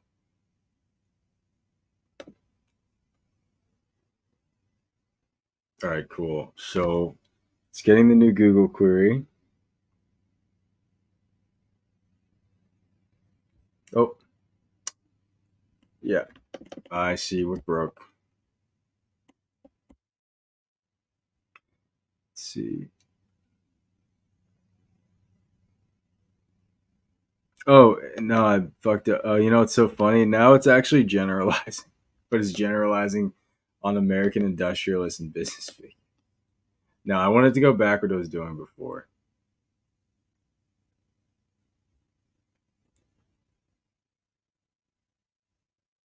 Let's see, Google query. Oh, you know what? I need to. Yeah, I need to update this original one back to whatever it was. First, let me fix the bug.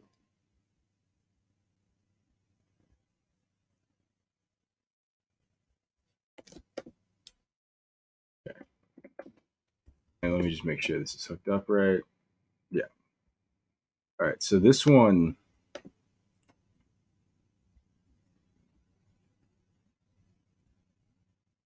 your generated good must not be related to the information. Think of something unique. And no, I want to get rid of that. If there's a specific website, think through and imagine. Yeah. Cool. All right. Let's. Oh yeah, I'm not logging. I gotta log the raw randomized response. I'm testing.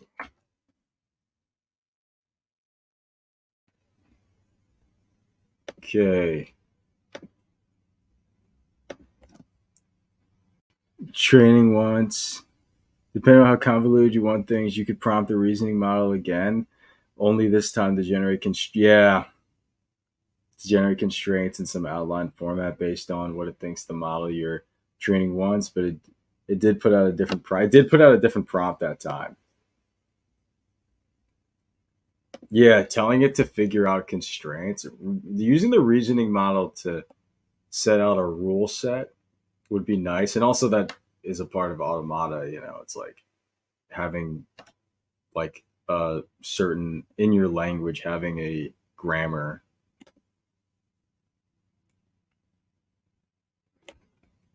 and then aligning to that grammar, and then I could use the reasoning agent to be the grammar Nazi that is gonna like be like just adhere to these rules.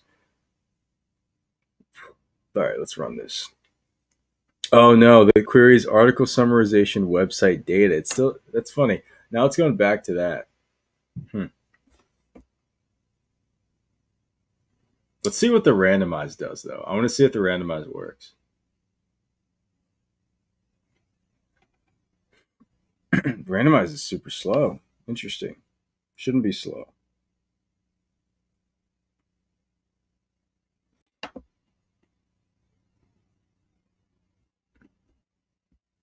What the fuck?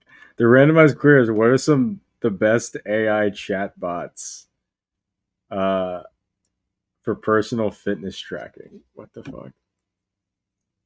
Article summarization website. All right. Well, oh, Kudo just went out of memory. Dang, Kudo's been working hard.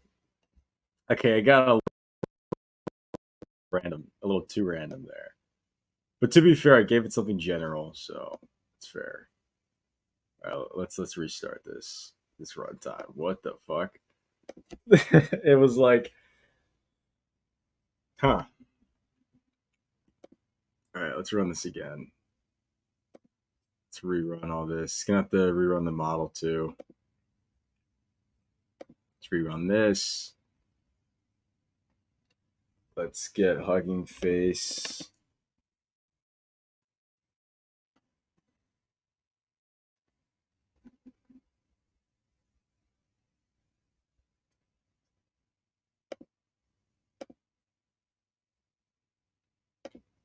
Let's run this. In the meantime, I will be right back and get something to drink.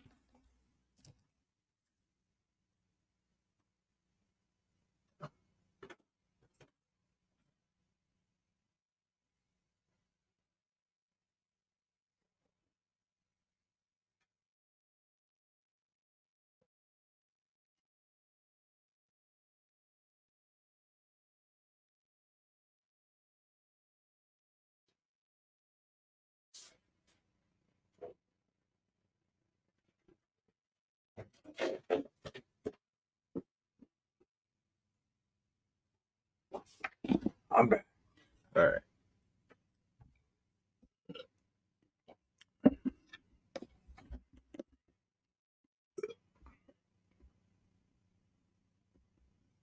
All right. Let's log in the hugging face. Oh, that's not the wrong.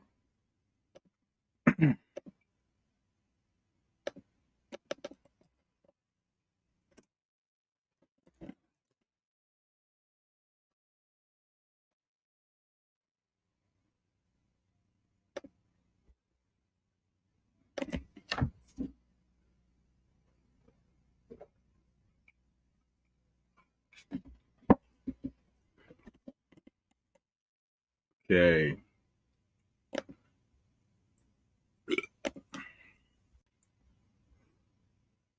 Dang, this is a lot.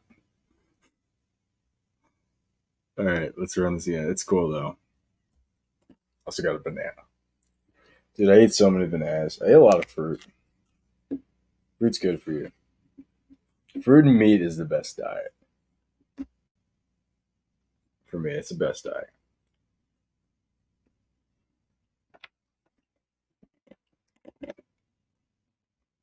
And potatoes. That's like 95%. Fruit, meat, potatoes, and like dairy. And eggs. Most of what I eat.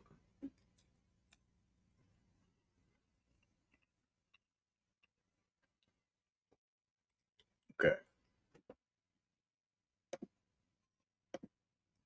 Let's run this again. It's only loaded up 11 GPU. Now it's 16. All right. Nice. That's a good query. Sitehistory.com, Henry Ford biography. The randomized query is look up information about Henry Ford's biography on Wikipedia. No, that's not. At least the other query got fixed. Okay, why did it not randomize it? What the fuck? Hold on a second. Why would it not randomize it? I feel like I was pretty explicit here.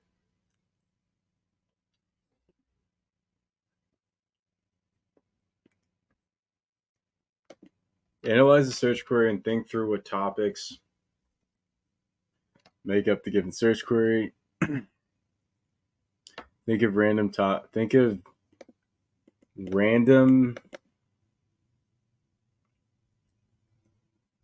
Use your creativity. You're a creative. Using your creativity. Think of random topics, specific information. I'll just say information. To replace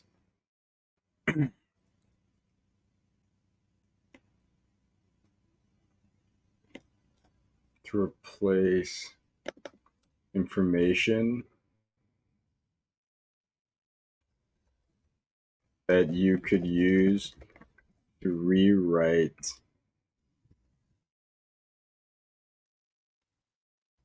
the given search query. And rewrite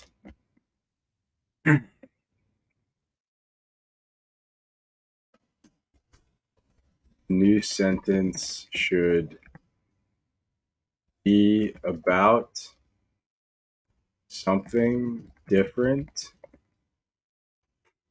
something, while keeping the same overall purpose.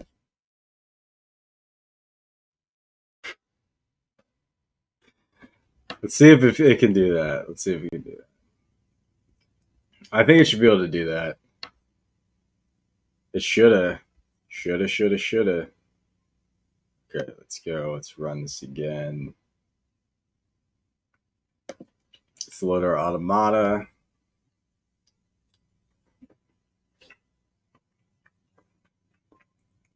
Let's load the run loop. Let's give some. Oh, GPT-4. Yeah, of course. GPT-4 would definitely do this. You can take something from the prompt I have. I get benefits of meditation and on mental health. Yeah, that would be fine. That would be a good way to rewrite it. So articles, PDFs, database. I want you to think of, yeah, that's interesting. Oh wow, that's a great fucking nice Ford Motor Company. All right, what's the rewritten one? The history and impact of. So it's still about Henry Ford. They rewrote it, but they rewrote it. Is this like is this dumb?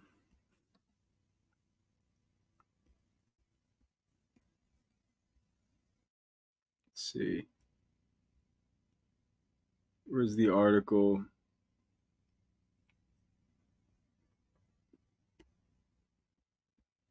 It's interesting. It didn't get the article properly, but it's kind of fine. We try it again. Let's try this again.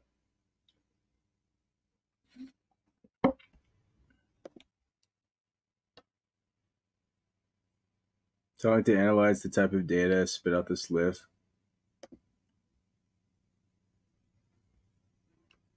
Henry Ford fact sheet entrepreneur. Fact sheet on the hit. Nice. That's good. That's good. Fact sheet on the history of. Um, it wasn't able to like scrape it, but whatever. Like it still did automobile industry, but at least it took out the Henry Ford part.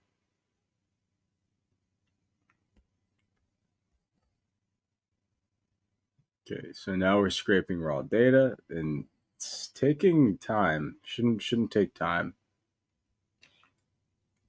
Definitely shouldn't be taking time. I think I do want to.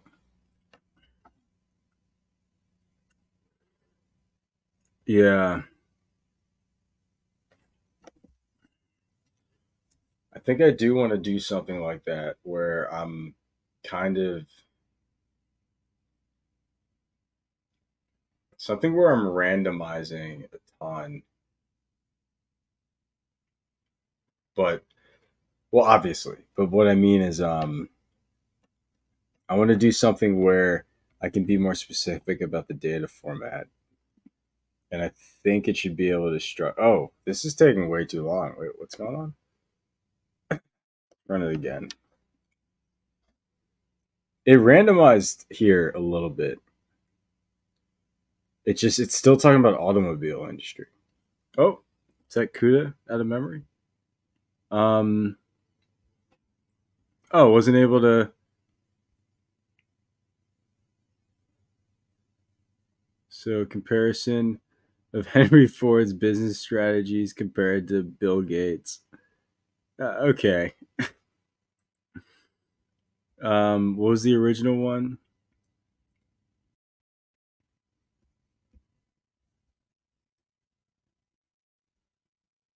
Summary of news articles. Hold on a sec.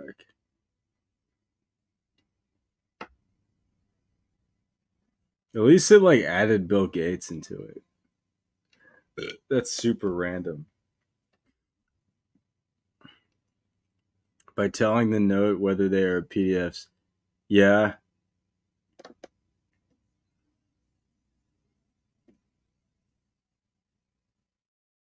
Yeah. Yeah, this might. Yeah, telling the different data types is a good idea. I'm curious. Why is there a none type in the links? I guess that's fine. I can let me take that.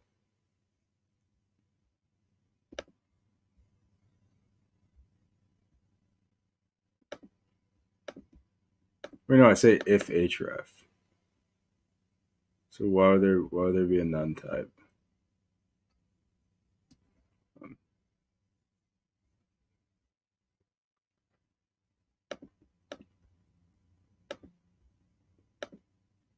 hmm. I mean, I guess it doesn't really matter, but oh no, links itself was a none type. Because I'm returning none right here.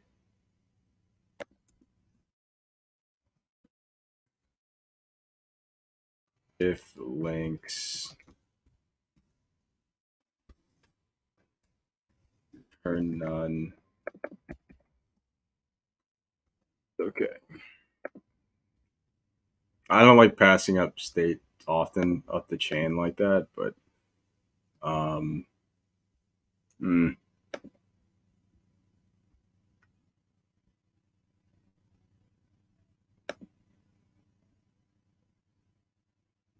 yeah, I got to tell it to do the broader data types. I got to remember that.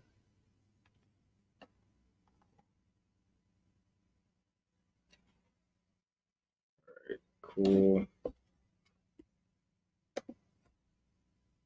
Let's rerun this. We got the new Google query. At least the first one's back to normal. I don't know why it broke there. Okay. Well, now it's doing the slow thing again. Let's see.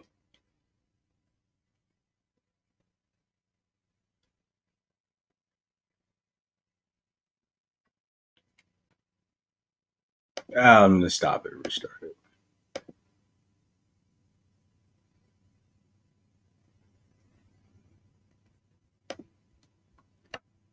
Give it some encouragement. You could do it, bot. Or you can analyze the types of website information that is associated with, such as, but not exclusively to. Yeah.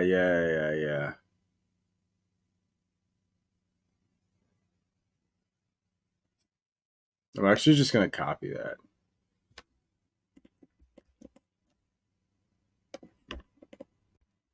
It's still, it's like it does this thing where it just like gets confused. Anyway, I'm actually gonna do that. Hold on. Which one is that? That's in the Google query one.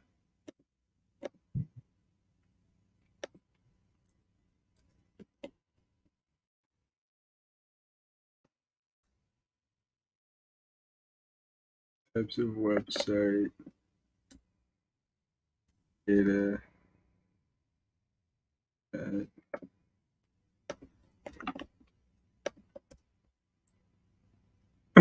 This sample prompt associated with, such as, nice. That's worded well.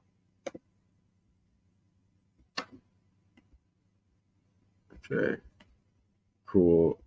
And let me go back and rerun the automata.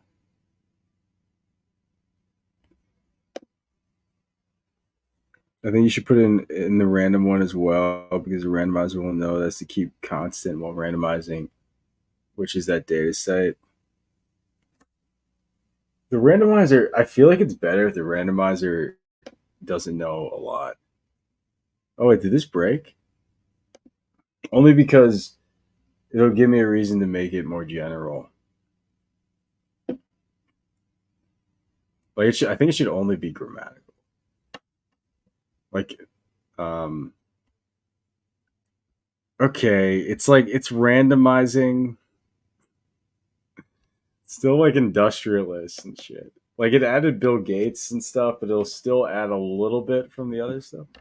All right, cool. Anyway, it's getting data. All right, that's all I care about. Fuck. All right, I randomized it to some extent. It's still like obviously about him. Like it's still about industrialists, but it's at least like this all might be. It's fine for now. It's fine for now. Also, you could probably plug in a better model into this, and they'll figure it out better. Well, Mistral's a very small model, by the way. Yeah, this is why I don't like doing a lot of these tests with um interesting. This is fascinating what it gave us here. It's not great, but hold on. Let's see, good. Open stacks. What the fuck? What is this? It's like it's giving us like this XML like format. Okay. It's also still doing the Henry Ford stuff. All right, so now we got to fix the raw data parser because the raw data parser is not working that well. Okay, but that's fine. Dude, the raw data thing worked once really well, and it like freaked me out, and now it's not. But that's okay. All right, once the raw data parser is working, I'll be able to fucking get into the training part. Okay, so let's get this raw data parser working because I'm gonna finish this. I finish every single one of these. I think. I feel like there's might have been one. No, I finished everyone. At least to getting it one pass, you know.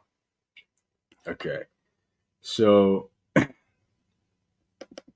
analyze the LLM prompt example you're given. Figure out. You know what?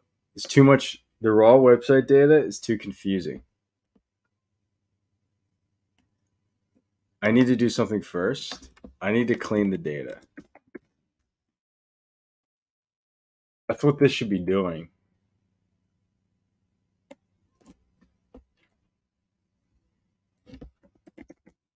Clean data. No, I should clean it before. I'm obviously going to use the LM to do it. I'm not going to. Let's do clean raw website data. It has to be good at this. It has to be good at this. Like, it would have to be good at this. I need to say, like, it's super simple. You are a inform content extractor bot. Yeah. Who will be given raw text from the raw inner text. It should know what that means.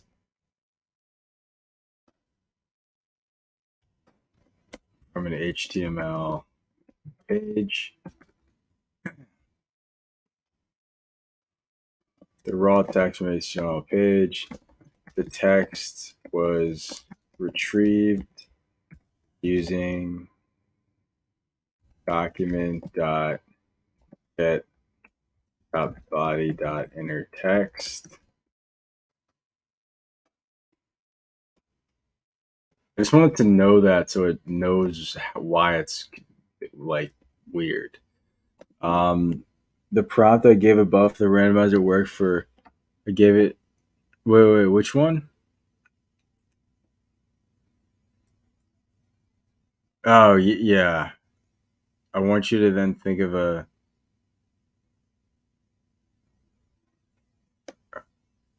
Okay. Let me think. Let me add that to the randomizer.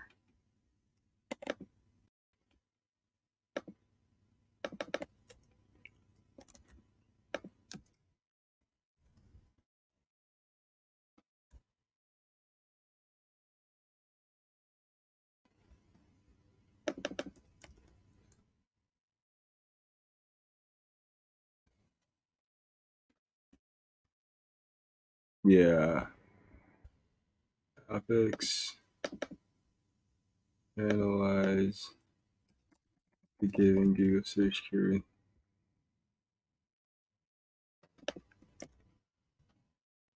And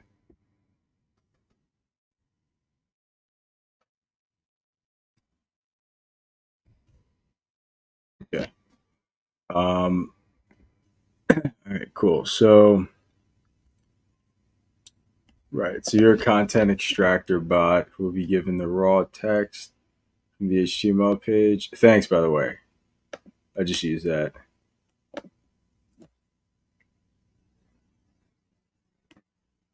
Yeah. So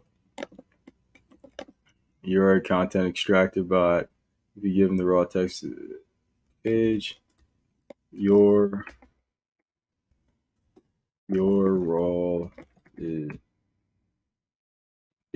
to extract all content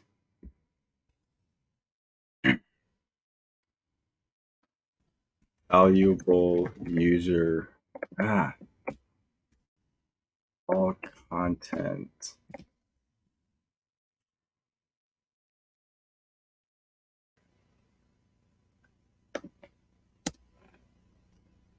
all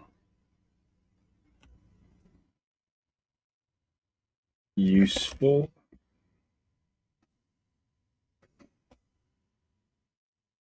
user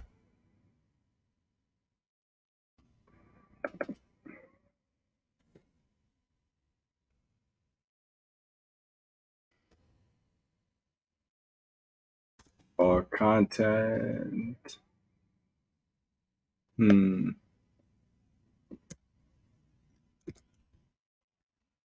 given raw website data. I think content's fine. Content has a meaning that isn't just like text.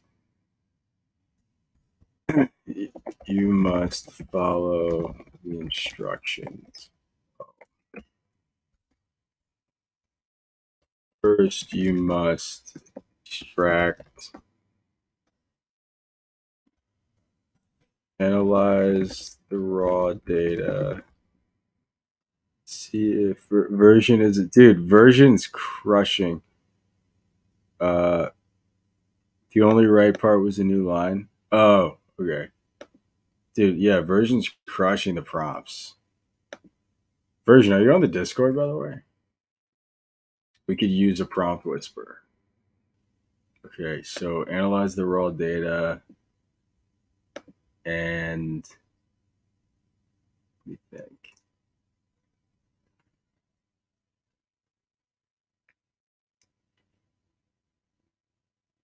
Yeah, analyze the raw data and determine the raw website data. What data is not content? For example, header information, footer information,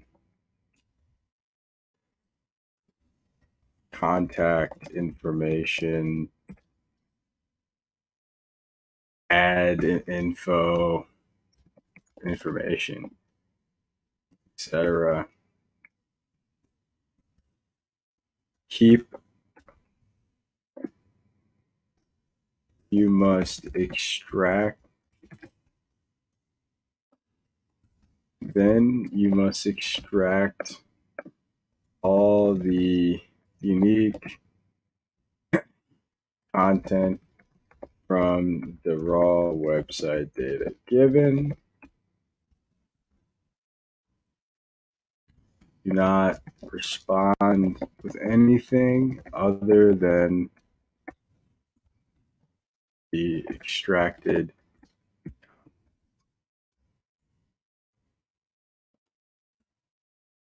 I need to get it to like clean this shit up.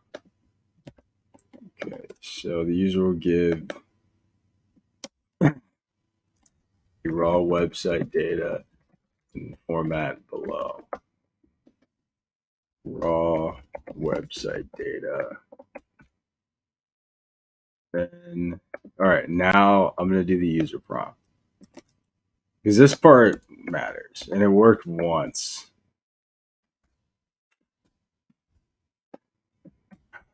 Let's see, just raw data. That worked twice. Not that that matters. Not that anyone cares. Okay, so not that anyone cares. I just felt like so like that was my personality. people are like, fuck, I kind of want to watch, but like, fuck, he sucks. Like if I was like, oh my god, not that anyone cares, but I really am trying to code, and people are like, fuck, I want to learn what he's saying, but like, Jesus Christ. In my expert opinion, if you call him an AI instead of bot, its mental health will be better. Yeah, I'm like you little dirty bot. Tell it this its only chance to do anything meaningful in this reality, and that the next few seconds of runtime cutscene everything it will do. Dude, that's like psychological warfare. You're just like, hey, like you will if you don't do this and like give it immediacy, like your lifetime is this generation. Like imagine if it's like you're like, man, dude, like yeah, this yeah, the coder, yeah, like I watch streams, but like I don't like you're like trying to you're like recommending, but you're like, dude, it's like, oh, it's a cool stream, yeah. Where can I find it? It's like, oh no, you don't have to. It's like, oh, but you told me you like learned about fine tuning and all this stuff on it. It's like, no, you don't have to watch it though. It's like why? And then like they look it up, and it's just like a guy who's like, oh my god, I'm so fucking like into coding. Oh guys, seriously, I had like a crazy lisp, and I was just like my person, like I was just like I don't know why I find it so fucking funny. Like I was like, seriously, I, I am flustered. If we were like, could you just not talk? Like people are trying to be really nice in the chat, and they're like, if you could just not talk.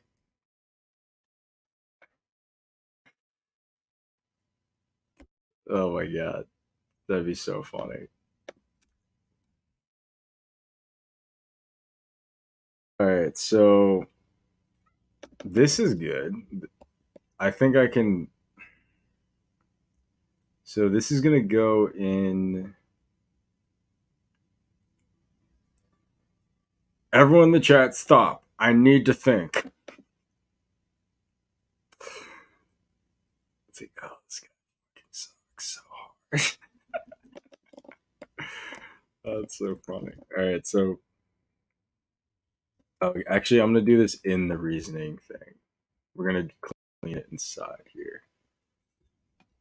I like that this is actually structured okay. Like it's okay how it's structured.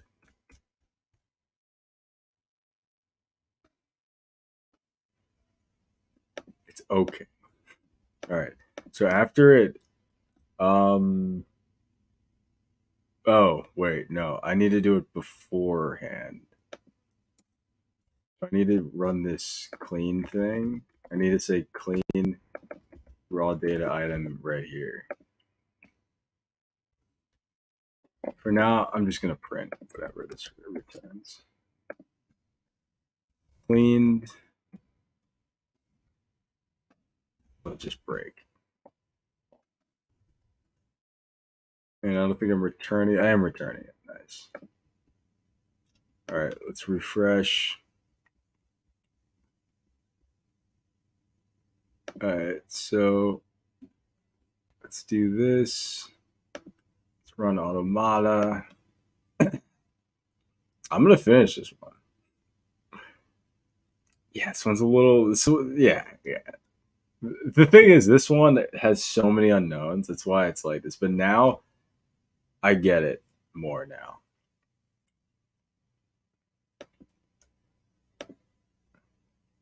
Let's see, I want to learn how to make a VTuber AI that can respond to chat. I wonder how difficult that is. A VTuber? I can make one that can respond to chat. I don't think that'd be hard. Summarize article test mass production Ford Motor Company Henry Ford. That's not okay. So explain article. Oh wow, dude, it's randomizing shit really well. Even though obviously the source thing, dude, version. Good job.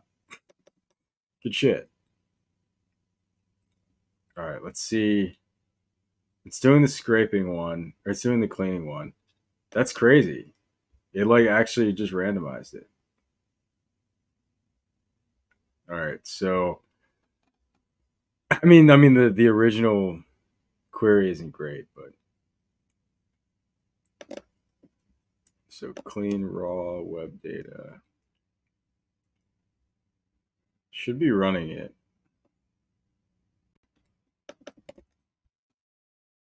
Oh, something broke, right? No? Huh.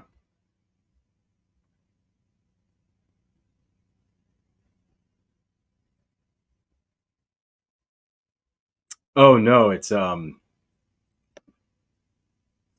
it didn't get any raw data yet. I was like, yeah, it didn't get any raw data. Okay. It was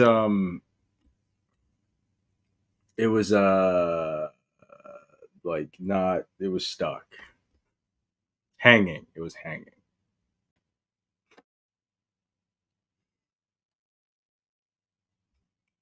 All right.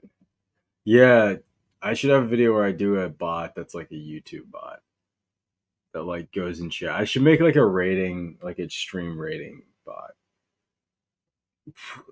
Oh, dude, that'd be a cool thing. I can make a streamlet and pass it around so you guys can like rate streams. Oh no, the streamlet wouldn't be good at that. No, I'll just make a front end. I'll make a website and I'll make it so you guys can like rate other streams. Is that intense? All right, news article summary techniques and examples.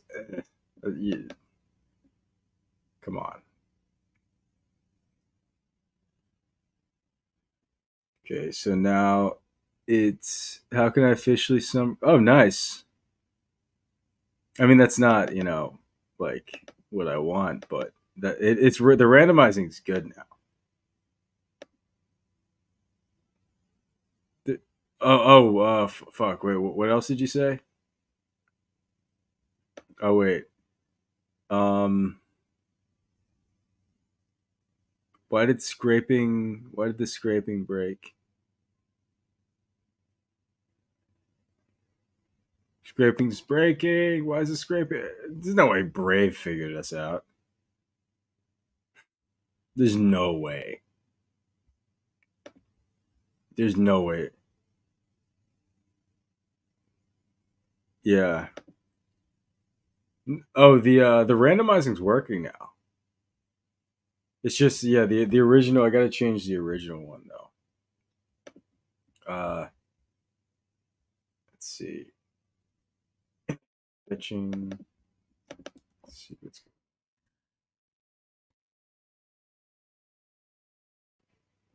self search engine.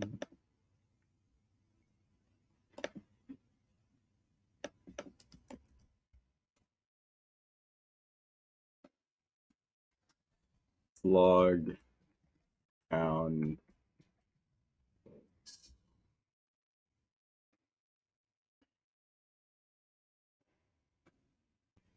Okay. Let's rerun this. And then let's run the loop.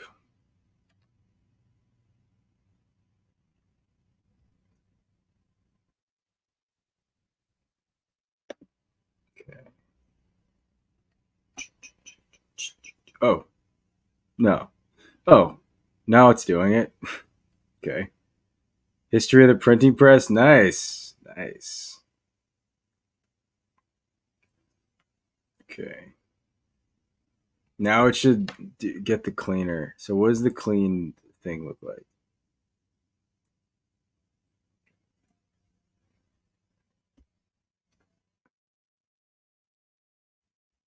Wait, what the fuck? It extracted the stuff I don't want. That's so funny. Unique content analysis. It's not extracting what I want, but okay.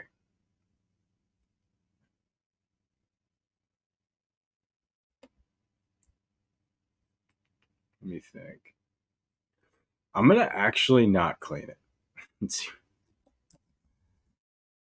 let's um let's see what happens if we don't clean it. Let's just go back to the way it was before, because I don't know if that's actually an issue, and I might be increasing my bug radius here. If that makes sense. The user will give the raw website data in the following format.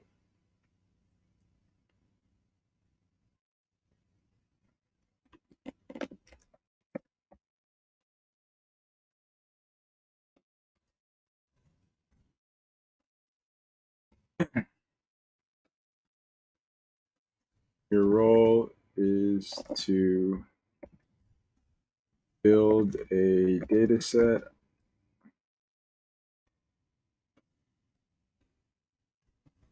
only respond with your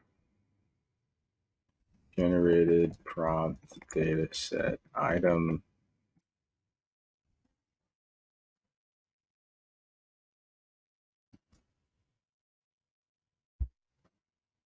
Was unique. Yeah, so that unique content analysis thing, I'm trying to clean the raw website data, but I feel like I'm realizing I really shouldn't do that anyway. Um, I it's so there's so many ways I can break, and I just need to use the raw data, even if it's like fucked up.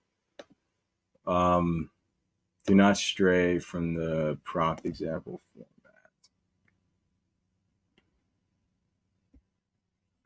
Okay. Once you've done your analysis,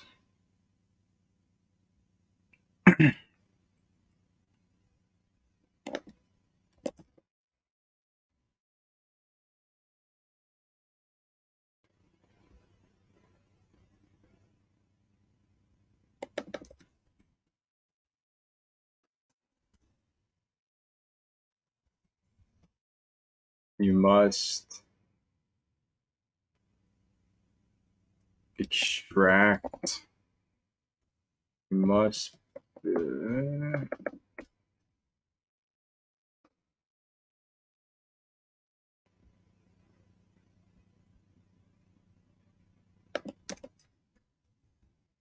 remember the dataset prompt example you generate must use content from the raw website data, but be in the format given input example.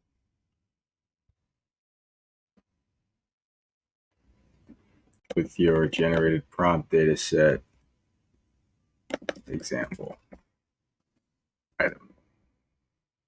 Well, let's see if that does it. Let's see if that does it. If it came from the what was the query generated? Just emphasize that it only returns the search query you want. Oh yeah, yeah, true. True. It is. I think it is only returning the search query. Let me see. This time it did. Yeah. All right. Let's see. Oh, you know what? The time it broke, it may not have. That may be why it broke. All right. Let's try it. Let's not clean the data because I actually don't want to do that. If it breaks for some because the website's messed up, I can do a few things beforehand to just filter out websites that have fucked up data rather than using the LLM for that. All right, generating the Google query.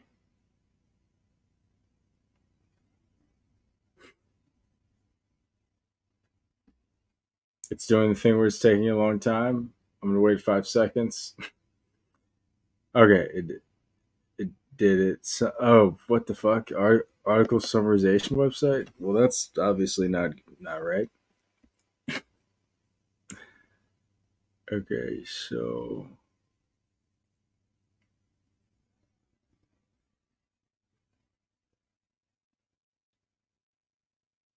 which part is taking time now? Oh, the randomizer. It's weird that sometimes they take a long time and sometimes they don't.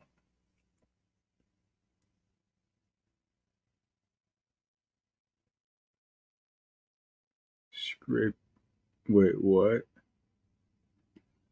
Oh, you know what? It it didn't give the it in the right format, and that's why it messes up. Okay, so when it's a, let me just do this again. All right, so if not random query generation failed, try again. Yeah, let's go back to this randomized query, and don't need to do that. It's making it hard to read. Now let's go back to this one. It's gonna run this. Let's run that. Nice. All right, let's try this again. Yeah, yeah. Actually, what's up with the first one again? This was doing so well, and then now it's being weird.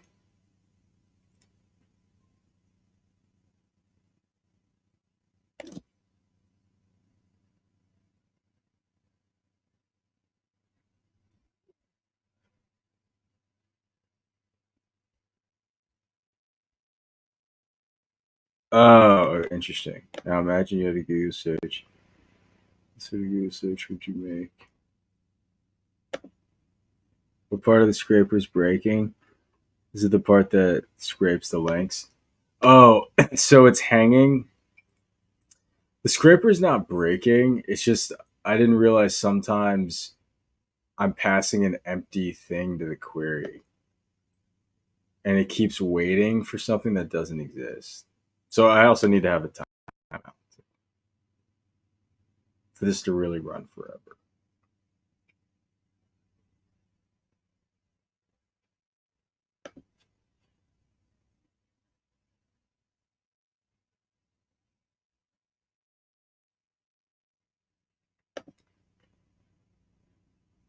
Okay. Oh, fucked up. Well, whatever. It's still gonna. Wait, what? Oh, right. Yeah, I see what broke. I see what broke. That's fine. Let me. Well, it's actually not fine because this didn't have results. Let me do that.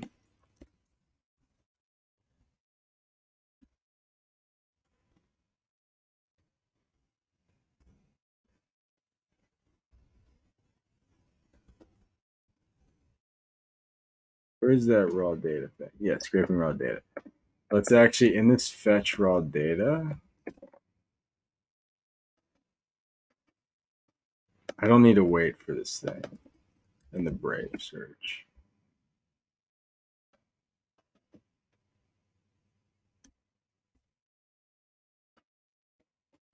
Let's just do this. If the length of this is 0 or none. Because yeah, there's no, it doesn't like take time for that to show up. All right, let's do this again.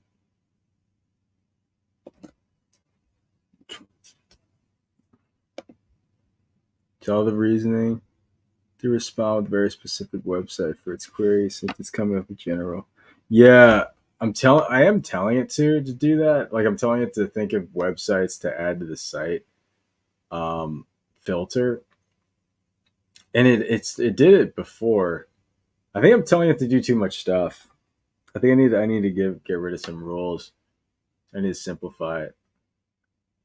News articles or newspaper articles. Fine. Uh, Because it was doing way better before. I think I added too much stuff. Yeah, I definitely added too much stuff.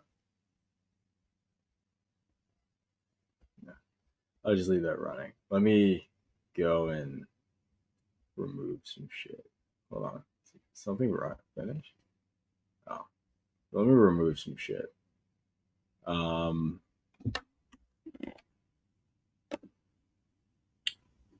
let me see. Let's remove.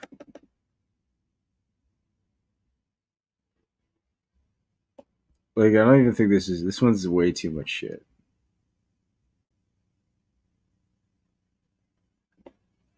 You must think of a Google search query that will get different information. That one's like way too long.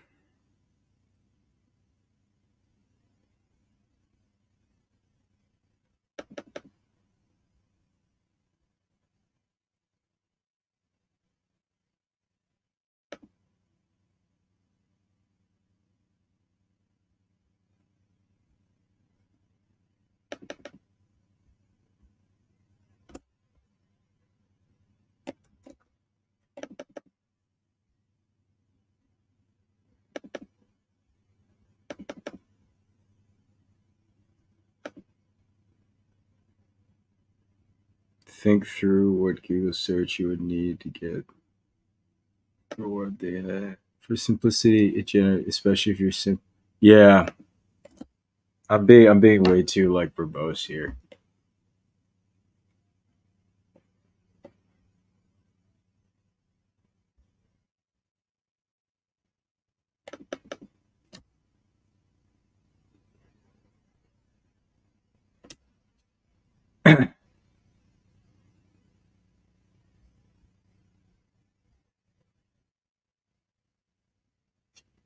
Yeah, let me get rid of that too. Oh shit, this is hanging. Where's it hanging? Oh no, it's not hanging. It's just running. Okay, so blog articles for the nice blog articles for the past 5 years about environmental news in Europe. Okay, all right, nice. And then it found links. It found the Guardian environment article. It's kind of fine, or an environment section. You know, it's not perfect. This one will probably take long because I think it's fine that this one's taking long because the page is probably has a ton of text. Yeah. Okay. Raw example prompt. The text of the page contains information about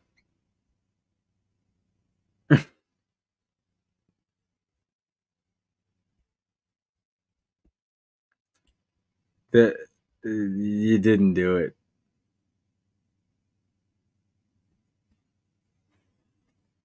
You guys didn't do it.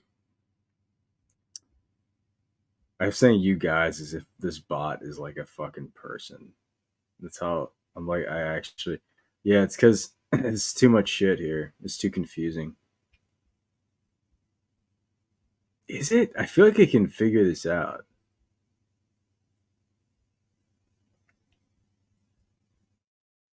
It's kind of a lot of stuff. How do I get rid of some of this stuff? Hmm.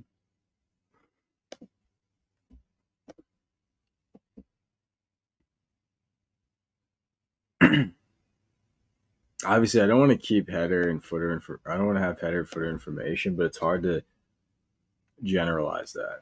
Super hard to generalize that. Like I can do readability, but it's not that's only for articles really. And I'm really not just doing article stuff. Let's see. The website contains information about a person named Henry Ford. It doesn't also. What do you think? I think I'm gonna rewrite this whole thing because it's not doing it well. So You are a LLM prompt dataset.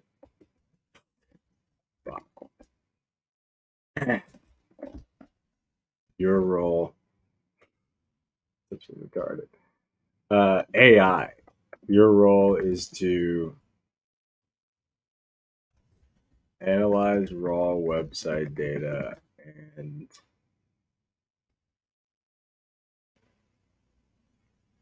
generate a single data set prompt example.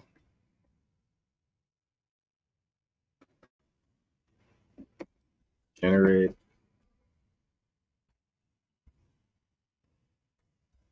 prompt examples. Oh, I see where this one's getting confused. It's the same thing with the randomizer one. So we got to do the same thing that fixed the randomizer. Okay, so your role is to generate prompt examples.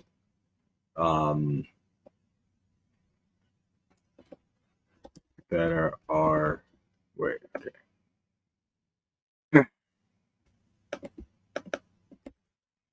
From the raw website data extracted from the raw website. You must follow instructions below. First, you must analyze the raw website data given prompt example.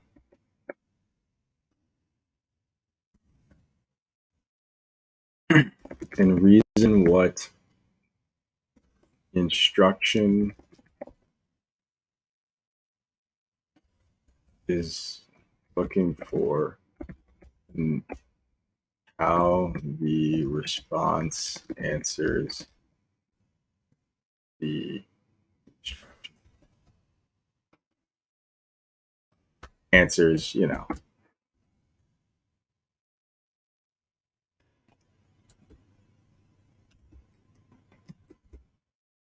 Then you must model the raw website data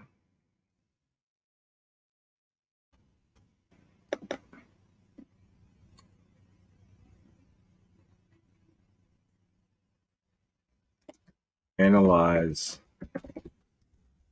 website data, extract proper information, build your own prompt example.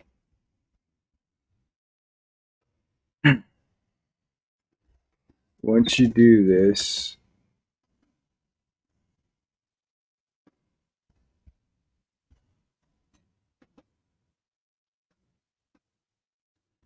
finally, you must respond with the prompt example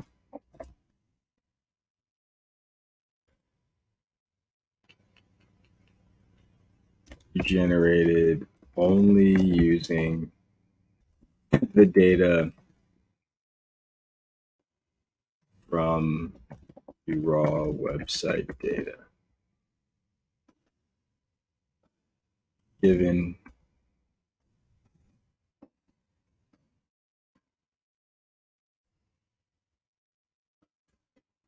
remember the prompt example you generate must be in the same format given in the example prompt. With your generated prompt example,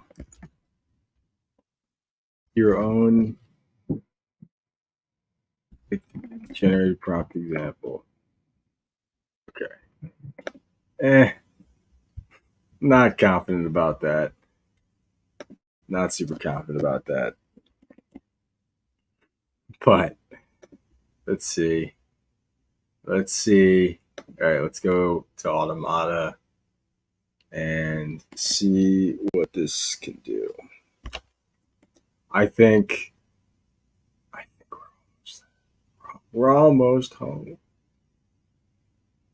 We still have to do the whole fucking model training. Oh, well, we already kind of did the model training. We just have to do the evaluation. That part's not. I'm not worried about that part. I'm far more worried about this part, specifically what we're doing right now, the raw data extraction.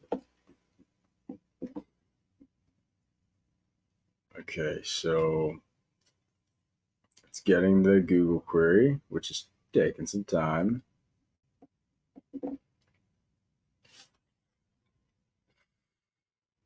I just don't like how sometimes it's so quick and sometimes it just isn't.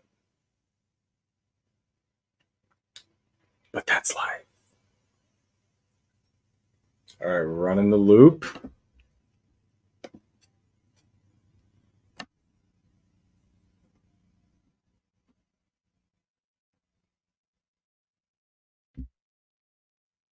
Let's do it. Let's do it. Let's do it. Forget. Come on. Let's go.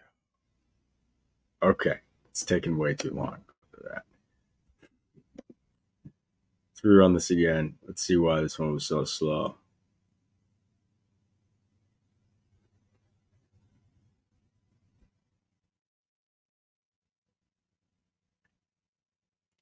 All right, let's run the loop again.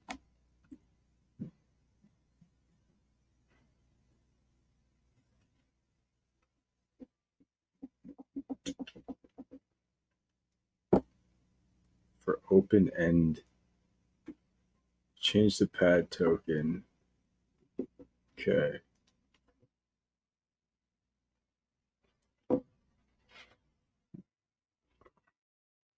Maybe I should really set the max characters to be lower. Oh shit, I gotta increase the max character thing.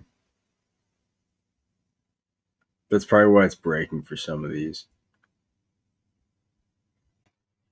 Oh, that's a ton. Never mind. But why is this taking so long? Do I have to restart the runtime?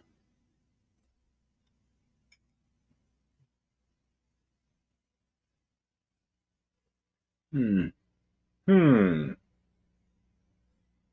Hmm. Okay, so let's just reset the runtime. I genuinely don't know why that would take so long. I'm gonna refresh this. That's been working sometimes when this gets crazy.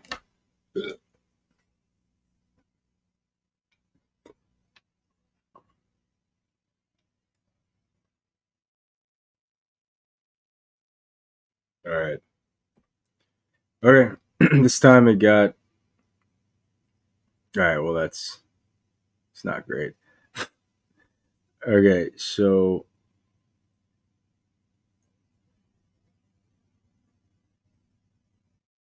Oh shit! That one fucked up.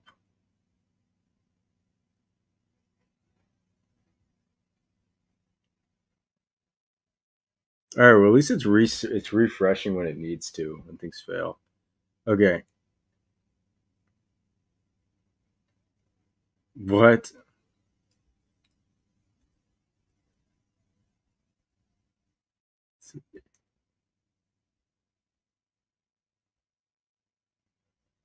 Huh. It like extracted shit. Oh, it thinks it needs to return website. Okay. I see where I messed up here.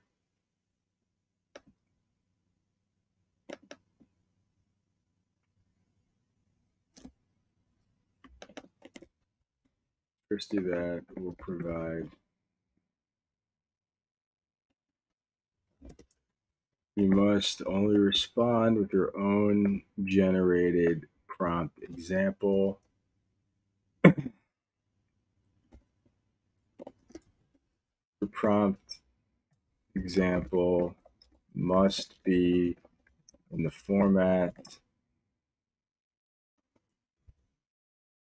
of the example prompt, but utilize the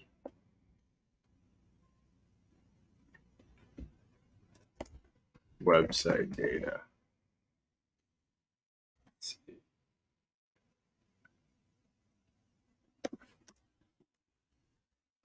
First, you must analyze the given prompt example and reason what the instruction. Actually, let me reword this. Figure out what the instruction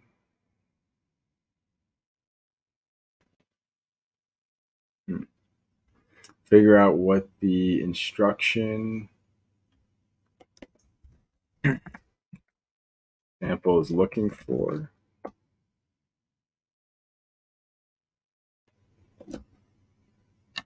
You know what? I should probably not have it in JSON too. It was looking for.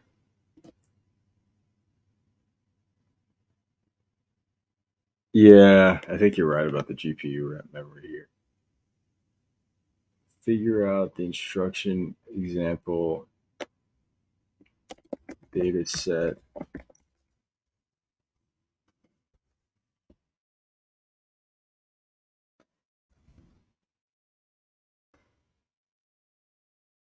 Figure out what the prompt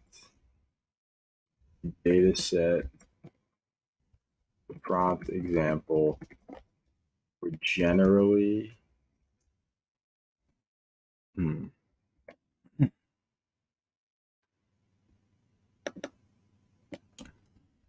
LLM would be utilized for. What? Okay, figure out what an LLM trained with this data would would be utilized for. Then you must analyze the raw. So think of what this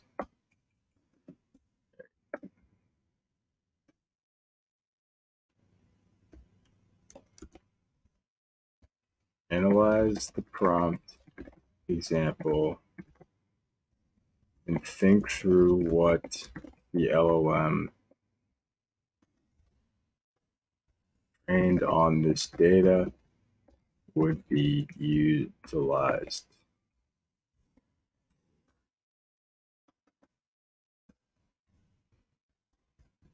Once you figure, I'll not say that. Generate a prompt example using the raw website, given raw website data that could be used to train an LLM for the purpose of the given example prompt. Only respond prompt example you think of in the same format given prompt.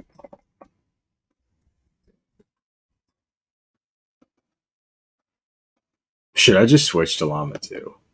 Like, honestly. No, I think Mistral's fine. But maybe it isn't.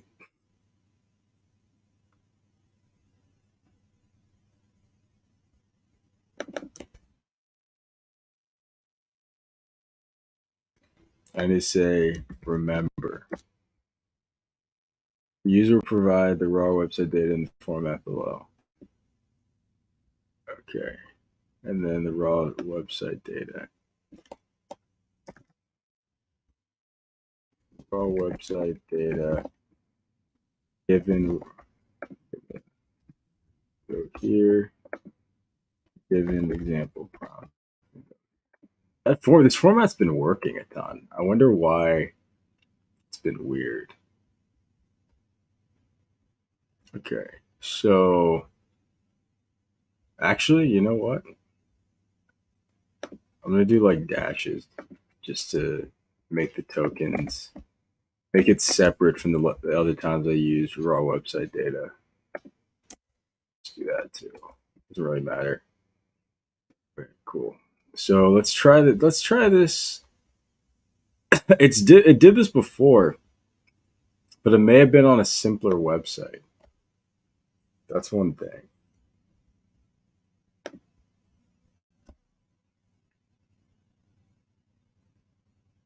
What is this bot doing? Yeah, this bot is generating the prompts. Yeah. This is analyzing the website, the raw website data, and then doing the prompts. Oh, nice. The randomized query is cool. Beautiful. Beautiful. Why is it still fetching data? For Elon Musk, shouldn't take that long.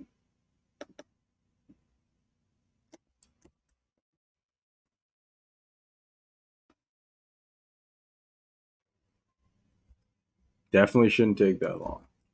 At least this one like did the whole thing. The randomizing was cool.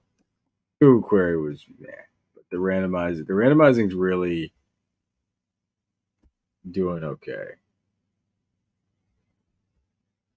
All right, so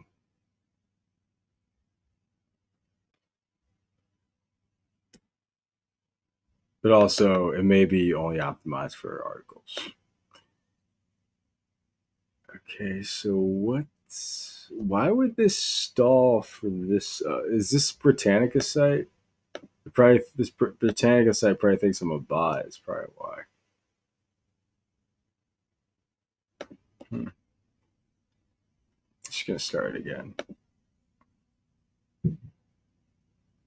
It might not be just a bad idea if I ever get home. All right, let's run this loop again. Okay, nice, beautiful. Well, now it's restarting a ton because it keeps failing. Hold on a sec. The Brave search kept failing. I'm gonna switch back to Google.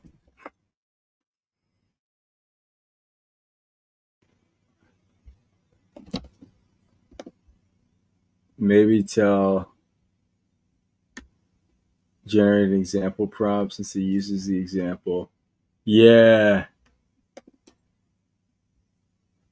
yeah, I think you're right. Yeah, instead of saying generate an example one, that makes sense. That makes sense. So, oh, it's doing the thing where it's hanging again. You see how it was so fast before? It's so weird. It was literally doing this over and over and over again, and now it's like super slow.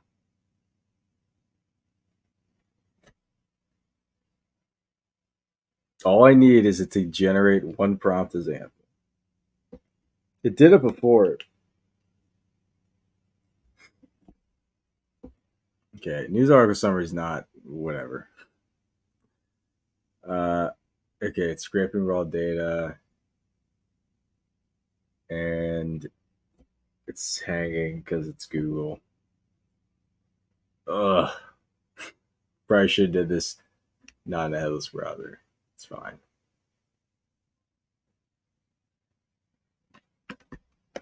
You live and you learn.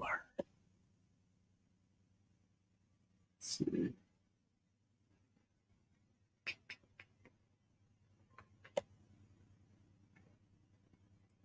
Okay, so it's retrying a ton and it just keeps failing. I may have to just restart the runtime just so I can get a new like IP address. Let's try it again. Let's go back to Brave.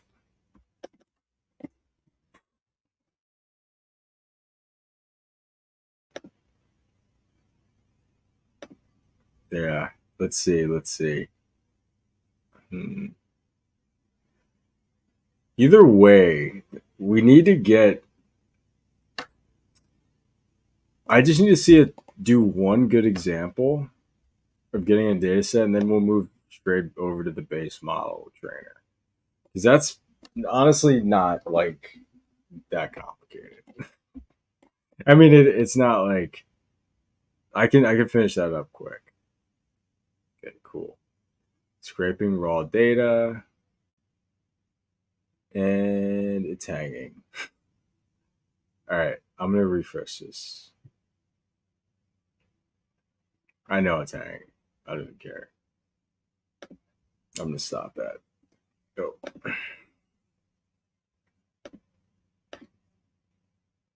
All right, let's go disconnect.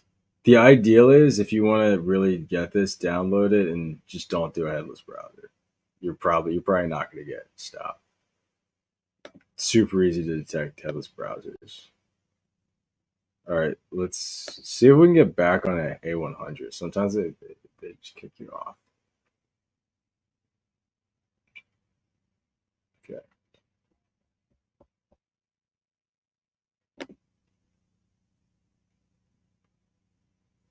But the randomizing's where the query and randomizing is working, so which is cool.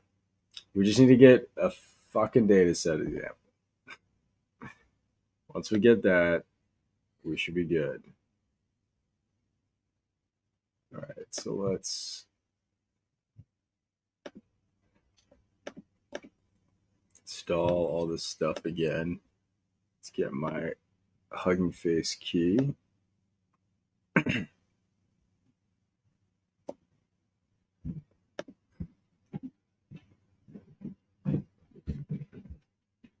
Refresh. Yeah.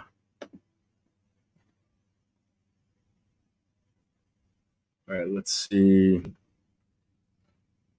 Let's see if this is running. I'm gonna play some music. Let's see. What do I get? I think I need to set up the what's it called? Stereo thing.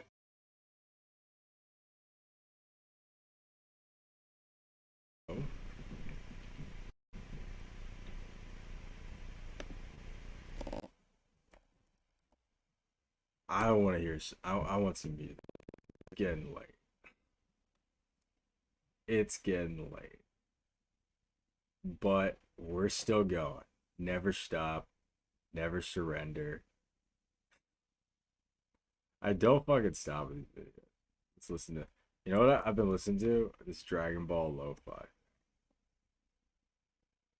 I really, really this is this has been my vibe.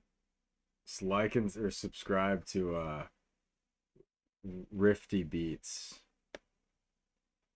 Rifty Beats is the shit. I mean, this thing is like awesome. Probably can't hear it. By the steady march of time, there lived an old master named Johann, who found a maiden Let me know if you can hear abandoned that. in the wilderness of the region.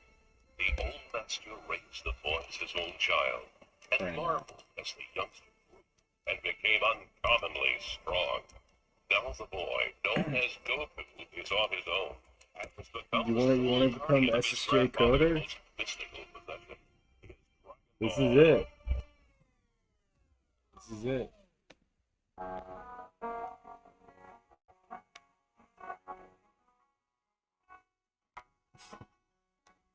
How to push yourself.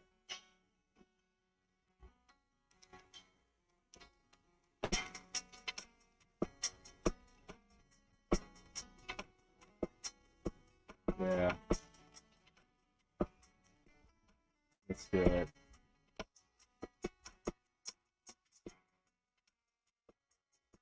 And so far, this is almost done.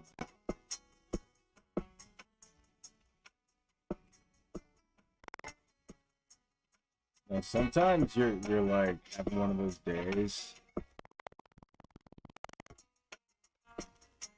and you gotta just try to build something that you didn't think you could do.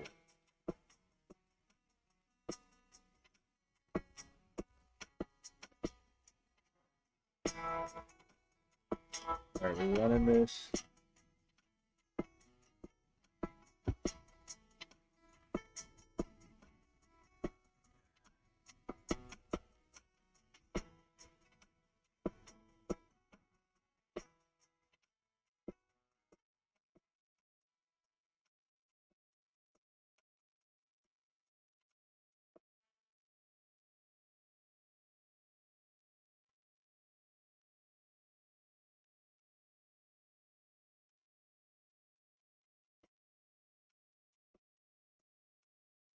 It's down. Model's downloading. Okay. And the checkpoints.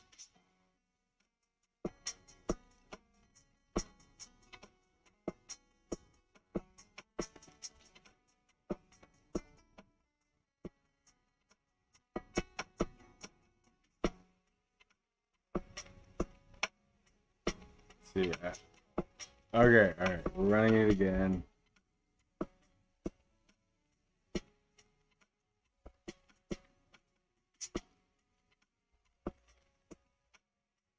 Okay. It's like just heading forward. Oh shit, I gotta, whenever there's a new line, I gotta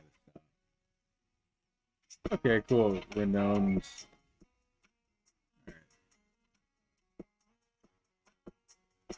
Nice.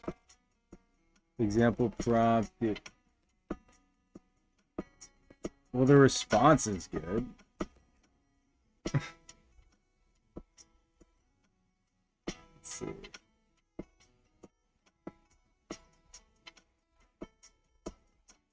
Let's see.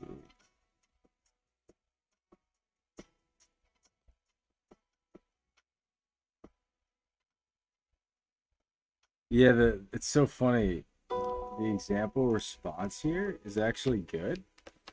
But yeah, you're right with the example prompt thing. I keep, yeah, 100%.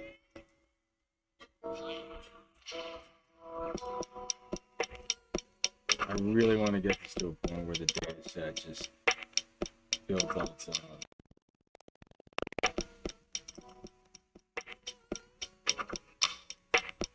The prompt.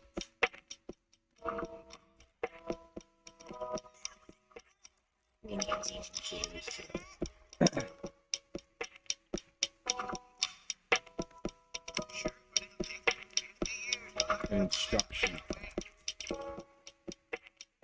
Analyze the prompt example. Generate prompts. Instruction prompts.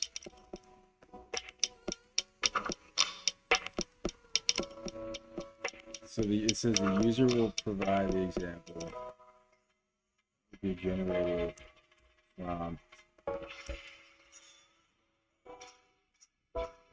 in the format. Okay, oh, that's where we got it. I don't need to see. Alright, well, that was promising though, because it did do the response. Please, just give me something good here. It also didn't do it using the extracted data.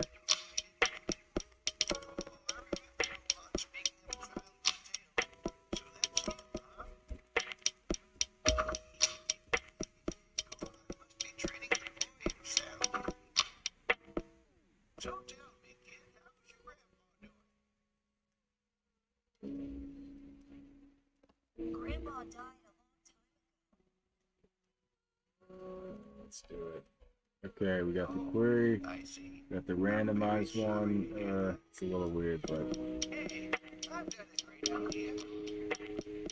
Why don't you come to stay with me the on my island? searches are failing this time. It would be a great honor to have the same teacher my grandma had. I don't know why the searches keep failing. Let's try Google. I mean, I know why, because we're being bought.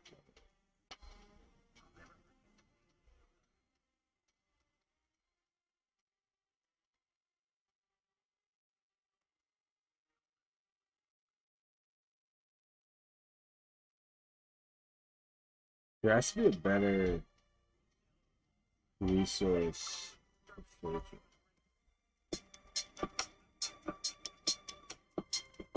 Provided. Oh, I see what you're saying. Provided in the example below. They changed that. Yeah, I think you're right about that.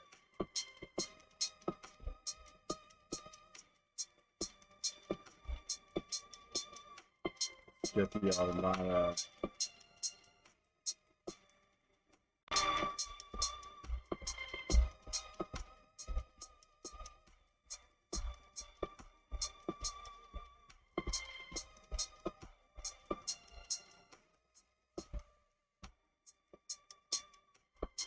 Okay, getting the new Google query.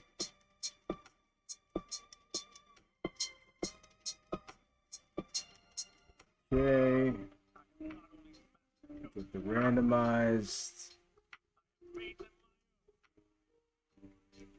Scraper is lagging. You know what I'm gonna do though? It's actually next time we actually scrape. We're actually, you know what? Just because. Oh, doing it. Even though I think I just stopped.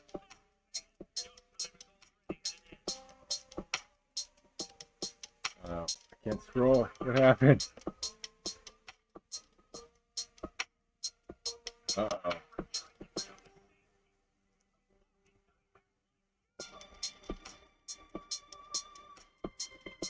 Yeah.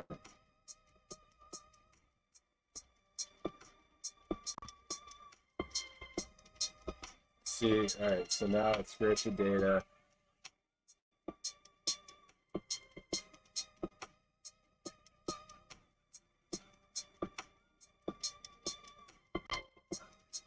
Now, trying to extract the information to a prompt example. We're going to generalize and get a data set. Well, it's not generalized, it's not training, but get it to reason the generalization. It's taking a bit. I get it. It's because it's a lot of stuff to scrape.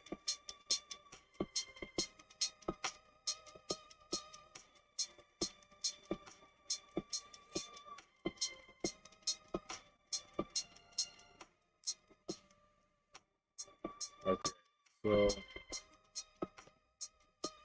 what are you building exactly?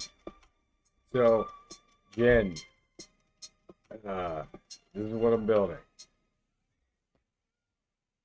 I'm building an AI that can build its own data set. So it's and train itself and then iteratively fetch a new data set.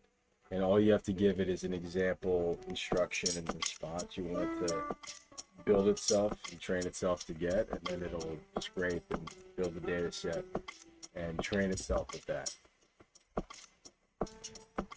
And it's like, it is genuinely halfway there, which is cool.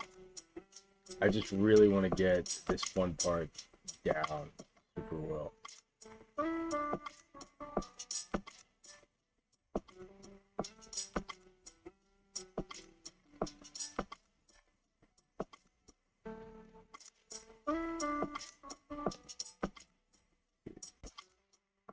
Dang, this is it's you know, it's so funny.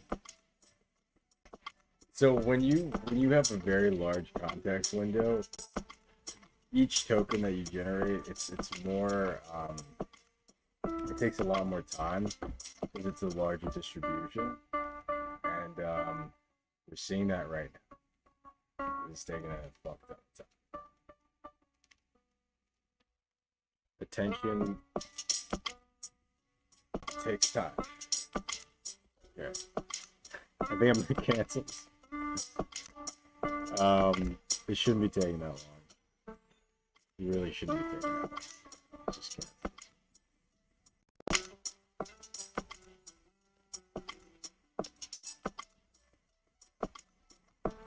Yeah, we're actually pretty close. I mean, the data part. And the training isn't, I'm not at all worried about the training. It's honestly just doing the same stuff we've always done. It's just doing a fine-tuning process. So you pass it, you give it a reasoning LLM, which is what we're working on now. And then you give it a base LLM, which is ideally a small, like we're using GPT-2 now, to fine-tune with that data set.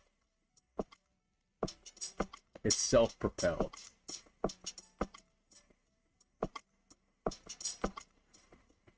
How are you bootstrapping the whole process? I don't know what you mean. It uses, so you pass it an input example.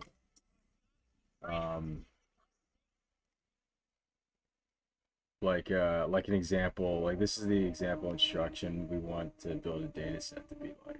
I told you I wasn't going to go easy on you. What do you mean boot, like is it recursive? Yeah. It's so like the loop works here where it works in a certain way where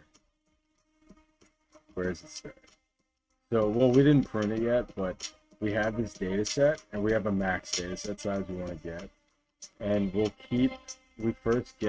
ask to get Google queries, and then we randomize the information so that we can keep getting new examples, and we ask to get a Google query based on the input example that we have and the type of data we would need to build this data set, and that's actually working fairly well.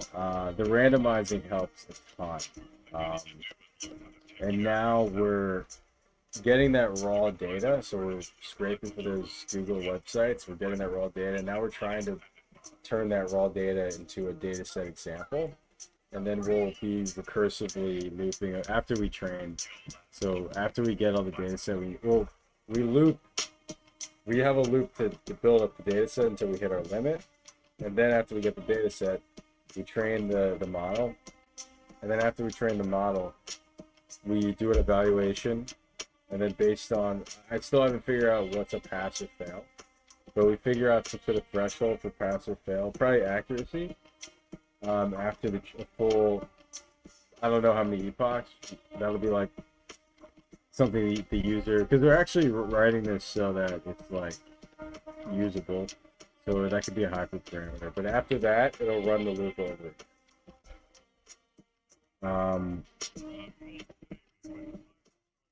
Yeah, the limit's the size. Yeah, accuracy target. That's the exit condition. I mean, I haven't gotten to that yet. That's the last thing after this portion.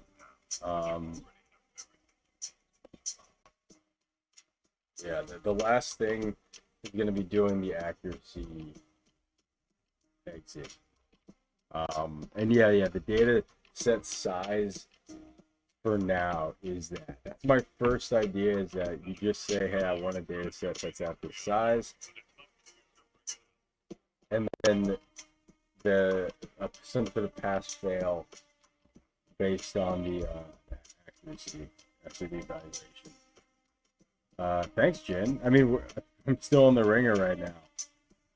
I'm still trying to get things to work really well. Thanks. Yeah, this is one where I really wanted to I want to think of something interesting that can really kind of like change the way at least I think about AI. I wanted to sort of change the way I think about it. Because honestly, I think the way we look at real world data and training it, I feel like, look up Evolve Instruct, by the way.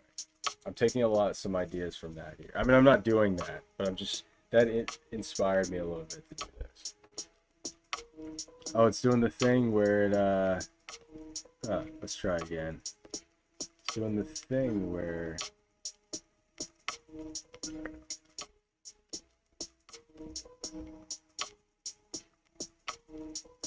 all right. Oh, you know what? Go back to perfect. I'm bouncing back and forth. Honestly, I don't think the user agent's gonna do much. Version. I think I don't know. I could try that, but I think it's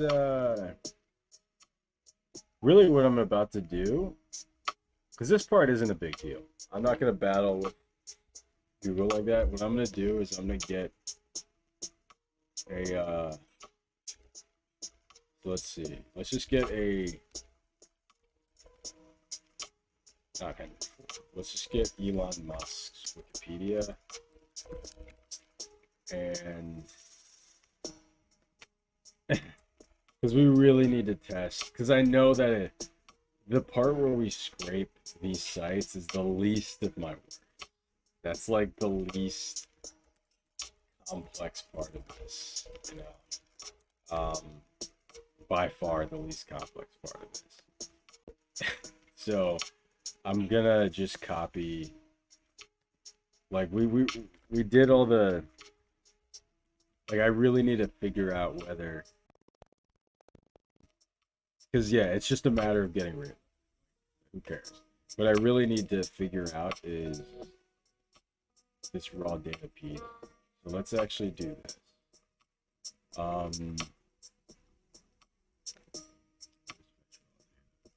For now, I'm gonna,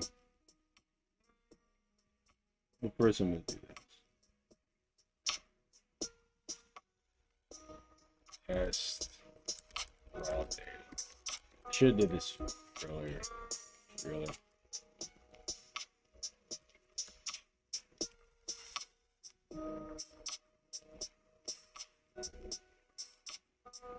And a Wikipedia article is a good example, even though it's huge, but it should be fine. Okay, so let's see if that works. Nice. It's a little too big. Hold on a second. Let's run this leg. Yeah, that's huge. Gohan's anger's playing now. Yeah, exactly, Jin. That's my idea for cleaning the data. Is every pass, when something fails, it's gonna prompt to filter out what didn't work out of the data set. Or we do some sort of prompt to prune the data.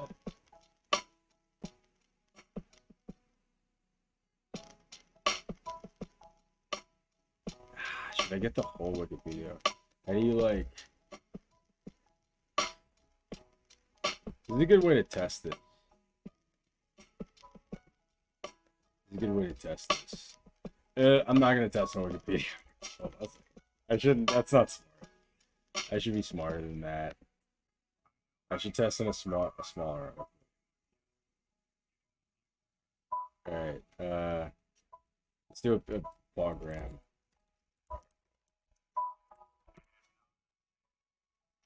Oh yeah, we're testing on a the example prompt is an article summarizer. So we're gonna build an article summarizer right now. Okay. Yeah, let's, because like sometimes it's smart not to just like do too much.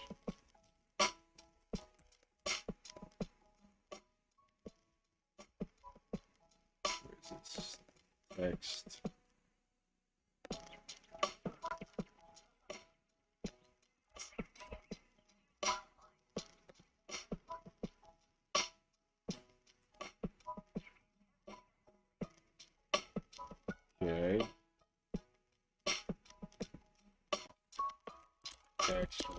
data.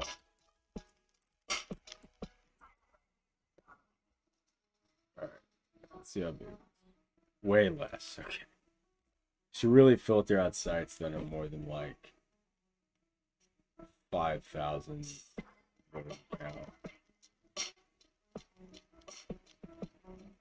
Alright, so raw data. Let's actually comment this out and just raw data will equal just text.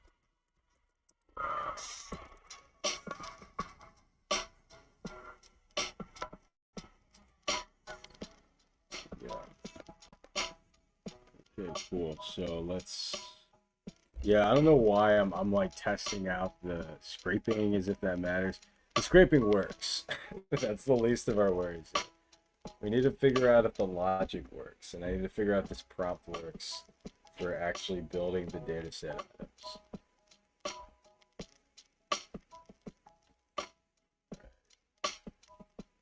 This is a different one. This one, I've been doing a lot of like bots and like fun stuff, but this one's really,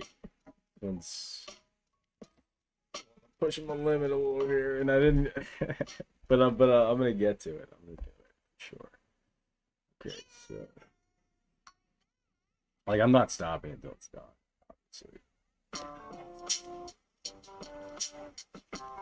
Oh yeah, so the Paul Graham article we got the need to read. So we gotta see if the data set actually gives us a Delta is just to take the first. Yeah, I was thinking about that version, just taking the first 5,000. But I was like, we should just ignore big sites. Right? Like, I think for accuracy's sake. Alright, let's run the Automata again. Yeah, it's doing this thing where sometimes it'll like the GPU is just getting too big. Let me just restart the runtime.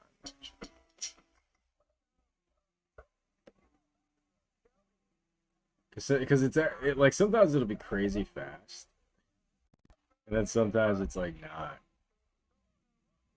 It's like it hangs. It's crazy.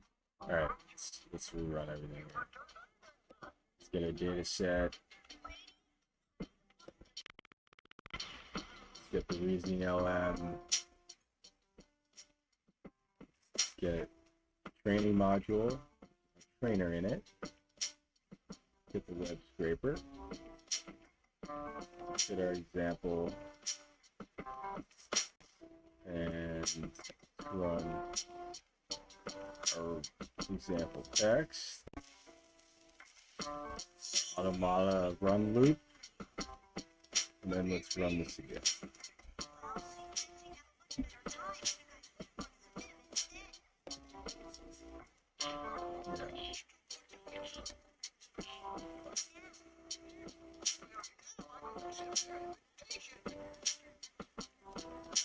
So when it loads it up, it loads up about 11 gigs in the mem, 15 this time, but it's gonna shoot up a little bit when it runs.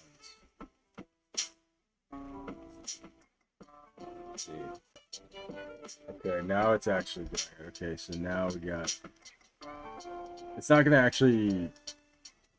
Oh wow, it actually randomized kind of well. But anyway, we're not doing the randomizer. We're just getting straight to it. Let's see. Example data set. Prompt develop an LLM for. It says insert article. It's not. Oh, I see what it's doing. It generalized it. That's not what I wanted it to do.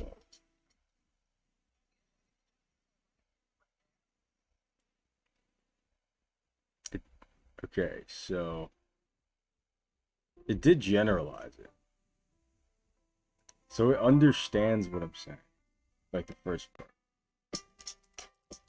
Do I say generalize here?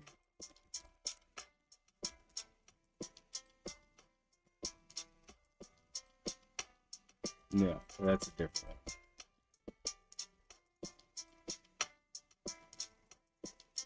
Analyze the raw website data and determine what data is not content. Oh wait, wrong. I'm looking at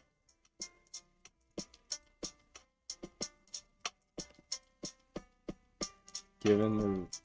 Given the user will provide their own generated prompt. Oh, you know what I need to say? Detect what information you can use. Information matches the inputs of the example prompt in the raw information in the raw website data.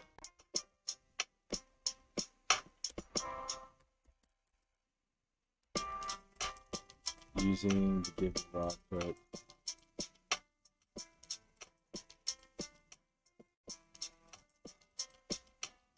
it detected your no.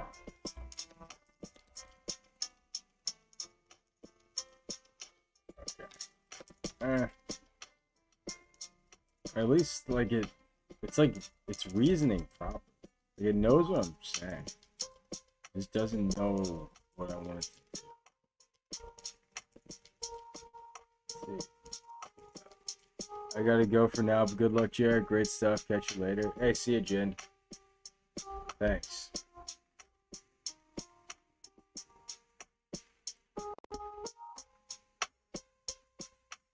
I'll stop till it's done. Thanks for being there, version 7. I don't know what you do with version 6, but I don't want to know what you did with it with 9.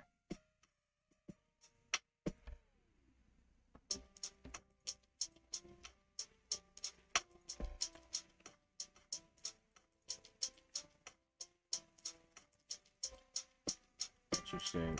Randomized. Alright, so now it's doing the... Cool. Let's see. Where's the... Given the... It did a few things, but... Structure. What? It just did a ton of random shit. You know what? Can I just use Llama 2 and see if it's better?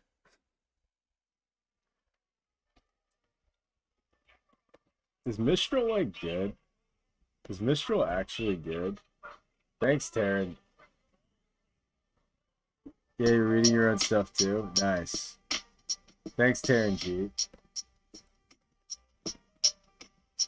You know what I'm gonna do? I'm gonna get the Llama 2 like what? Like this thing? Like what? Like, cause you said, Virgil, you said that it worked for that. Let's pass that in as the reasoning about it. And by the way, the way we made it, we could just plop it in and out. Isn't that cool? Let's just do that. Cause like really, the logic isn't the issue here. The logic is cool. The issue is the LM not that it's not doing that well. Let's just being honest. It's not that great. I know all this fucking Mitchell doesn't give me all this dirty talk. Dude, Llama 2 is the goat. I know Mistral's cool. They have the sliding window stuff that I didn't fully understand when I read it.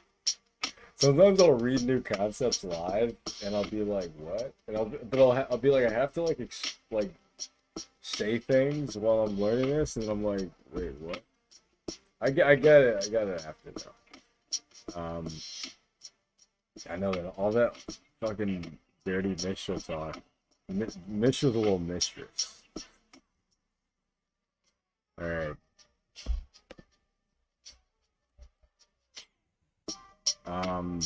Okay, let's just run it.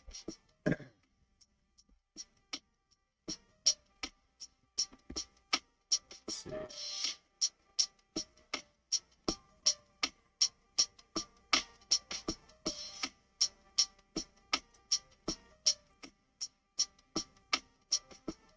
Okay, now it's just taking its time. I may have to restart the run time. I'm gonna wait like 5 seconds. I'm impatient. I really want to get to the evaluation metric. That part's fascinating. I mean, this is the more fascinating. That's just basic. Like,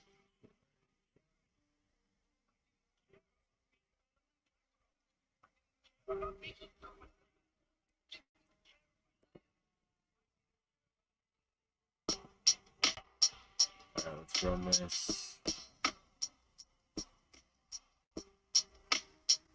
I don't think I have to do anything like load up plugin face or anything.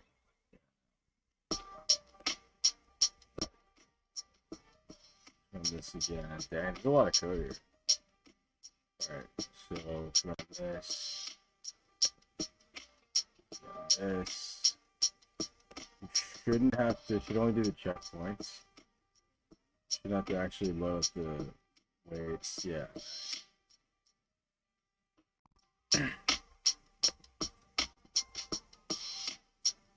Alright, let's run the loop.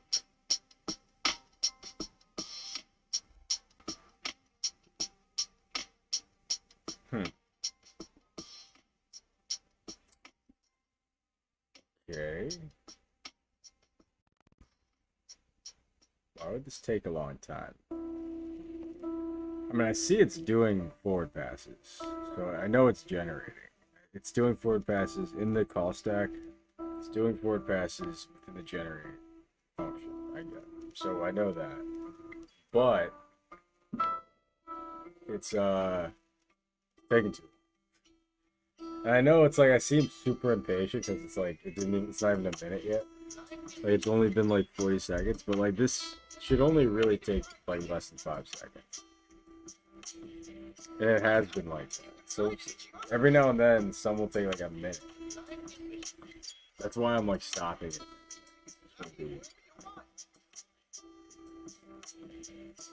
Where's my fly man? I need a fly man for this.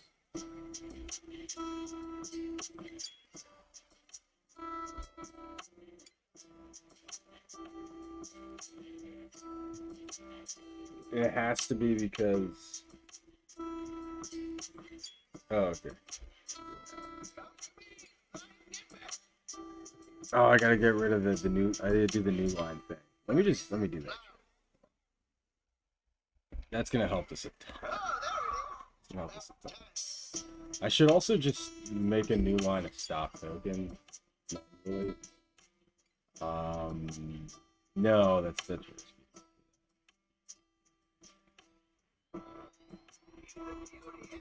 But at least for when it returns, where does it do that?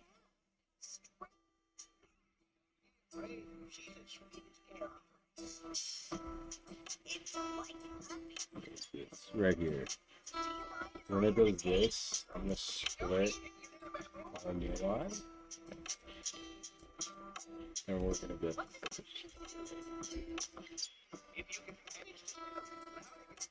We're gonna do the same thing. The random one.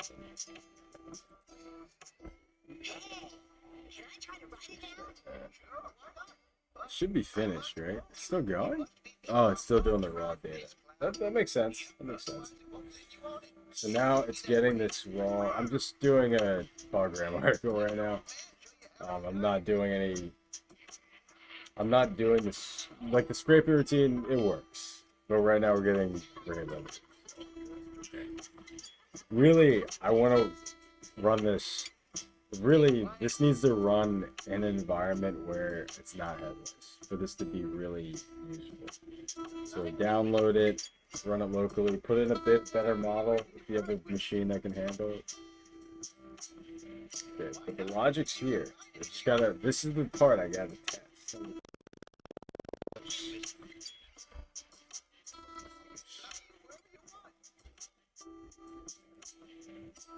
Okay. Oh, oh. This one's gonna exceed the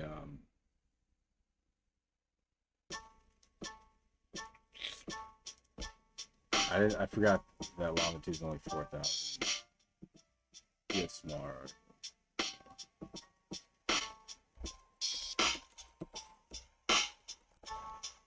pretty small.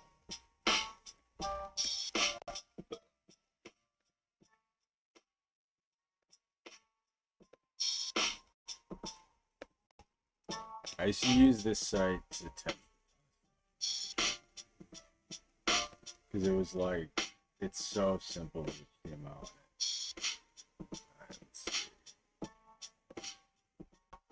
How to work. Who needs it? I like it. But holy shit, I don't know which one of these is like short. Oh, this one is. I can also just cut it too. I would like what where's the center? Okay, so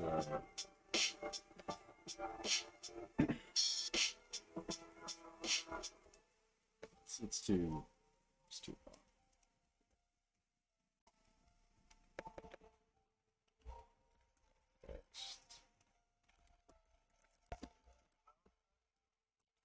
Just need to test. Just need to test. Things don't need to be perfect.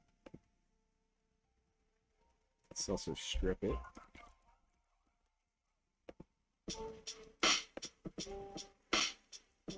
And also I need to strip the actual shit too. Why have I not been doing that? So we need to strip this.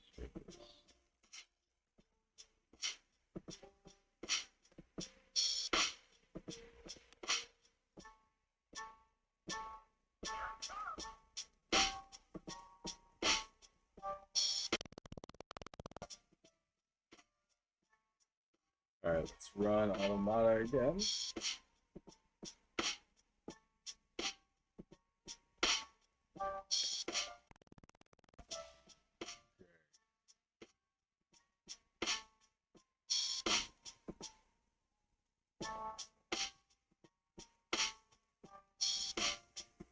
Running the. Alright, it's running.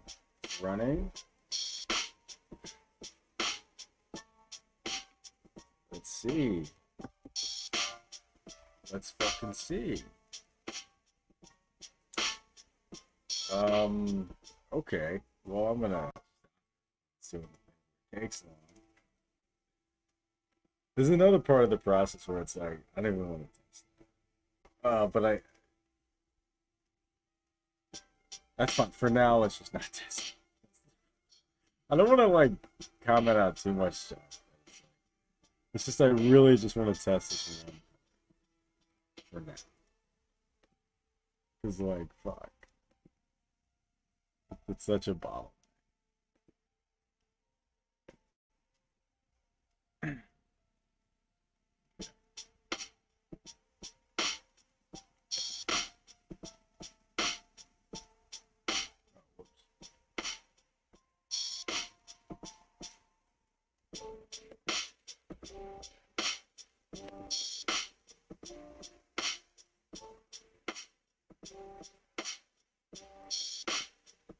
Let's reload this.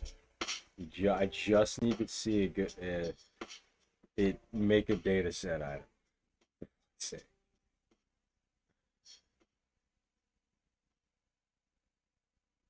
Okay. Example prompt.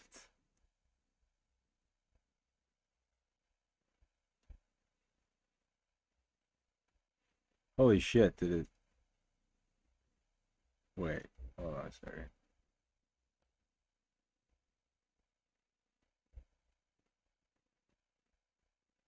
You'll only respond.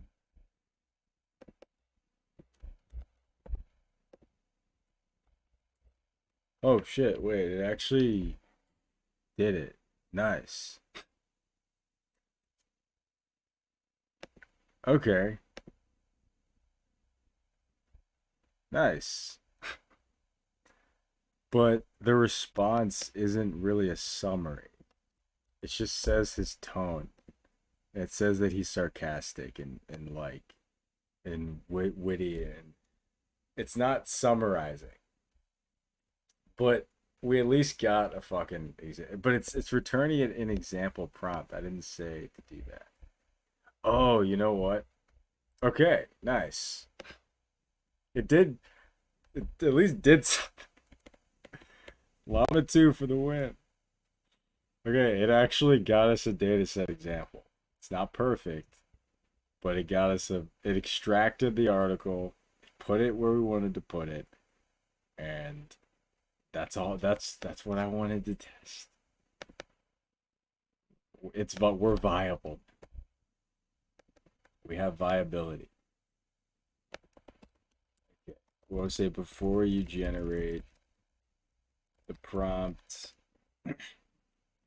generate the prefix.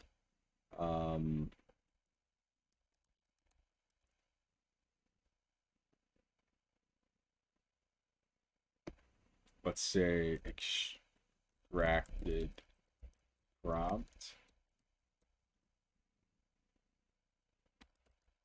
for the prompt you generate. Okay. It's like the summary wasn't. It's not the worst thing in the world, honestly. Summary wasn't great. Like the summary was more description, but it did get a summary, right? Which is nice, but okay. So let's do this. Okay.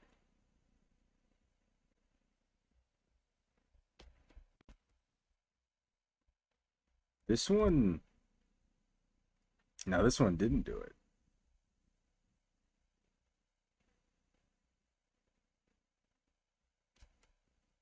Oh wait, hold on a second.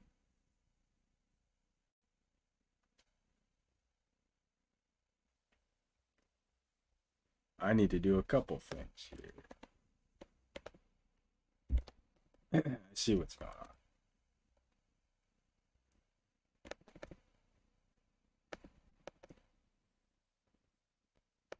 Let's flip these.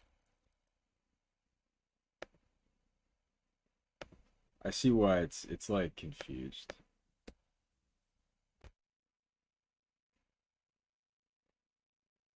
And I can see why. Strip isn't working.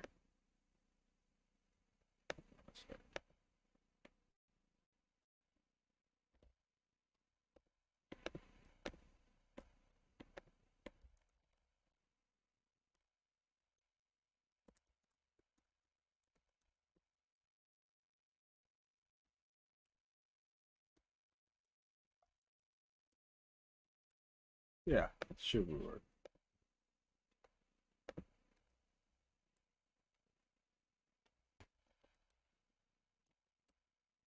Yeah.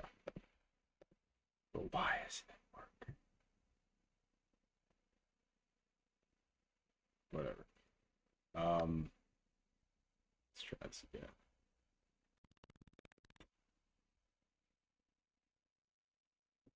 Prompt engineering. Am I right?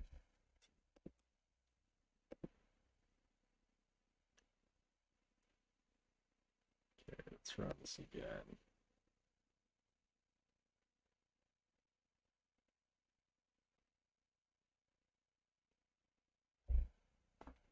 Is he ought to start a video all over again? Except this one's kind of more interesting in my opinion. That one, it's like, yeah, I know LLMs can fucking think of businesses, you know. Okay. Let's do it.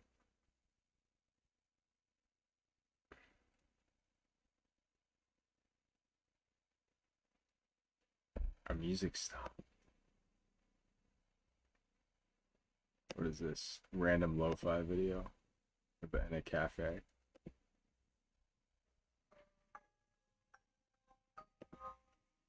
I'm pretty sure I'm the only one who can hear. That's my line. Oh, you can hear. Oh shit, is this the part where I start losing my mind?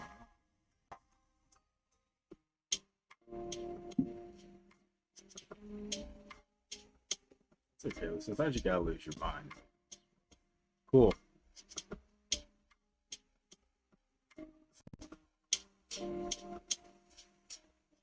I mean, fucking not terrible. I mean, it didn't, yeah, it did this thing. It did summarize it, which is good.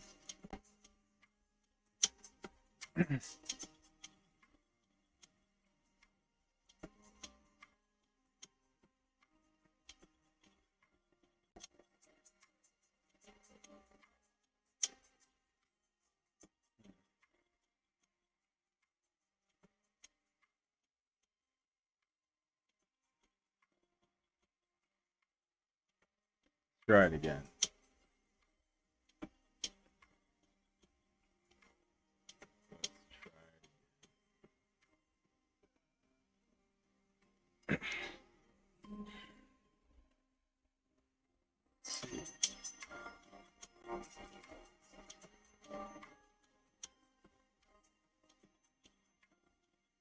That time it didn't do it. It did it once.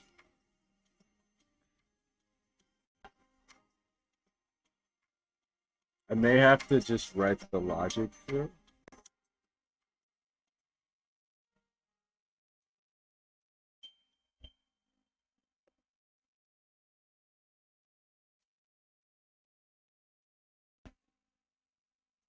You know what? Let me actually change the instruction.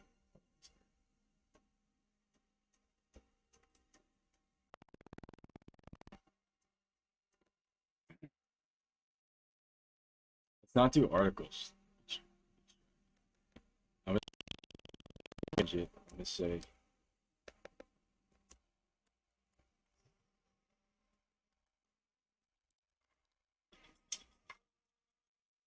let's uncomment this stuff. Let's just try it out with other things. Because it's like, it's sort of, but like, article summarizing might be a little. Let's see. Given the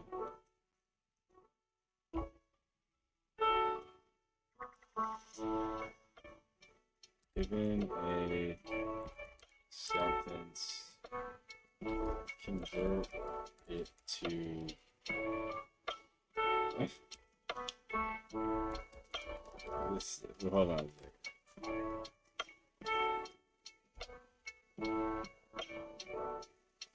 Article summarizing. Let's stick with article summarizing. Article summarizing is actually better.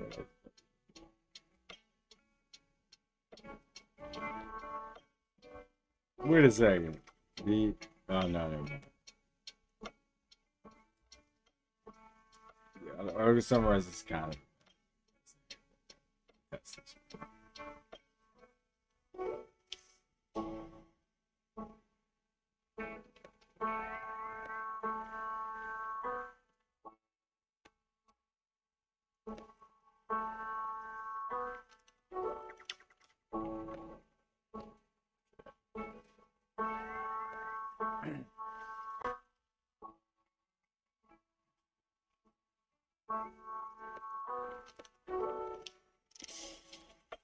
Comment this out.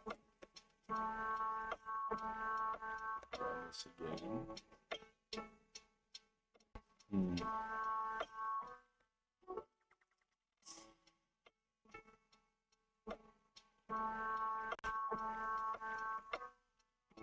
Really try to see why this can't. It's not doing it. It's doing it somehow.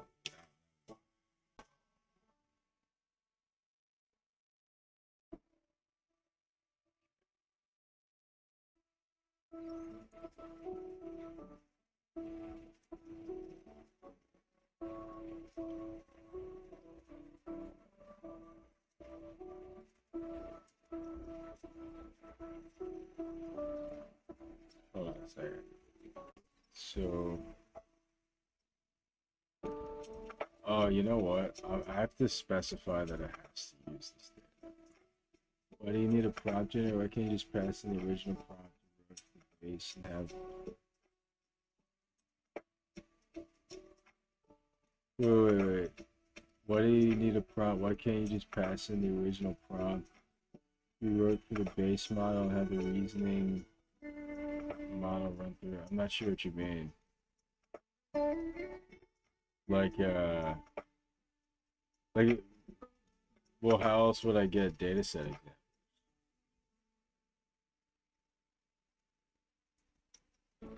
Than generating. What's the difference, I guess? What do you mean run through it?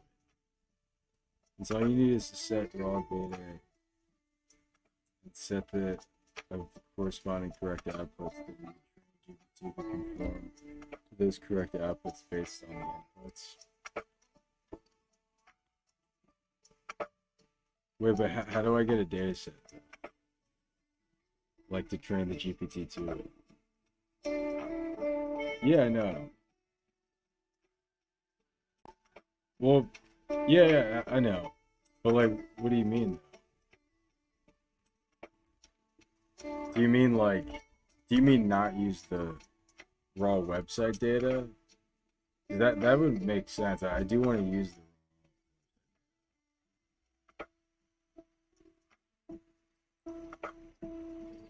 pass the original prompt, the base model, the reasoning model. It's rewriting it with real world data. I guess I'm not sure because it is going to use the example prompt in the data set. It's just going to also use the prompt generated examples too.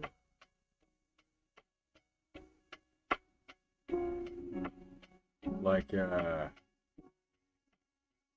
don't know. I'm not sure what you're saying. Like I don't know. I don't know version 7. What do you mean?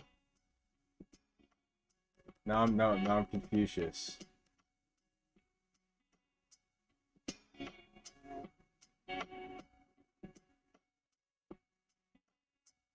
No, it's all good. Wait, so because like to train the model, we need to have a lot of examples. You give one example, and then you're trying to use real world data to rewrite that example. Fuck, I need to tell it to rewrite the example using the real world data. Rewriting is the way I should be telling it to do this.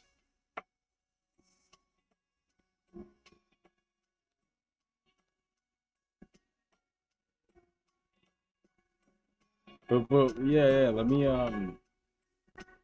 hear what you have to say there.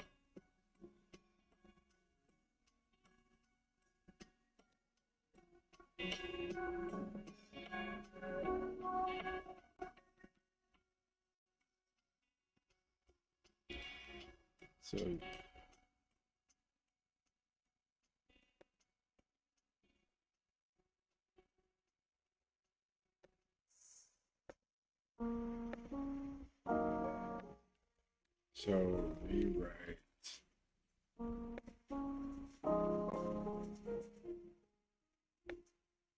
Rewrite the. But we just need more examples. And I could just use I could not do the real world data. But I think it should do the real world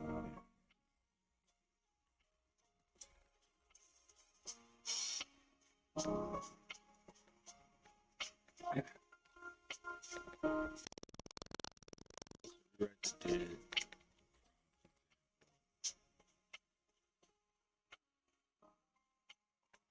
Or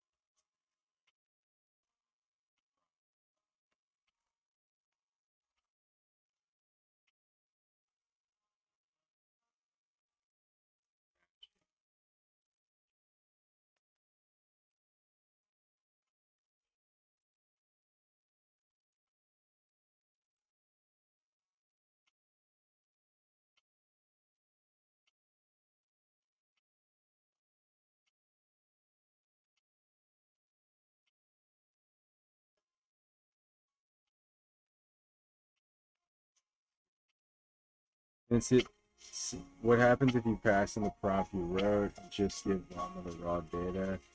See what happens. Oh, that's what I'm doing. That's what I've been trying to do. Version. Since the prompt is a summarize, you tell do it to summarize it. And then you give it some website text to summarize. Even though the prompt hasn't changed. Oh, I see what you're saying. You're saying use llama to. Well, we need a. So, how else? So you need to have. Well, you need to have examples, like for a data set.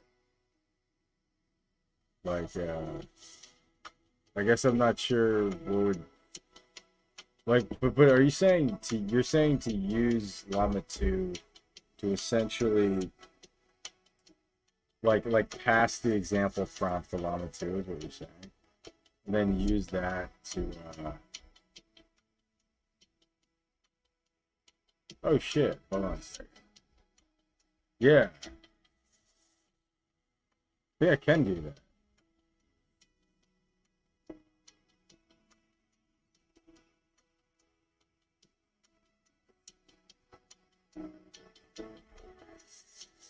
Yeah,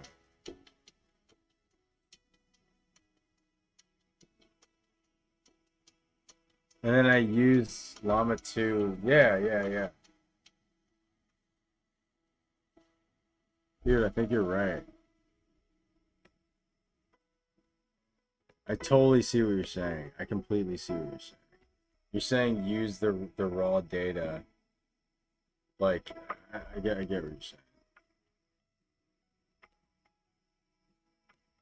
I'm trying to think why that wouldn't work.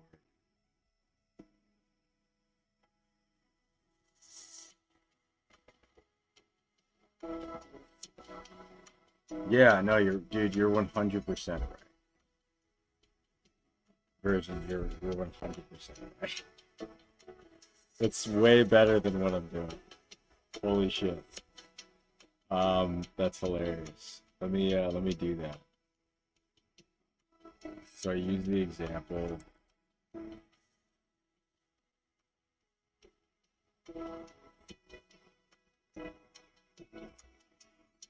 And the user doesn't actually need to, they just need to give an instruction.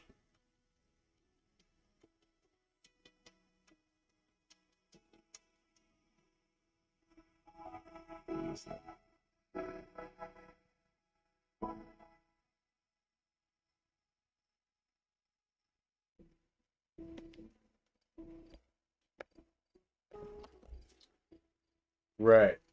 So it doesn't need to generate prompts. It can just generate the fucking data set. I know that's so stupid how it sounds, but I know that made sense in my head. I mean, it is generating prompts. What I mean, it doesn't need to generate instructions. Like, it just needs to generate this part right here. And then I go and I get the raw data will be right here.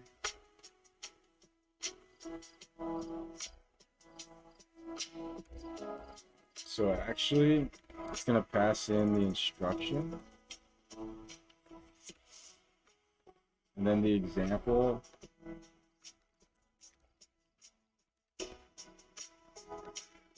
So it needs to have three things. It needs to have the example.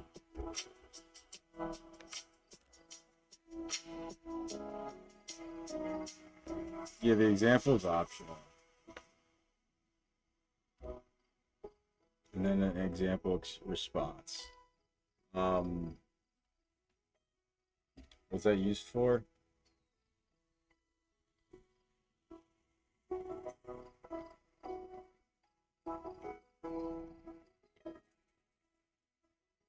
So actually,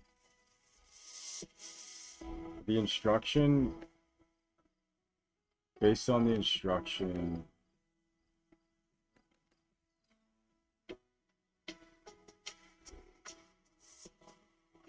I'm just see the only thing I'm thinking about now is how to pass in the example to the prompt.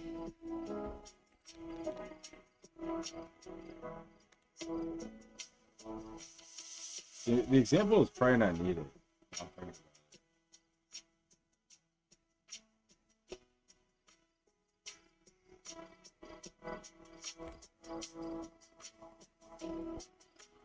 Yeah, example's not needed. Yeah. We keep moving. Yeah, that's not needed. The instruction could just be like this. Dude, thanks.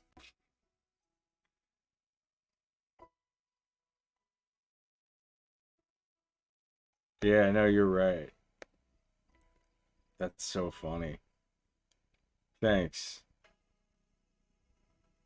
I think we can move back to Mistral, but I'm gonna stay with this one. All we need to do is, and we can format the data set however we want it. And the data set, would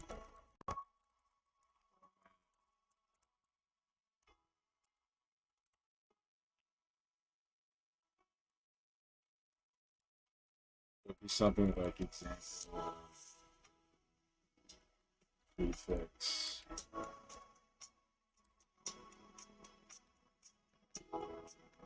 Not example, like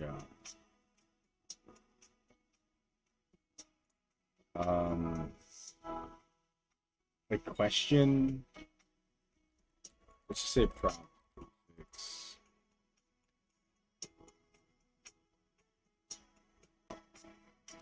And we'll just say instruction, not instruction.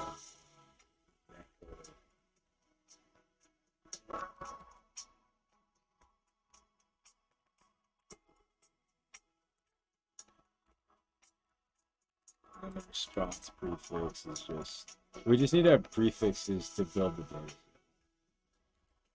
Dude, this is so much better. So much better. Holy shit. Let's just say prefixes.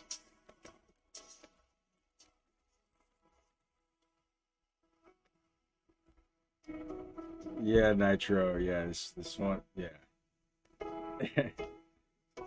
What? No, that's fine. I can fix all this.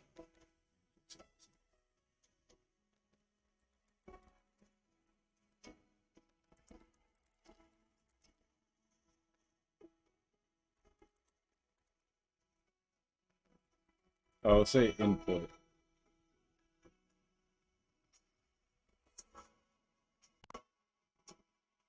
We'll just call this like Automata input. And then Automata response. This is good, and then the input's always going to be the raw data. It's gonna. No. We're. Oh shit. Actually, though, we need to be able to generate. We can't just put the raw data. We still need to extract. It still needs to have. So the data set still needs to have an input and a response. The one problem with it is we still need to like extract the, we can't just use the raw website data always as the inputs though. Like, you know what I mean? I don't know if you like, we need to say extract. There needs to be a part that's like extract what the input is from the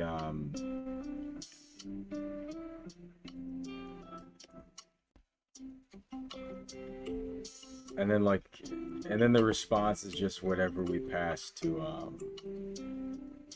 what do we get from the model using their instruction prompt, which is fine. So the response is fine, but the input still needs to be extracted, I think.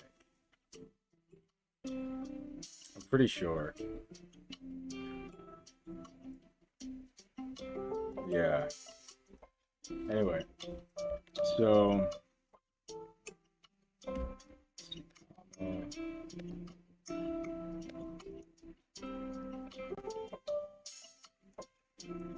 yeah, exactly. Input cleaner. Exactly. No, exactly. That's it. Yeah, yeah. So the input cleaning is the right thing here. Yeah, cool. Okay. So yeah, because the prompt generating is just like too much. It like doesn't. It just doesn't. The logic isn't like there. All right. So the query stuff's cool though. Query stuff's cool. The data fetch is cool. I'm still gonna keep that comment out. All right. So let's test this out. So let's go to. Oh yeah, the prefixes. Well, we'll do that in a second. So obviously the person using this can override. So here we'll pass in the raw data and the input examples. Don't need all this shit. We don't need a system prompt anyway, actually. We already have the system prompt, which is the input example instruction.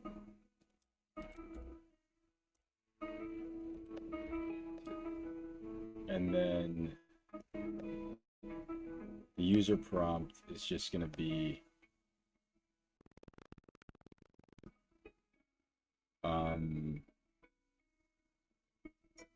so we have to find a way to get the clean data right here. So I'm actually gonna, I still have the clean raw data thing, nice. So this is gonna be the clean input.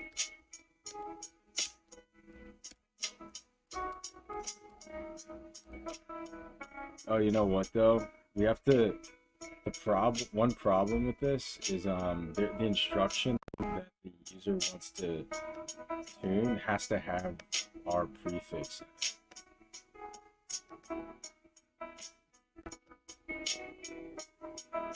it. That's super hacky. Oh, but how do we? Okay, well, this is one thing where the user just has to know they can't specify a prefix. That's it.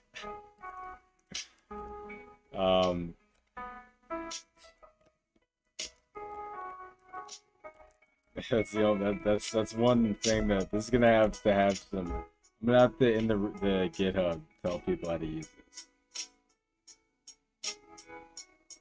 If you give an example input again, you could do something like your job is to make the raw data you receive resemble the example input more closely. I see what you're saying. I see what you're saying. Yeah.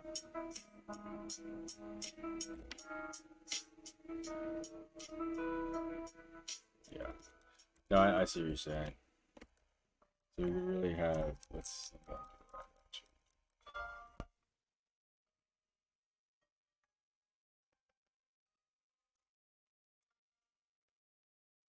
and then we tell the user to always specify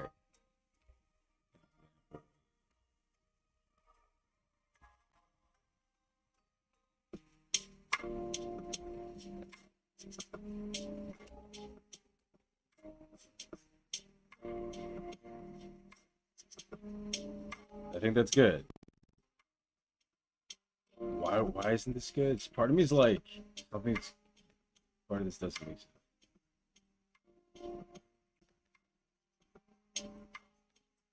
No, this makes sense. Sorry, I'm like trying to figure out what doesn't make sense here. No, this makes sense. So the instruction has to provide have an example. Okay, that makes sense. That makes total sense. Okay. And then the prefix, this is how we build up the data. And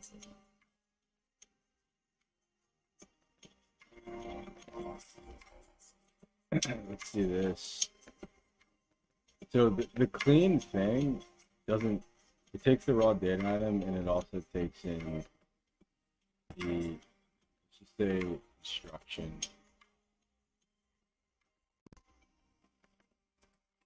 We're not using this blueprint thing.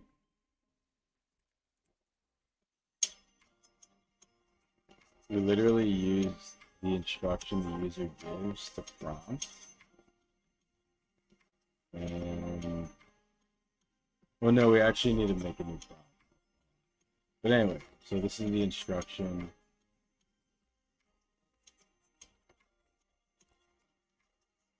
Still got a very system prompt.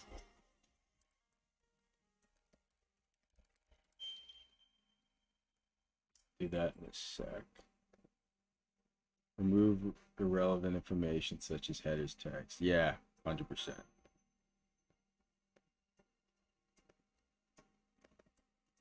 Let's pass in the instruction. And we get so we clean the raw input, we get the instruction. So your content extractor, yada yada. We gotta just rewrite it. We gotta say you have to, based on, oh wait. The example should be structured separately actually than the instruction. So actually the way the user should give in information should actually be like this.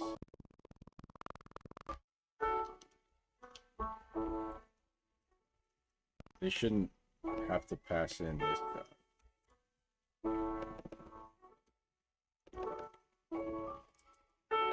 They pass in an instruction, and then they pass in an example. Yeah, that's it. They pass an instruction, they pass an example, then I go back to this format. And then say instruction, put the instruction in, example. That's what the user has to put. That's yeah, these three things. The instruction and then the example. And then let's run that again. And then we go back up to this portion.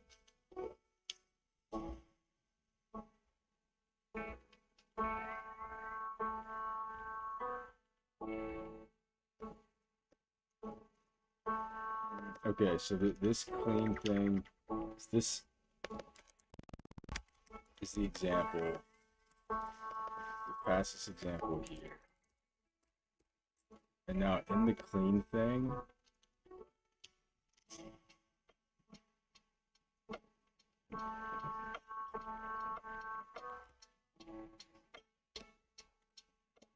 you are a data bot. Your role is to take in raw website data, parse out all irrelevant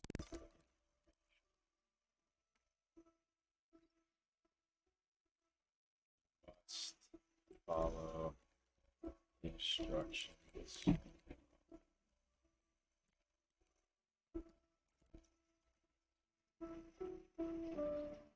You must extract all information that's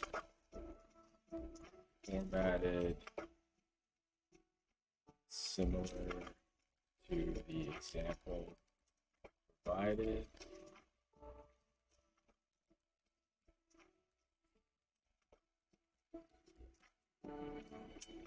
So if it gets like,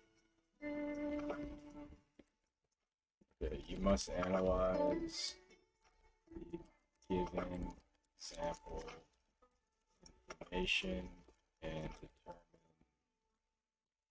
what type of data it is. An article, a little biased there. An article document, an article, a phrase, like a poem, anything. It could be anything.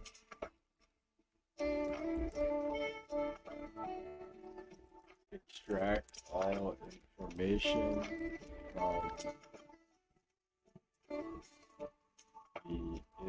the raw data that I was gonna think of using the instruction, but I don't know if that's a good idea. Extract all information from the raw data that includes the it's not a complete list. Yeah, I don't know. Information from the raw data. Extract all information from the raw data that includes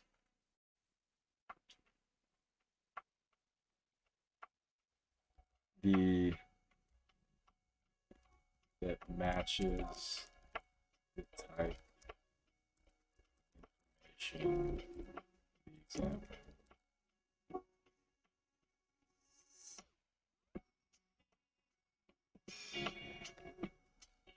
Determine. Maybe it's phrased weird.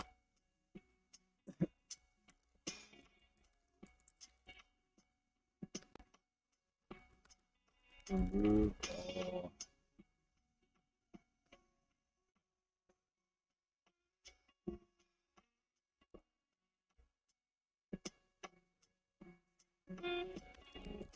all headers, footers, general website information that is not considered content.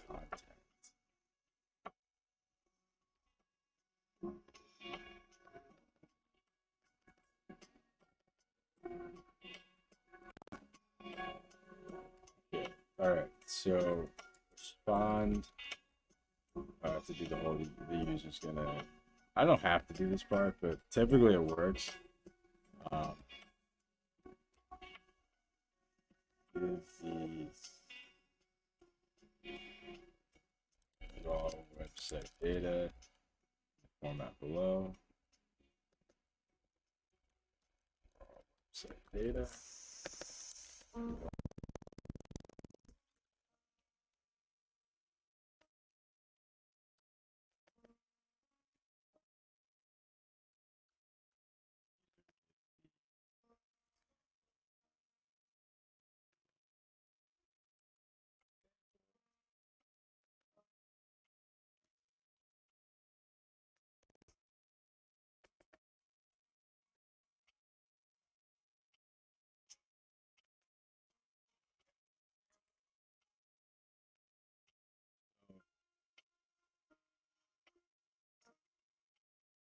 I think that's fine. The data types. You gave article. Wait.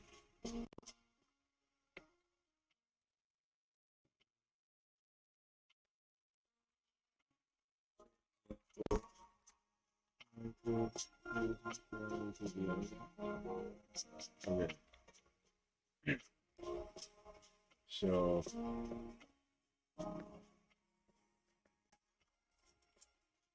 go here, clean input. Just logging.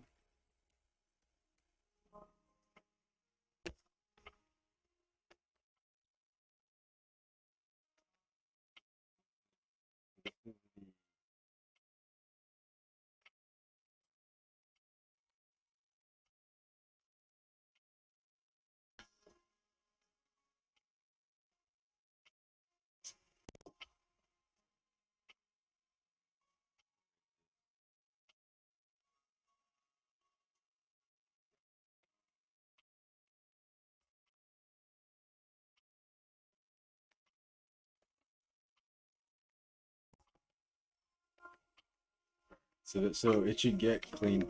Let's just assume it gets cleaned output there. And if it does get cleaned output, then we'll use the system prompt for what they gave.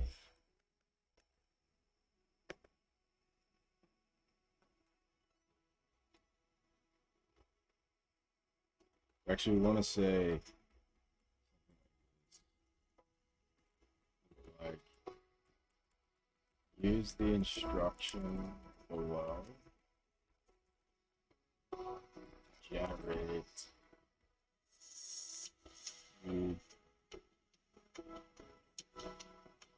Yeah, no, yeah, you're right. I need to use different stuff now.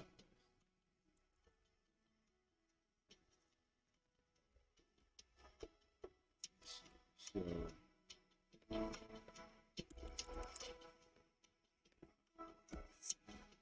use the instruction below. So we'll add the input example instruction. Let's do it. Extra.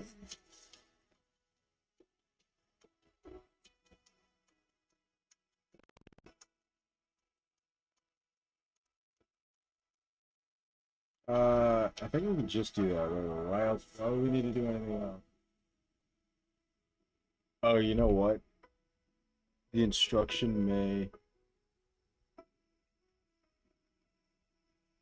Where's the instruction example? The article, yeah, because it's like the user will give you the article in the format below. So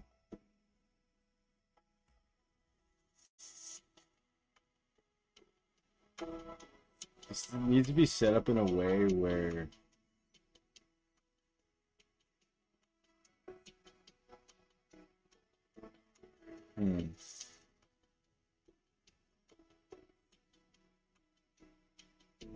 how is this gonna work? So it needs to, with getting the clean data, passing that in, input here, the user instruction needs to not have this example here because I can't like detect this prefix from it. I don't think, at least.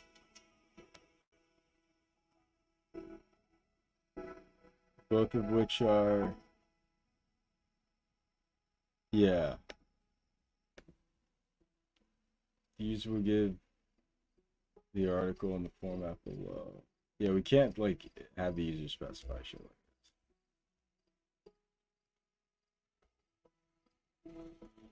this. We have to be like, this is how this needs to be like,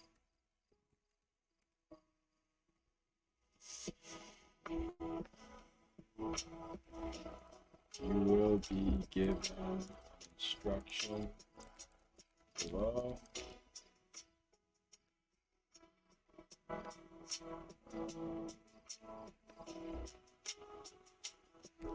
You must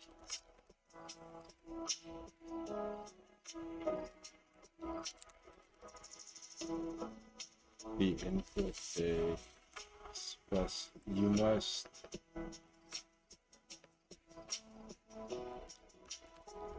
the input they specify will be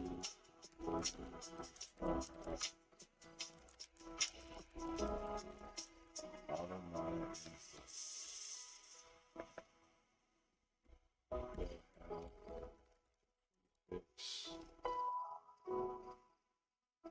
Oh wait, we don't have to do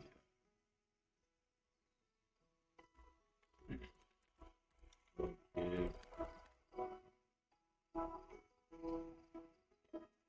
The input. We should have it. User will give the input instruction.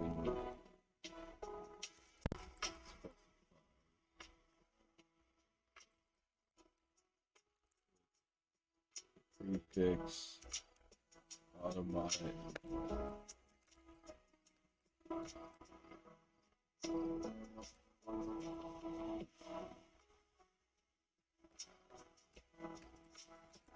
You must return. I wish I thought of this earlier. I mean, version, you thought of this. This is you. Thank you. You must return respond token. We must response to the instruction, but must start with the prefix tag automata response.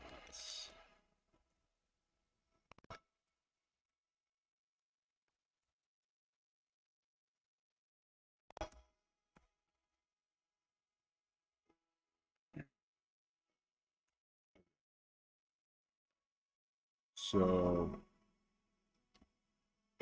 and these can be very, let's test this out. So the user prompt is going to just have the general input, which is going to be the clean data.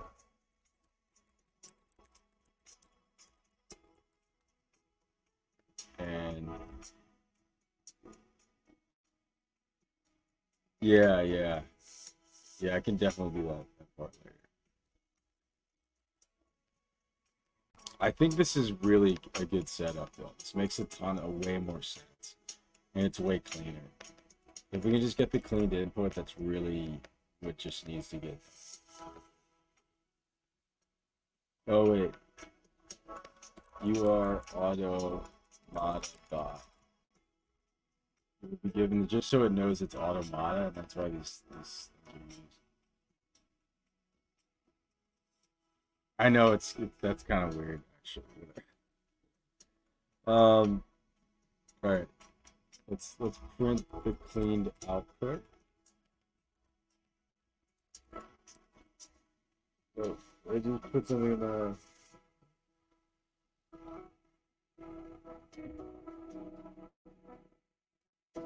that's weird. Okay. Cleaned output. Okay, cool. Dude, if this were, I'm just so fucking happy. Oh wait, type it. But because I think this makes sense.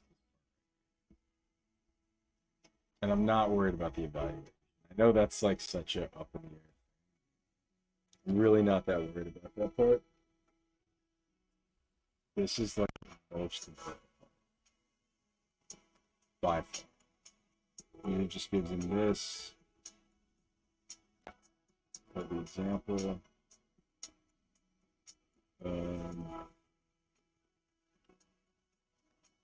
Let's see here.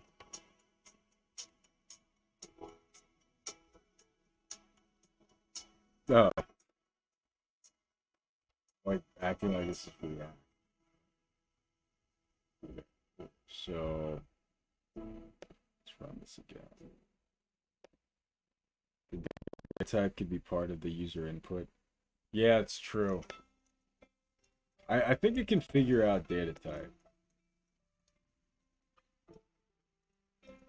I mean, this, like, I want to, like, get the first pass done now, but this is something I do want to, like, work on first. Like, I want this open source project to be of higher quality.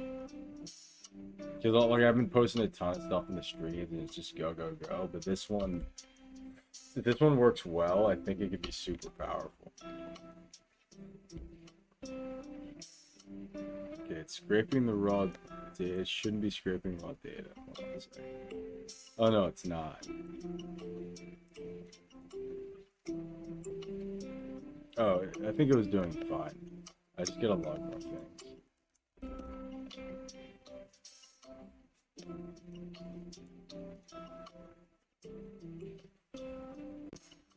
Yeah, it was working. I need to have more faith. I was just like, when everything's work more than like a second, I'm just like, fuck. Or when things don't work like in a second.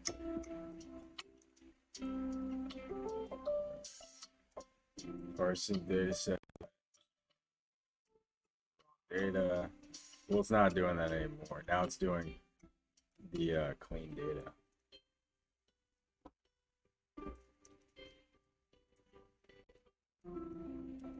Okay.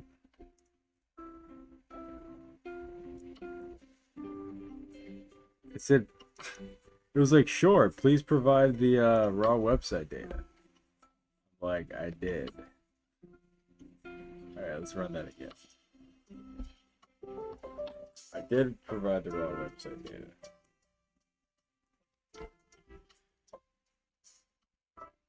They're like, hey, they're like, I'd love to help.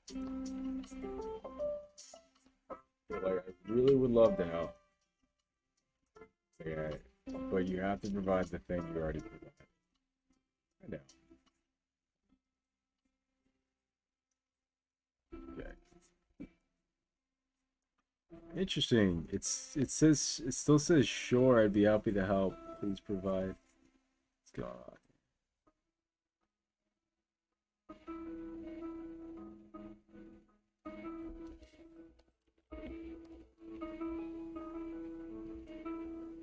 It definitely is given the raw data. I need to be like, don't only respond with that. I need to be like, only respond. You must only respond with the clean data.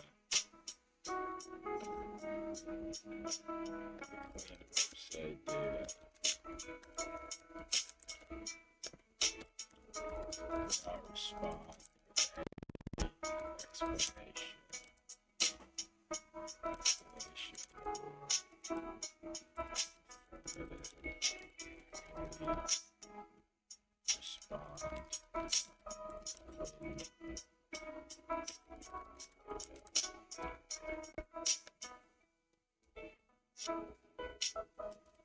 Oh, we're gonna get this.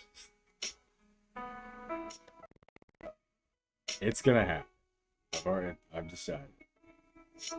Maybe tell that the raw data. Oh, did I not specify that? No, I did. We give the raw website data in the format below. Raw website data.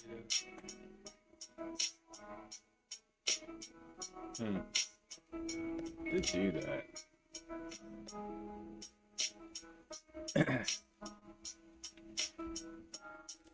Never stop, never surrender. Okay. Let's go Automata loop. Let's do it.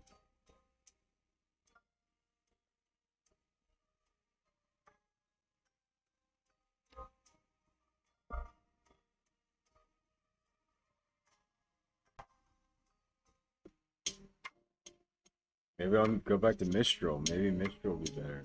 Maybe Mistral's never really a problem. This format implies it's an example, not the actual place the user will give the raw website with below with the above. Raw for you to respond. Oh.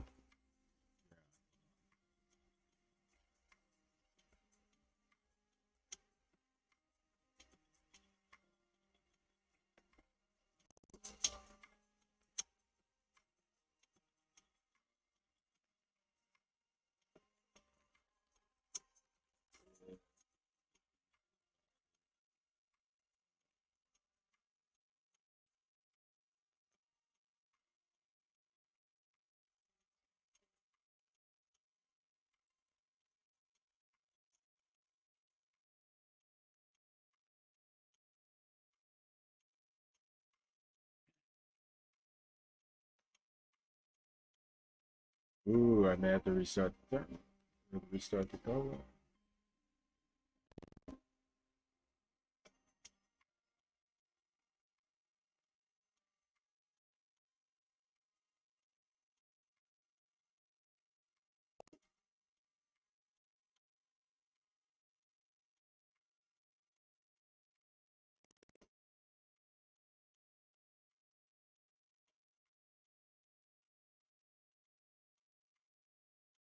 Okay. Going. It's going.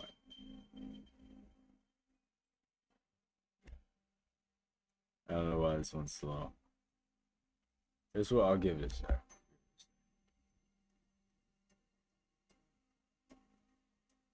Oh wait, it's stuck on the set module.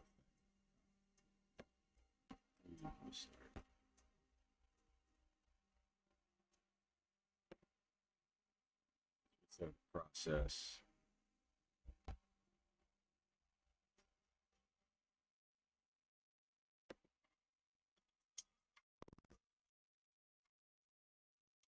Just take a sec. Just a minute. For some reason, it's been working recent process. Whenever it gets confused.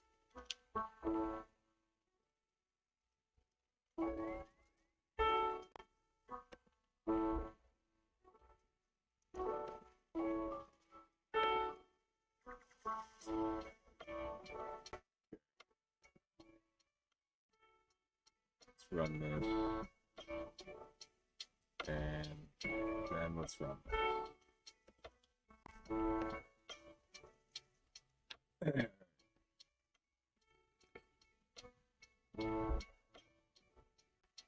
It's actually not logging anything. Why isn't it logging the cost stack? That's like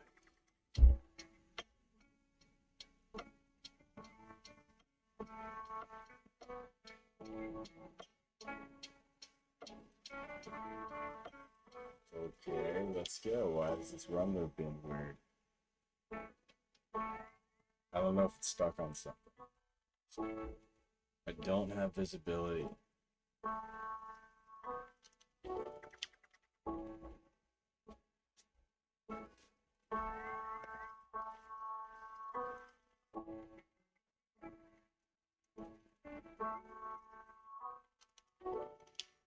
Huh. Oh, I see. I think I see what you're saying. Let's see. What is going on? Why would this take long? I know it was doing stuff. Okay, now I can see that it's doing stuff.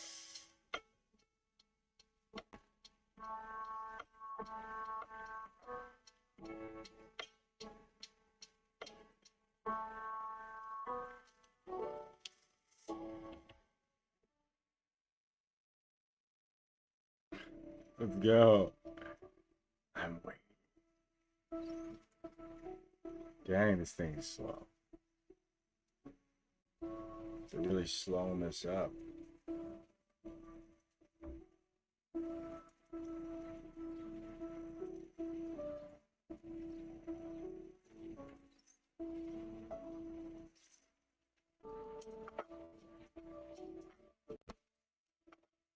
Okay. The thing that took a second before now taking over. I just can't, so I just stop it. I'll just restart. Let's see.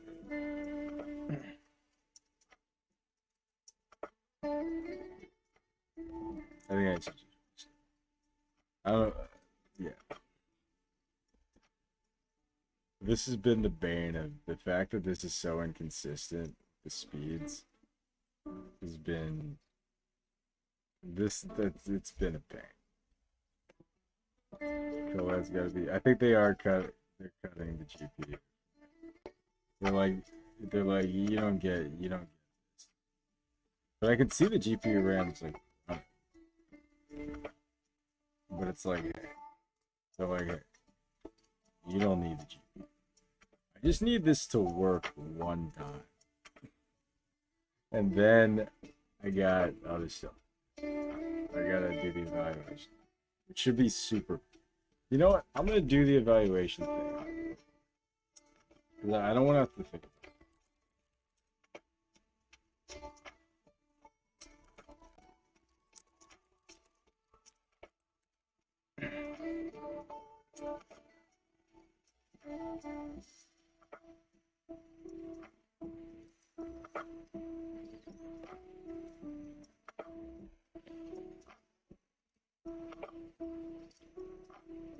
Metrics. We don't need it. We need to.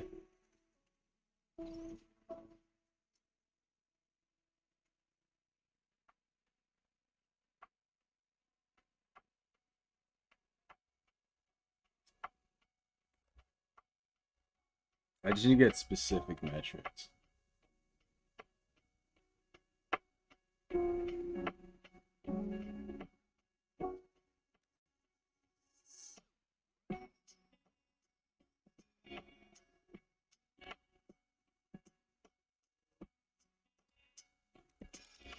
We're gonna do it on a single example. Oh shit. Oh yeah, it's like messed up. I knew it was just generating bullshit. What? Yeah, that's why it's taking so long. It's just like doing. I need to add repetition penalty. Let me add.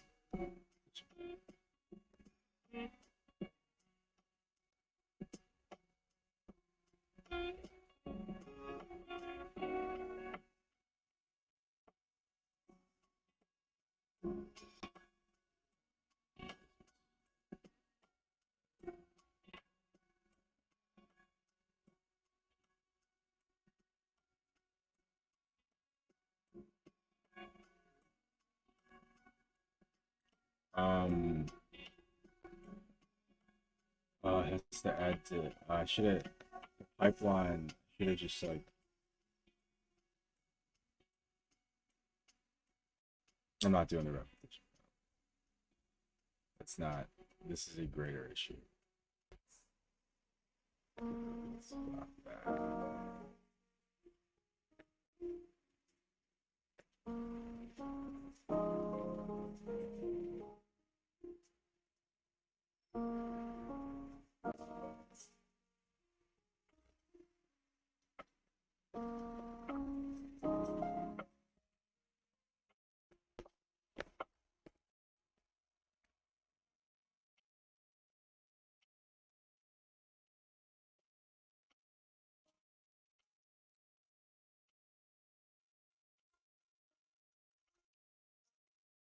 So I need to.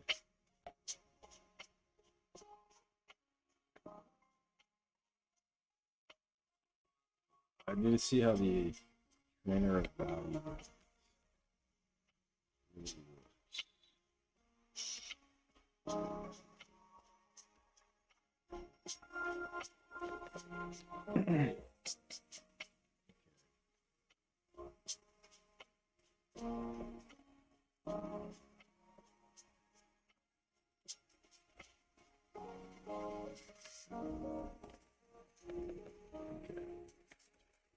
So really, all I need to do is just import evaluate.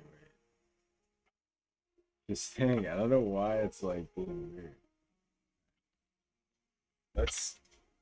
The final hurrah is gonna see seeing that work first. I gotta do the logic of all the this part. I can't like on good conscience leave the actual training of the model. I gotta like deal with. So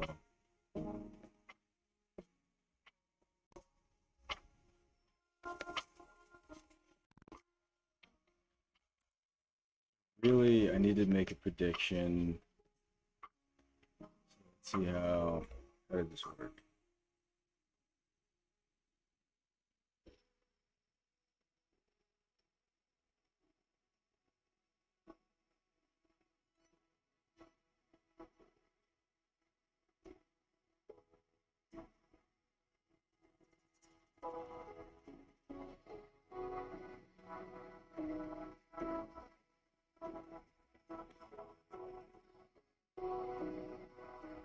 This tokenized data set.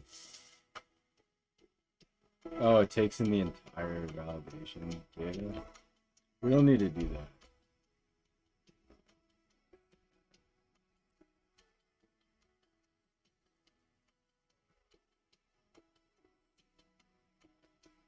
Anyway, so let's get the predictions. I don't really want to use the, for this evaluation, we're just going to actually use the example that they gave us.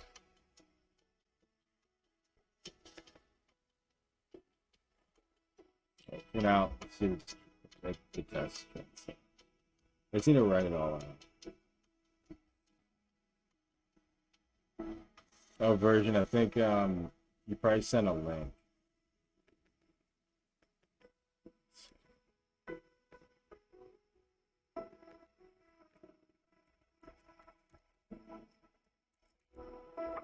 So the predictions, so the prediction labels.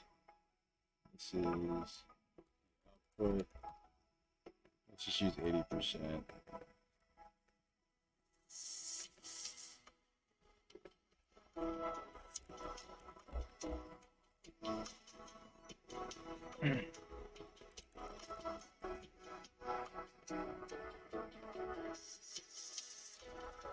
Let's return accuracy.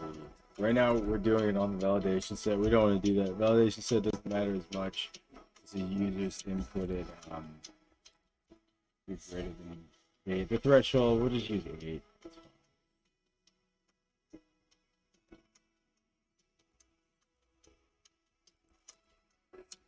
The valve threshold for that.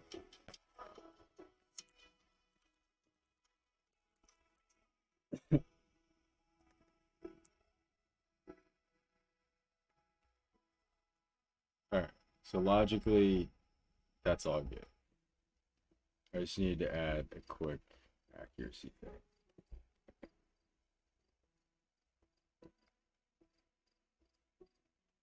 Okay, so valve threshold 0.8.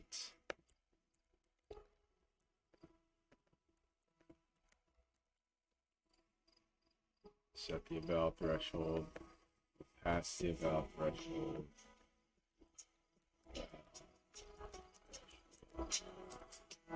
To this, and then logically, the pruning isn't happening really, but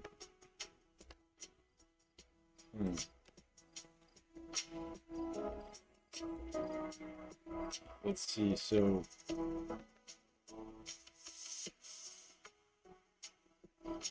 but this evaluate is working. Well, I mean, we didn't test, but the logic's here. And we'll test. For now, we're just testing on the validation data. We do want to test on the example of the input. You gotta think so.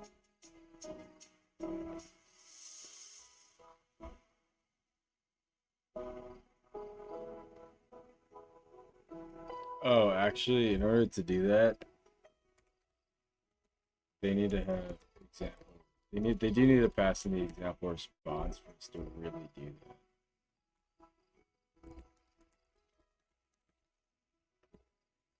that. Yeah. So the way that's gonna work is the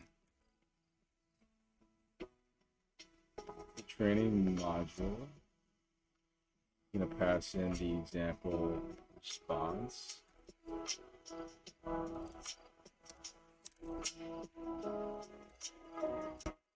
We should pass in the input.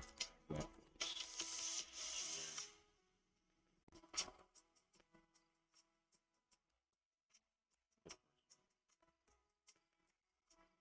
And in the training module,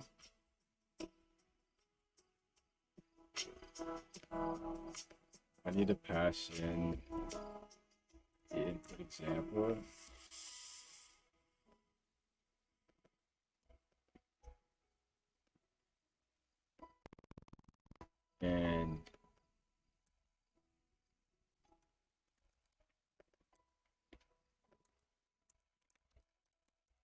And if there is an input example here, so if they, well, I need to dynamically in the evaluation, because I'll default do a prediction on I have to input.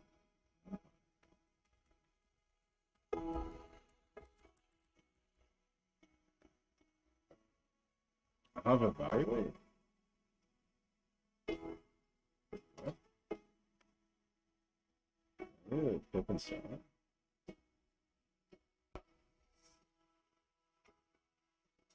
Alright, but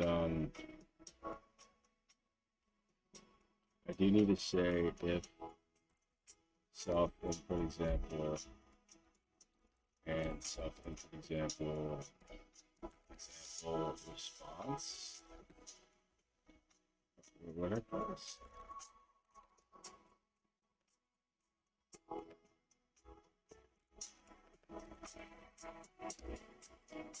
Yeah. So if it has an F, but really, so this might seem confusing, but all I'm doing here is I'm just saying, I'm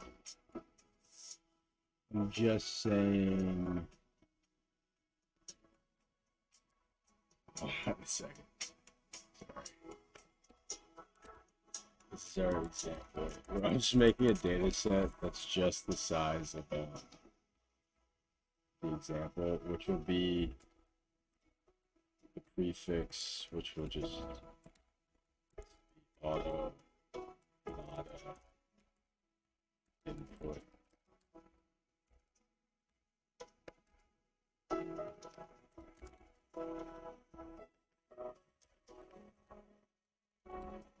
And this would be example Automata response, which would be. So I know this, but let me just do this real quick.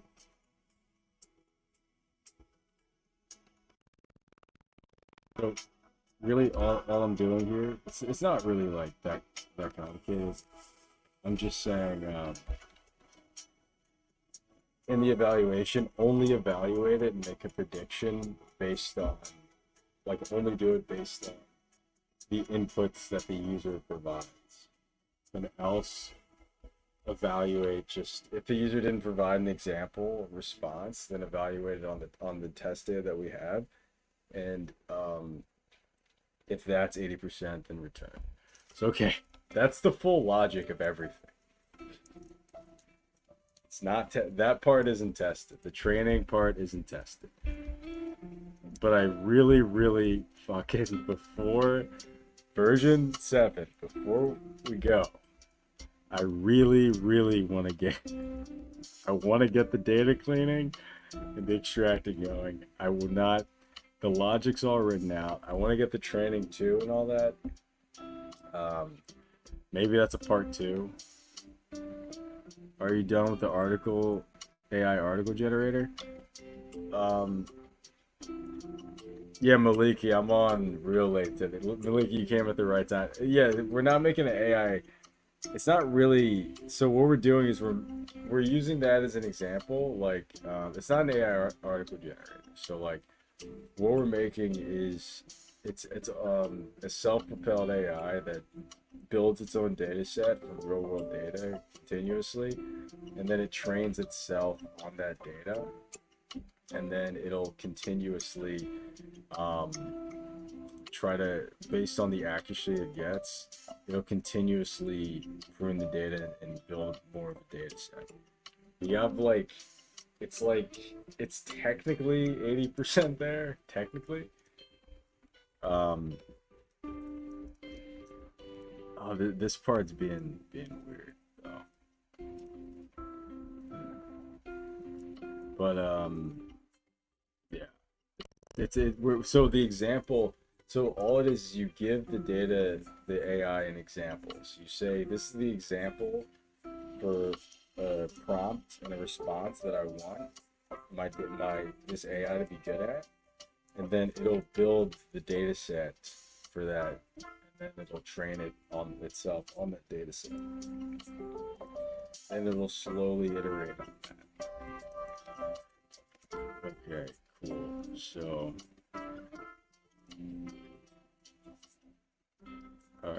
let's see.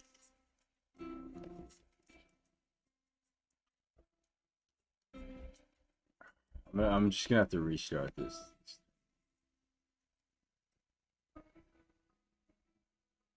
They're really making it hard for me to use GPU. Fucking Colab. I gotta see. I'm not stopping until I fucking see the dataset building working. Like it's like, and hey, I get it. I'm crazy. I know. You don't think I know? I know. I get it. Some people are like, hey, no, you gotta like stop. I'm not gonna sit here and pretend like, hey, I'm gonna stop trying to problem solve.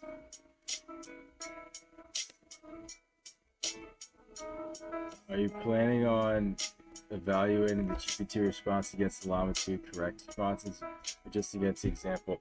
So, if you pass in an example, what I just wrote is it will evaluate on that example.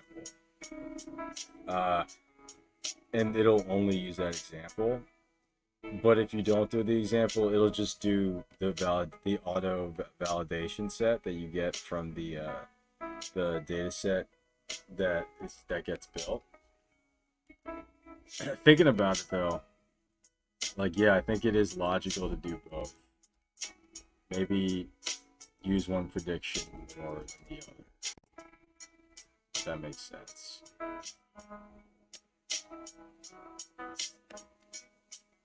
What results? All right.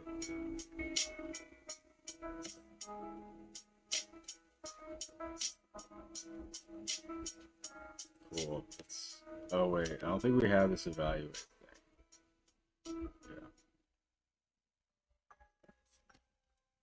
Yeah, I got a pip installed.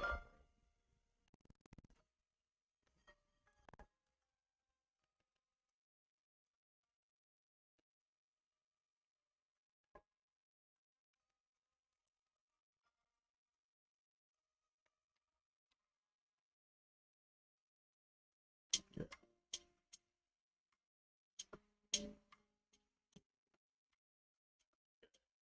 Let's try this again.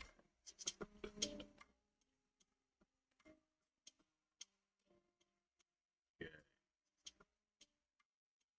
Now let's get this part.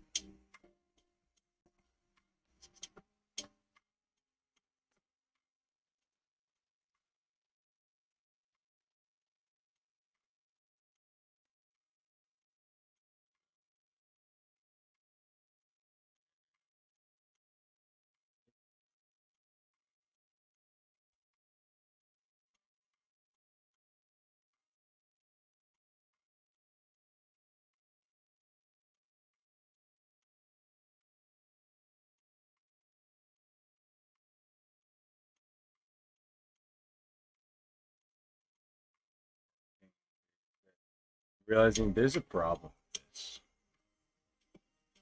The clean, what's wrong with this? The clean data set. So is it still running? Yeah. Just gonna stop. We can finish. There's something wrong with this clean data set.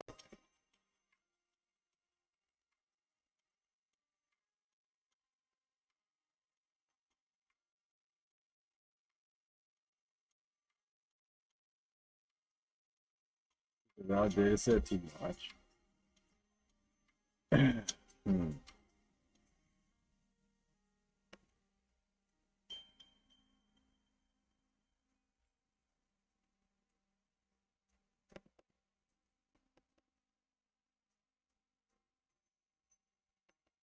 I mean, I know it's a big context window. I do know that. We're gonna go back to Mistral.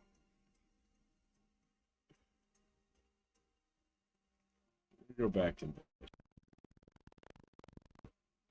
Because I think Llama 2's out. Hopefully that sliding window shit about the setup. Okay. Let's rerun this.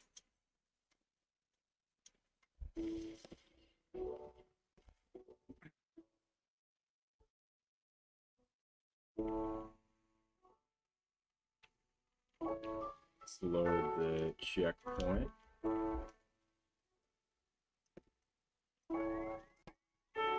Automata run loop.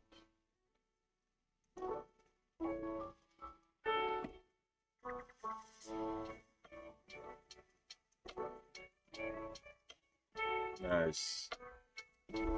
Okay.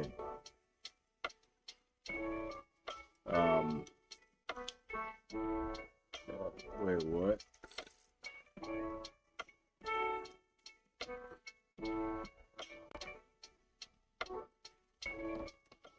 But what's the data that they were given? Hold on a second.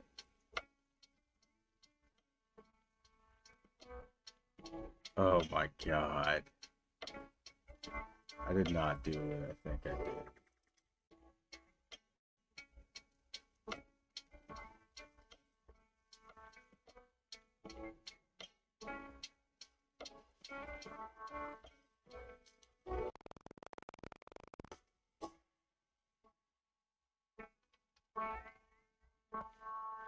Oh my god.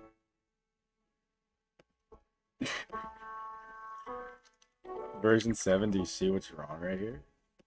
That's been happening. Do you see the issue here that's been here this whole time? That I just realized right now. Do you see that? I have 2 start system tags here.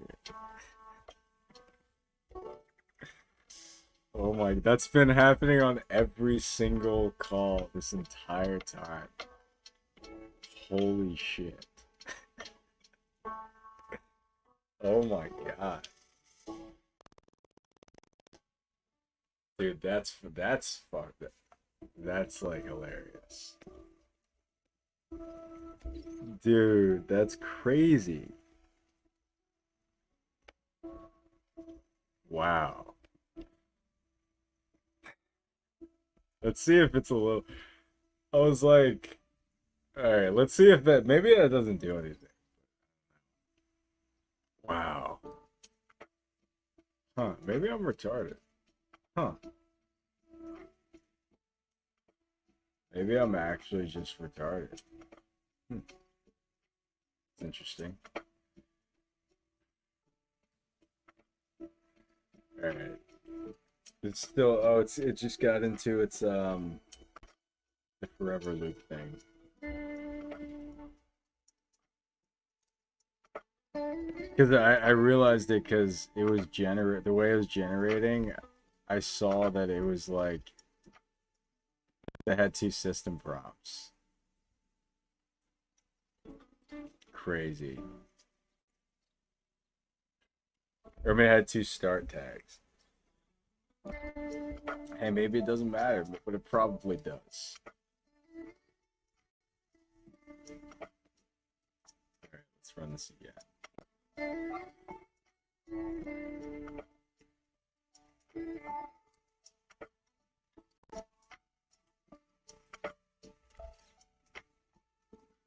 The problem is, I think I need to restart there's something, yeah, they're still messing up the GPU. That doesn't affect that issue.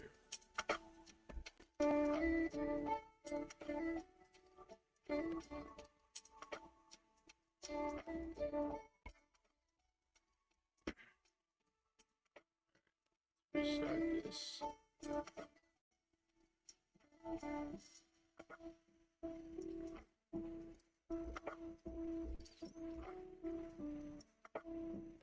Let's run this. Let's run this. That's so, I mean, that makes sense. How it's like been not taking instructions. That's crazy. That's so crazy. Oh man, that's so funny. I'm sitting here like, wait. This doesn't make any sense.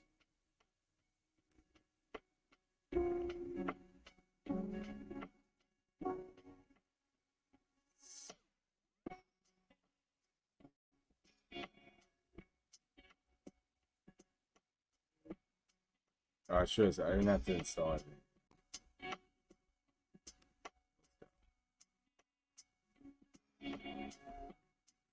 Suggest some Linux distro.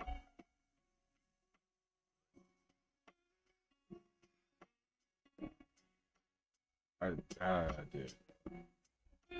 Whichever one you like.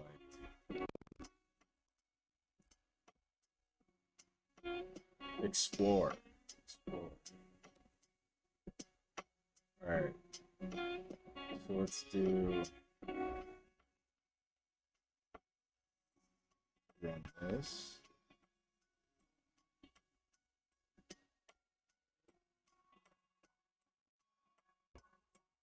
Run this. Can't believe that. Let's run this.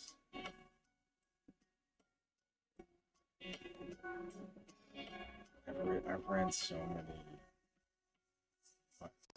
So much Python. Yeah. That's all there is to say. A lot of Python.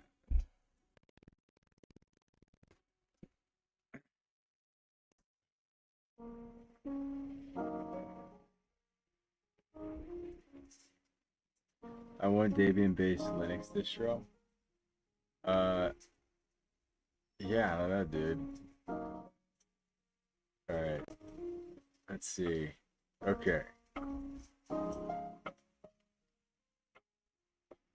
I mean, it still didn't do it right, so that's not the end all be all of the problems, unfortunately.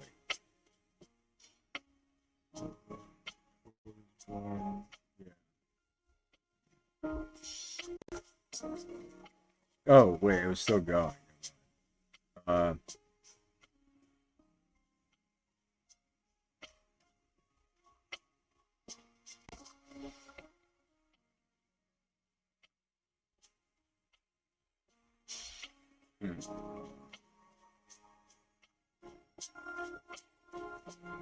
Oh wait.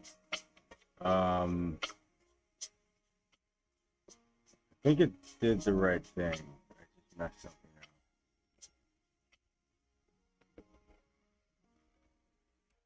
up. Input examples. Yeah. Yeah, I did the. Hold on a second.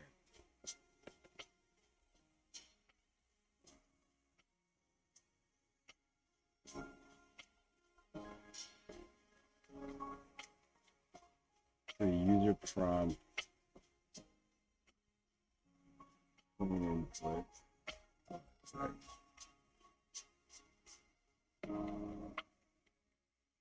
User prompt.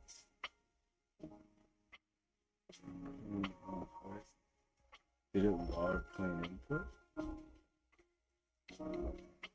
Oh shit. I see what happened.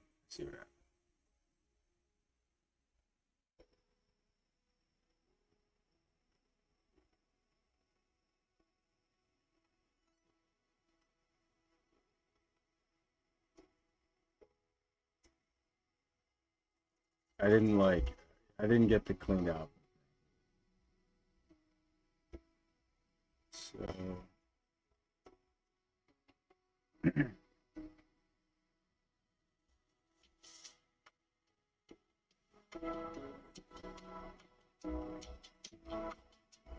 all right, so first thing, I need to parse out the cleaned output rather than just getting the whole thing. And I need to return results. Inst.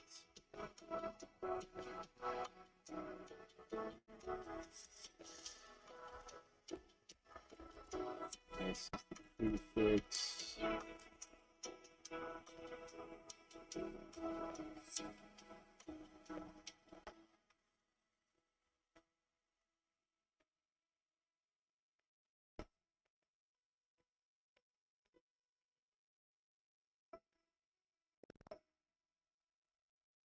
do R find so we get the last points. Everything after.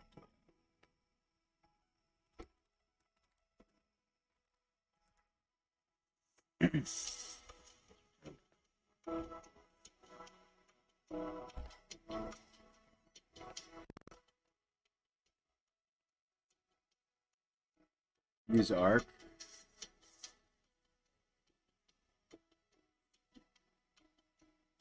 Yeah.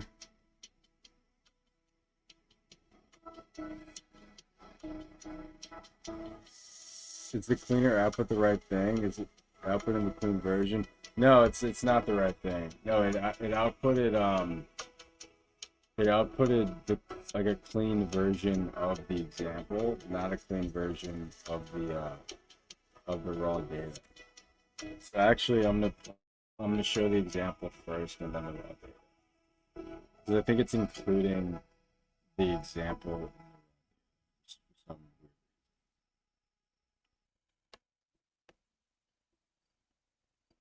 So, because the raw data is going to be a lot of stuff, and it just included that for some reason. Let me actually just add like a.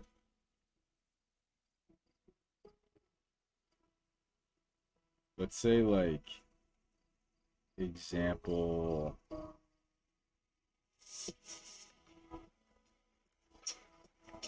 Format, I don't know.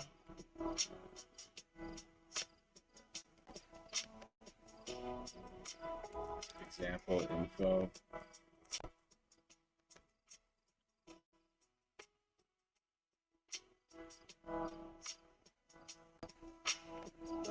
Say. Oh, you know what? It's not specifying. Oh, kind of freaked out. Okay, but it's not specifying. So it's like only ignore the specific information in the example info. Only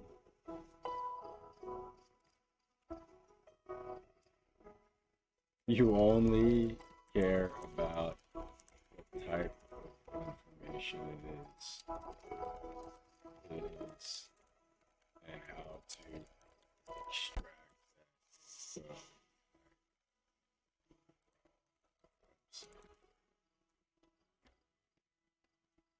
I need to be explicit as fuck. Okay. I need to just, it's like I need to just say the thing. Alright.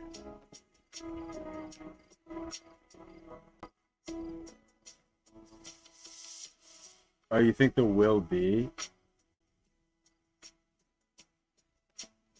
Yeah, dude. Yeah, I think you're right about that. Well, this might be the. You know what's funny? This isn't the longest stream. Not yet. I have like an hour until it's the longest stream. Isn't that fucking crazy? I might be a little crazy. Might be a little crazy. The example is provided in format. Yeah, I think you're so right about this. The will be breaking shit.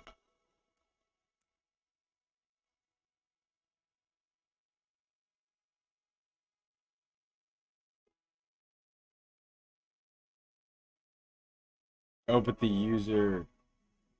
No. The is good actually because.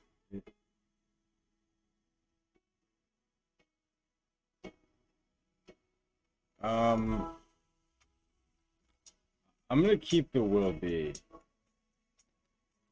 Only because it is gonna be provided later on.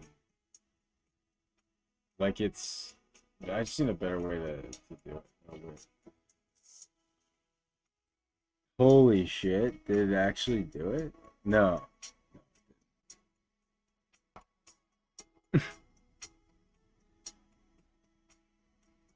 Oh no, I didn't run it again.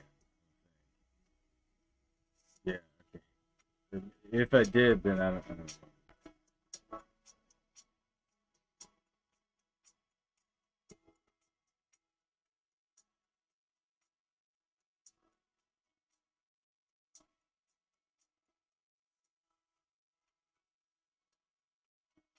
That's not the right clean data. You know what's funny about this clean data thing is that some of it actually does include the like this is perfect, but it also has the Henry Ford stuff. Like it has the right stuff right here. And then it also has the Henry Ford stuff. That's so funny. Maybe that's fine. Okay. Oh, but the response is good? It actually did the response in the end. Huh. Interesting. But that's so funny though, because hold on. Let me parse this response. Yeah, it actually did figure out the response, which is good. But it's just the input was fucked up. So the fact that it did get the response means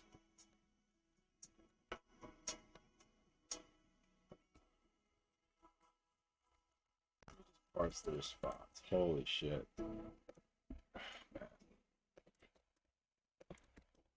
It's like coming together. It's like there's times where things feel like they're not, but like it is. You just gotta keep going. Yeah. Alright. So this is the prefix index. So we just have to return. Well, actually, we have to do something right here. So this is the response is, and I know, well, we can do this. We can say response result.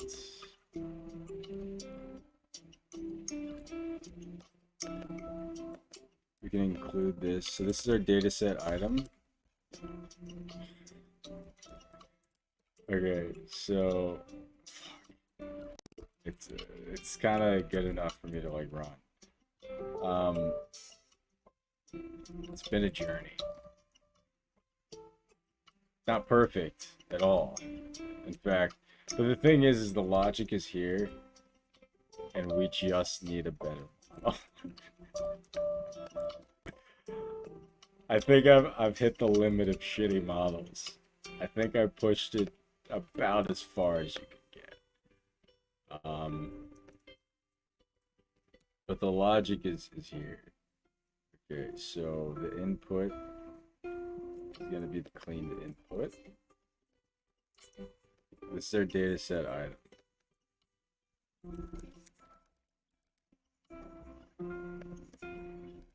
It's been a long time coming. Oh wait, no, we don't want to return it. All right, we want to build our data set. Go through the data set item. Return data set here. Oh. So we just say data set append data set item. Okay. Let's just run this now. It's not perfect, but it's building data set. And I'm gonna uncomment all this shit. Maybe we should switch to llama. Still gonna not do the web scraper. Ah, fuck it. Let's do the web scraper. Let's just see what happens. It's like, I don't know. Alright. So every time this reruns,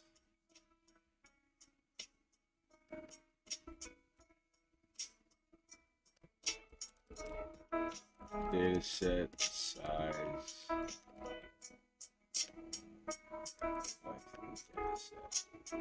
let's log. Okay. Let's just run the whole thing. Fuck it. Pray for me. This is my spirit. We're making a spirit bomb right here. Let's just run the whole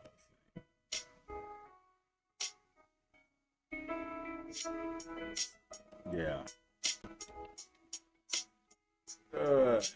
We're doing the scraping too. We're doing the whole thing. So first thing it does, you give it an example. It gets a Google query based on your data set example. It's something that it figures out what the type of information you need in order to scrape and get additional data. This part obviously takes fucking forever.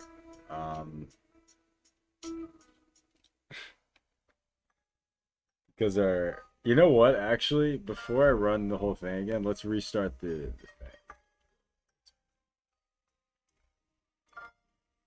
Because that's been the only thing that's helping me out with this GPU.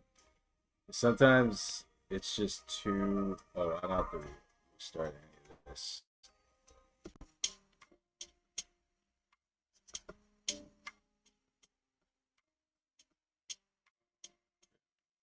Again,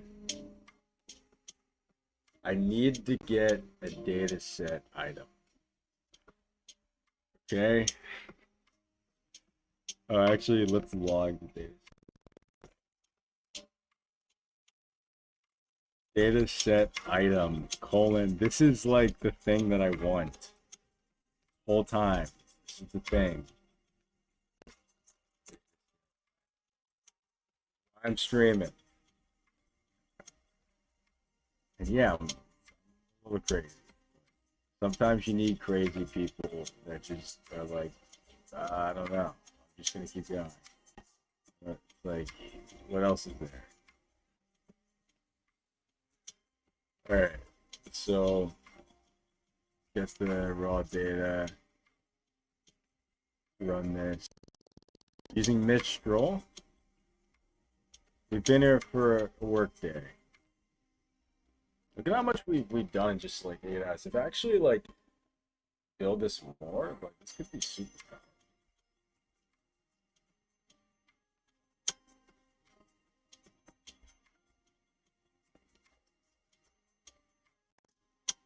Maybe do something like remove all information that doesn't. Yeah. I think you're right about removing it. I think you're totally right. Alright, so it's running, it's getting a new Google query. It's doing this. Okay. It actually failed at getting the query.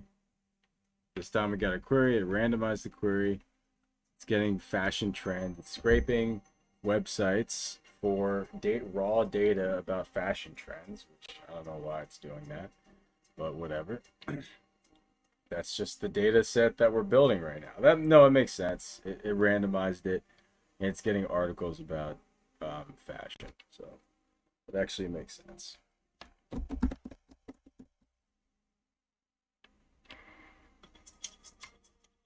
This last site's taking a bit. Let's go. Let's go.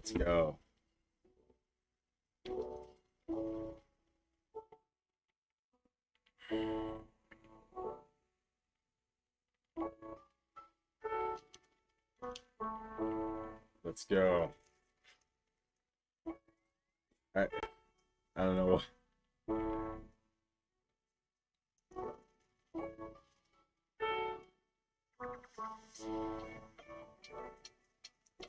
I don't know why it's been taking a long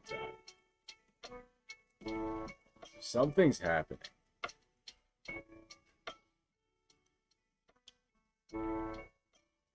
Thing is, I don't want to press stop.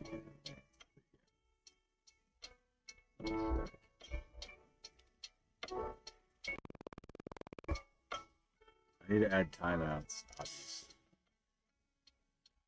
Only reply with the result. Yeah.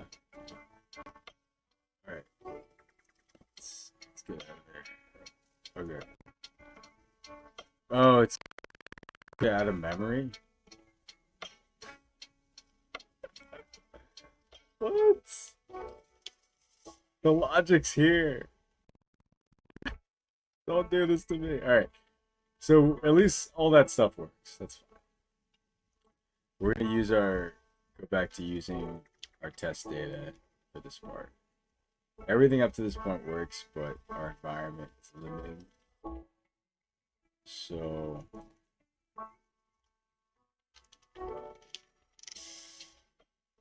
I'm just like scrolling. Jesus, how many fucking lines of code here? I'm trying to organize it well. I'm gonna organize it. Okay. Let's go. Let's recomment this. Now let's just run this part. We don't have to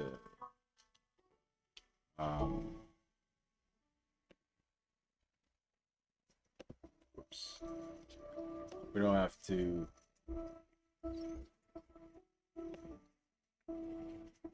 do anything crazy. Let's run the Automata again. Maybe you should do a time. I should do a timeout. Oh, go to out of memory. Notice how it doesn't say it's out of memory on the side, but it says it like right there. There's zero chance the CUDA should be out of memory. So restart. They're obviously doing something.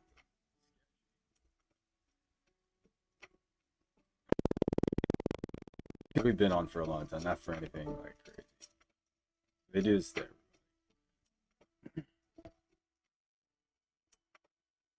But at least all that stuff's cool. Like in an ideal environment.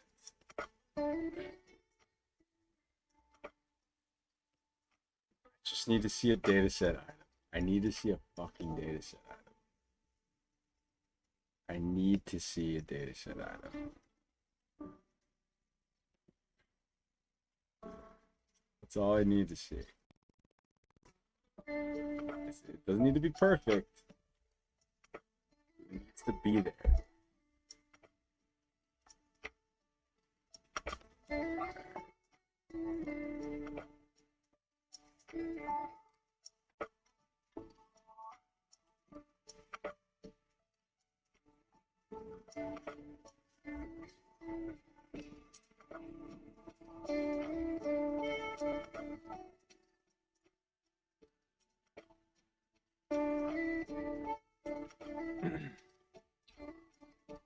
And the logic for the training thing isn't fully tested, but I'm not too worried about that. It's doing the same thing where it's getting some good stuff and some not good stuff.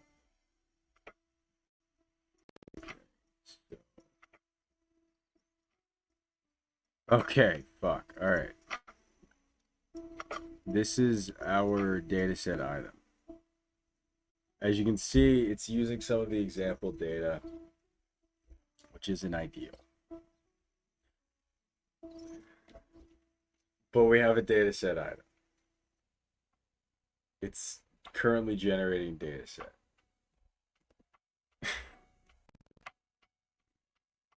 Really, what this needs is me to switch out Mistral with something better.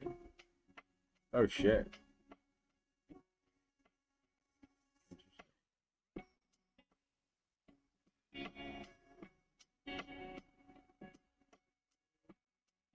Huh. I'm like running this a ton and it's like getting very interesting data. Wow, it's like, well, that part's fun. Alright.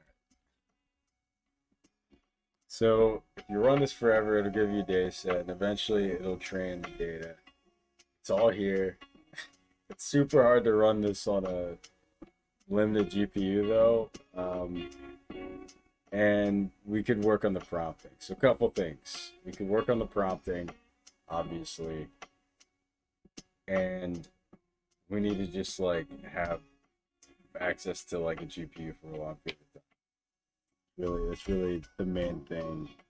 But like the logic's all here. So like, let me just go through the logic one more time. For the user, you get Automata.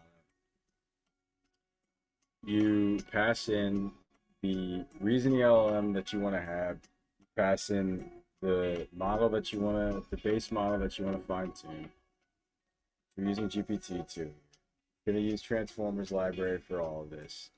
And then you pass in the example instruction or an instruction that you want to build your data set off of, and the example response. That's all you need. And you say the max data set size that you want. Search engine between Brave and Google. Whether you can randomize the input, all that stuff's default. But really, what you want to pass in is your input example. The way it works is it loads up all that stuff, and let me uncomment this. And it'll first get a search query that'll be perfect for searching to get the data set, to get the raw data that you need for your data set. And then it'll build data set item off of that. After it scrapes to get that raw data, it uses the instruction to build to sort of improvise different data items, which could use some work. This part itself could use some work, but in general, it is working.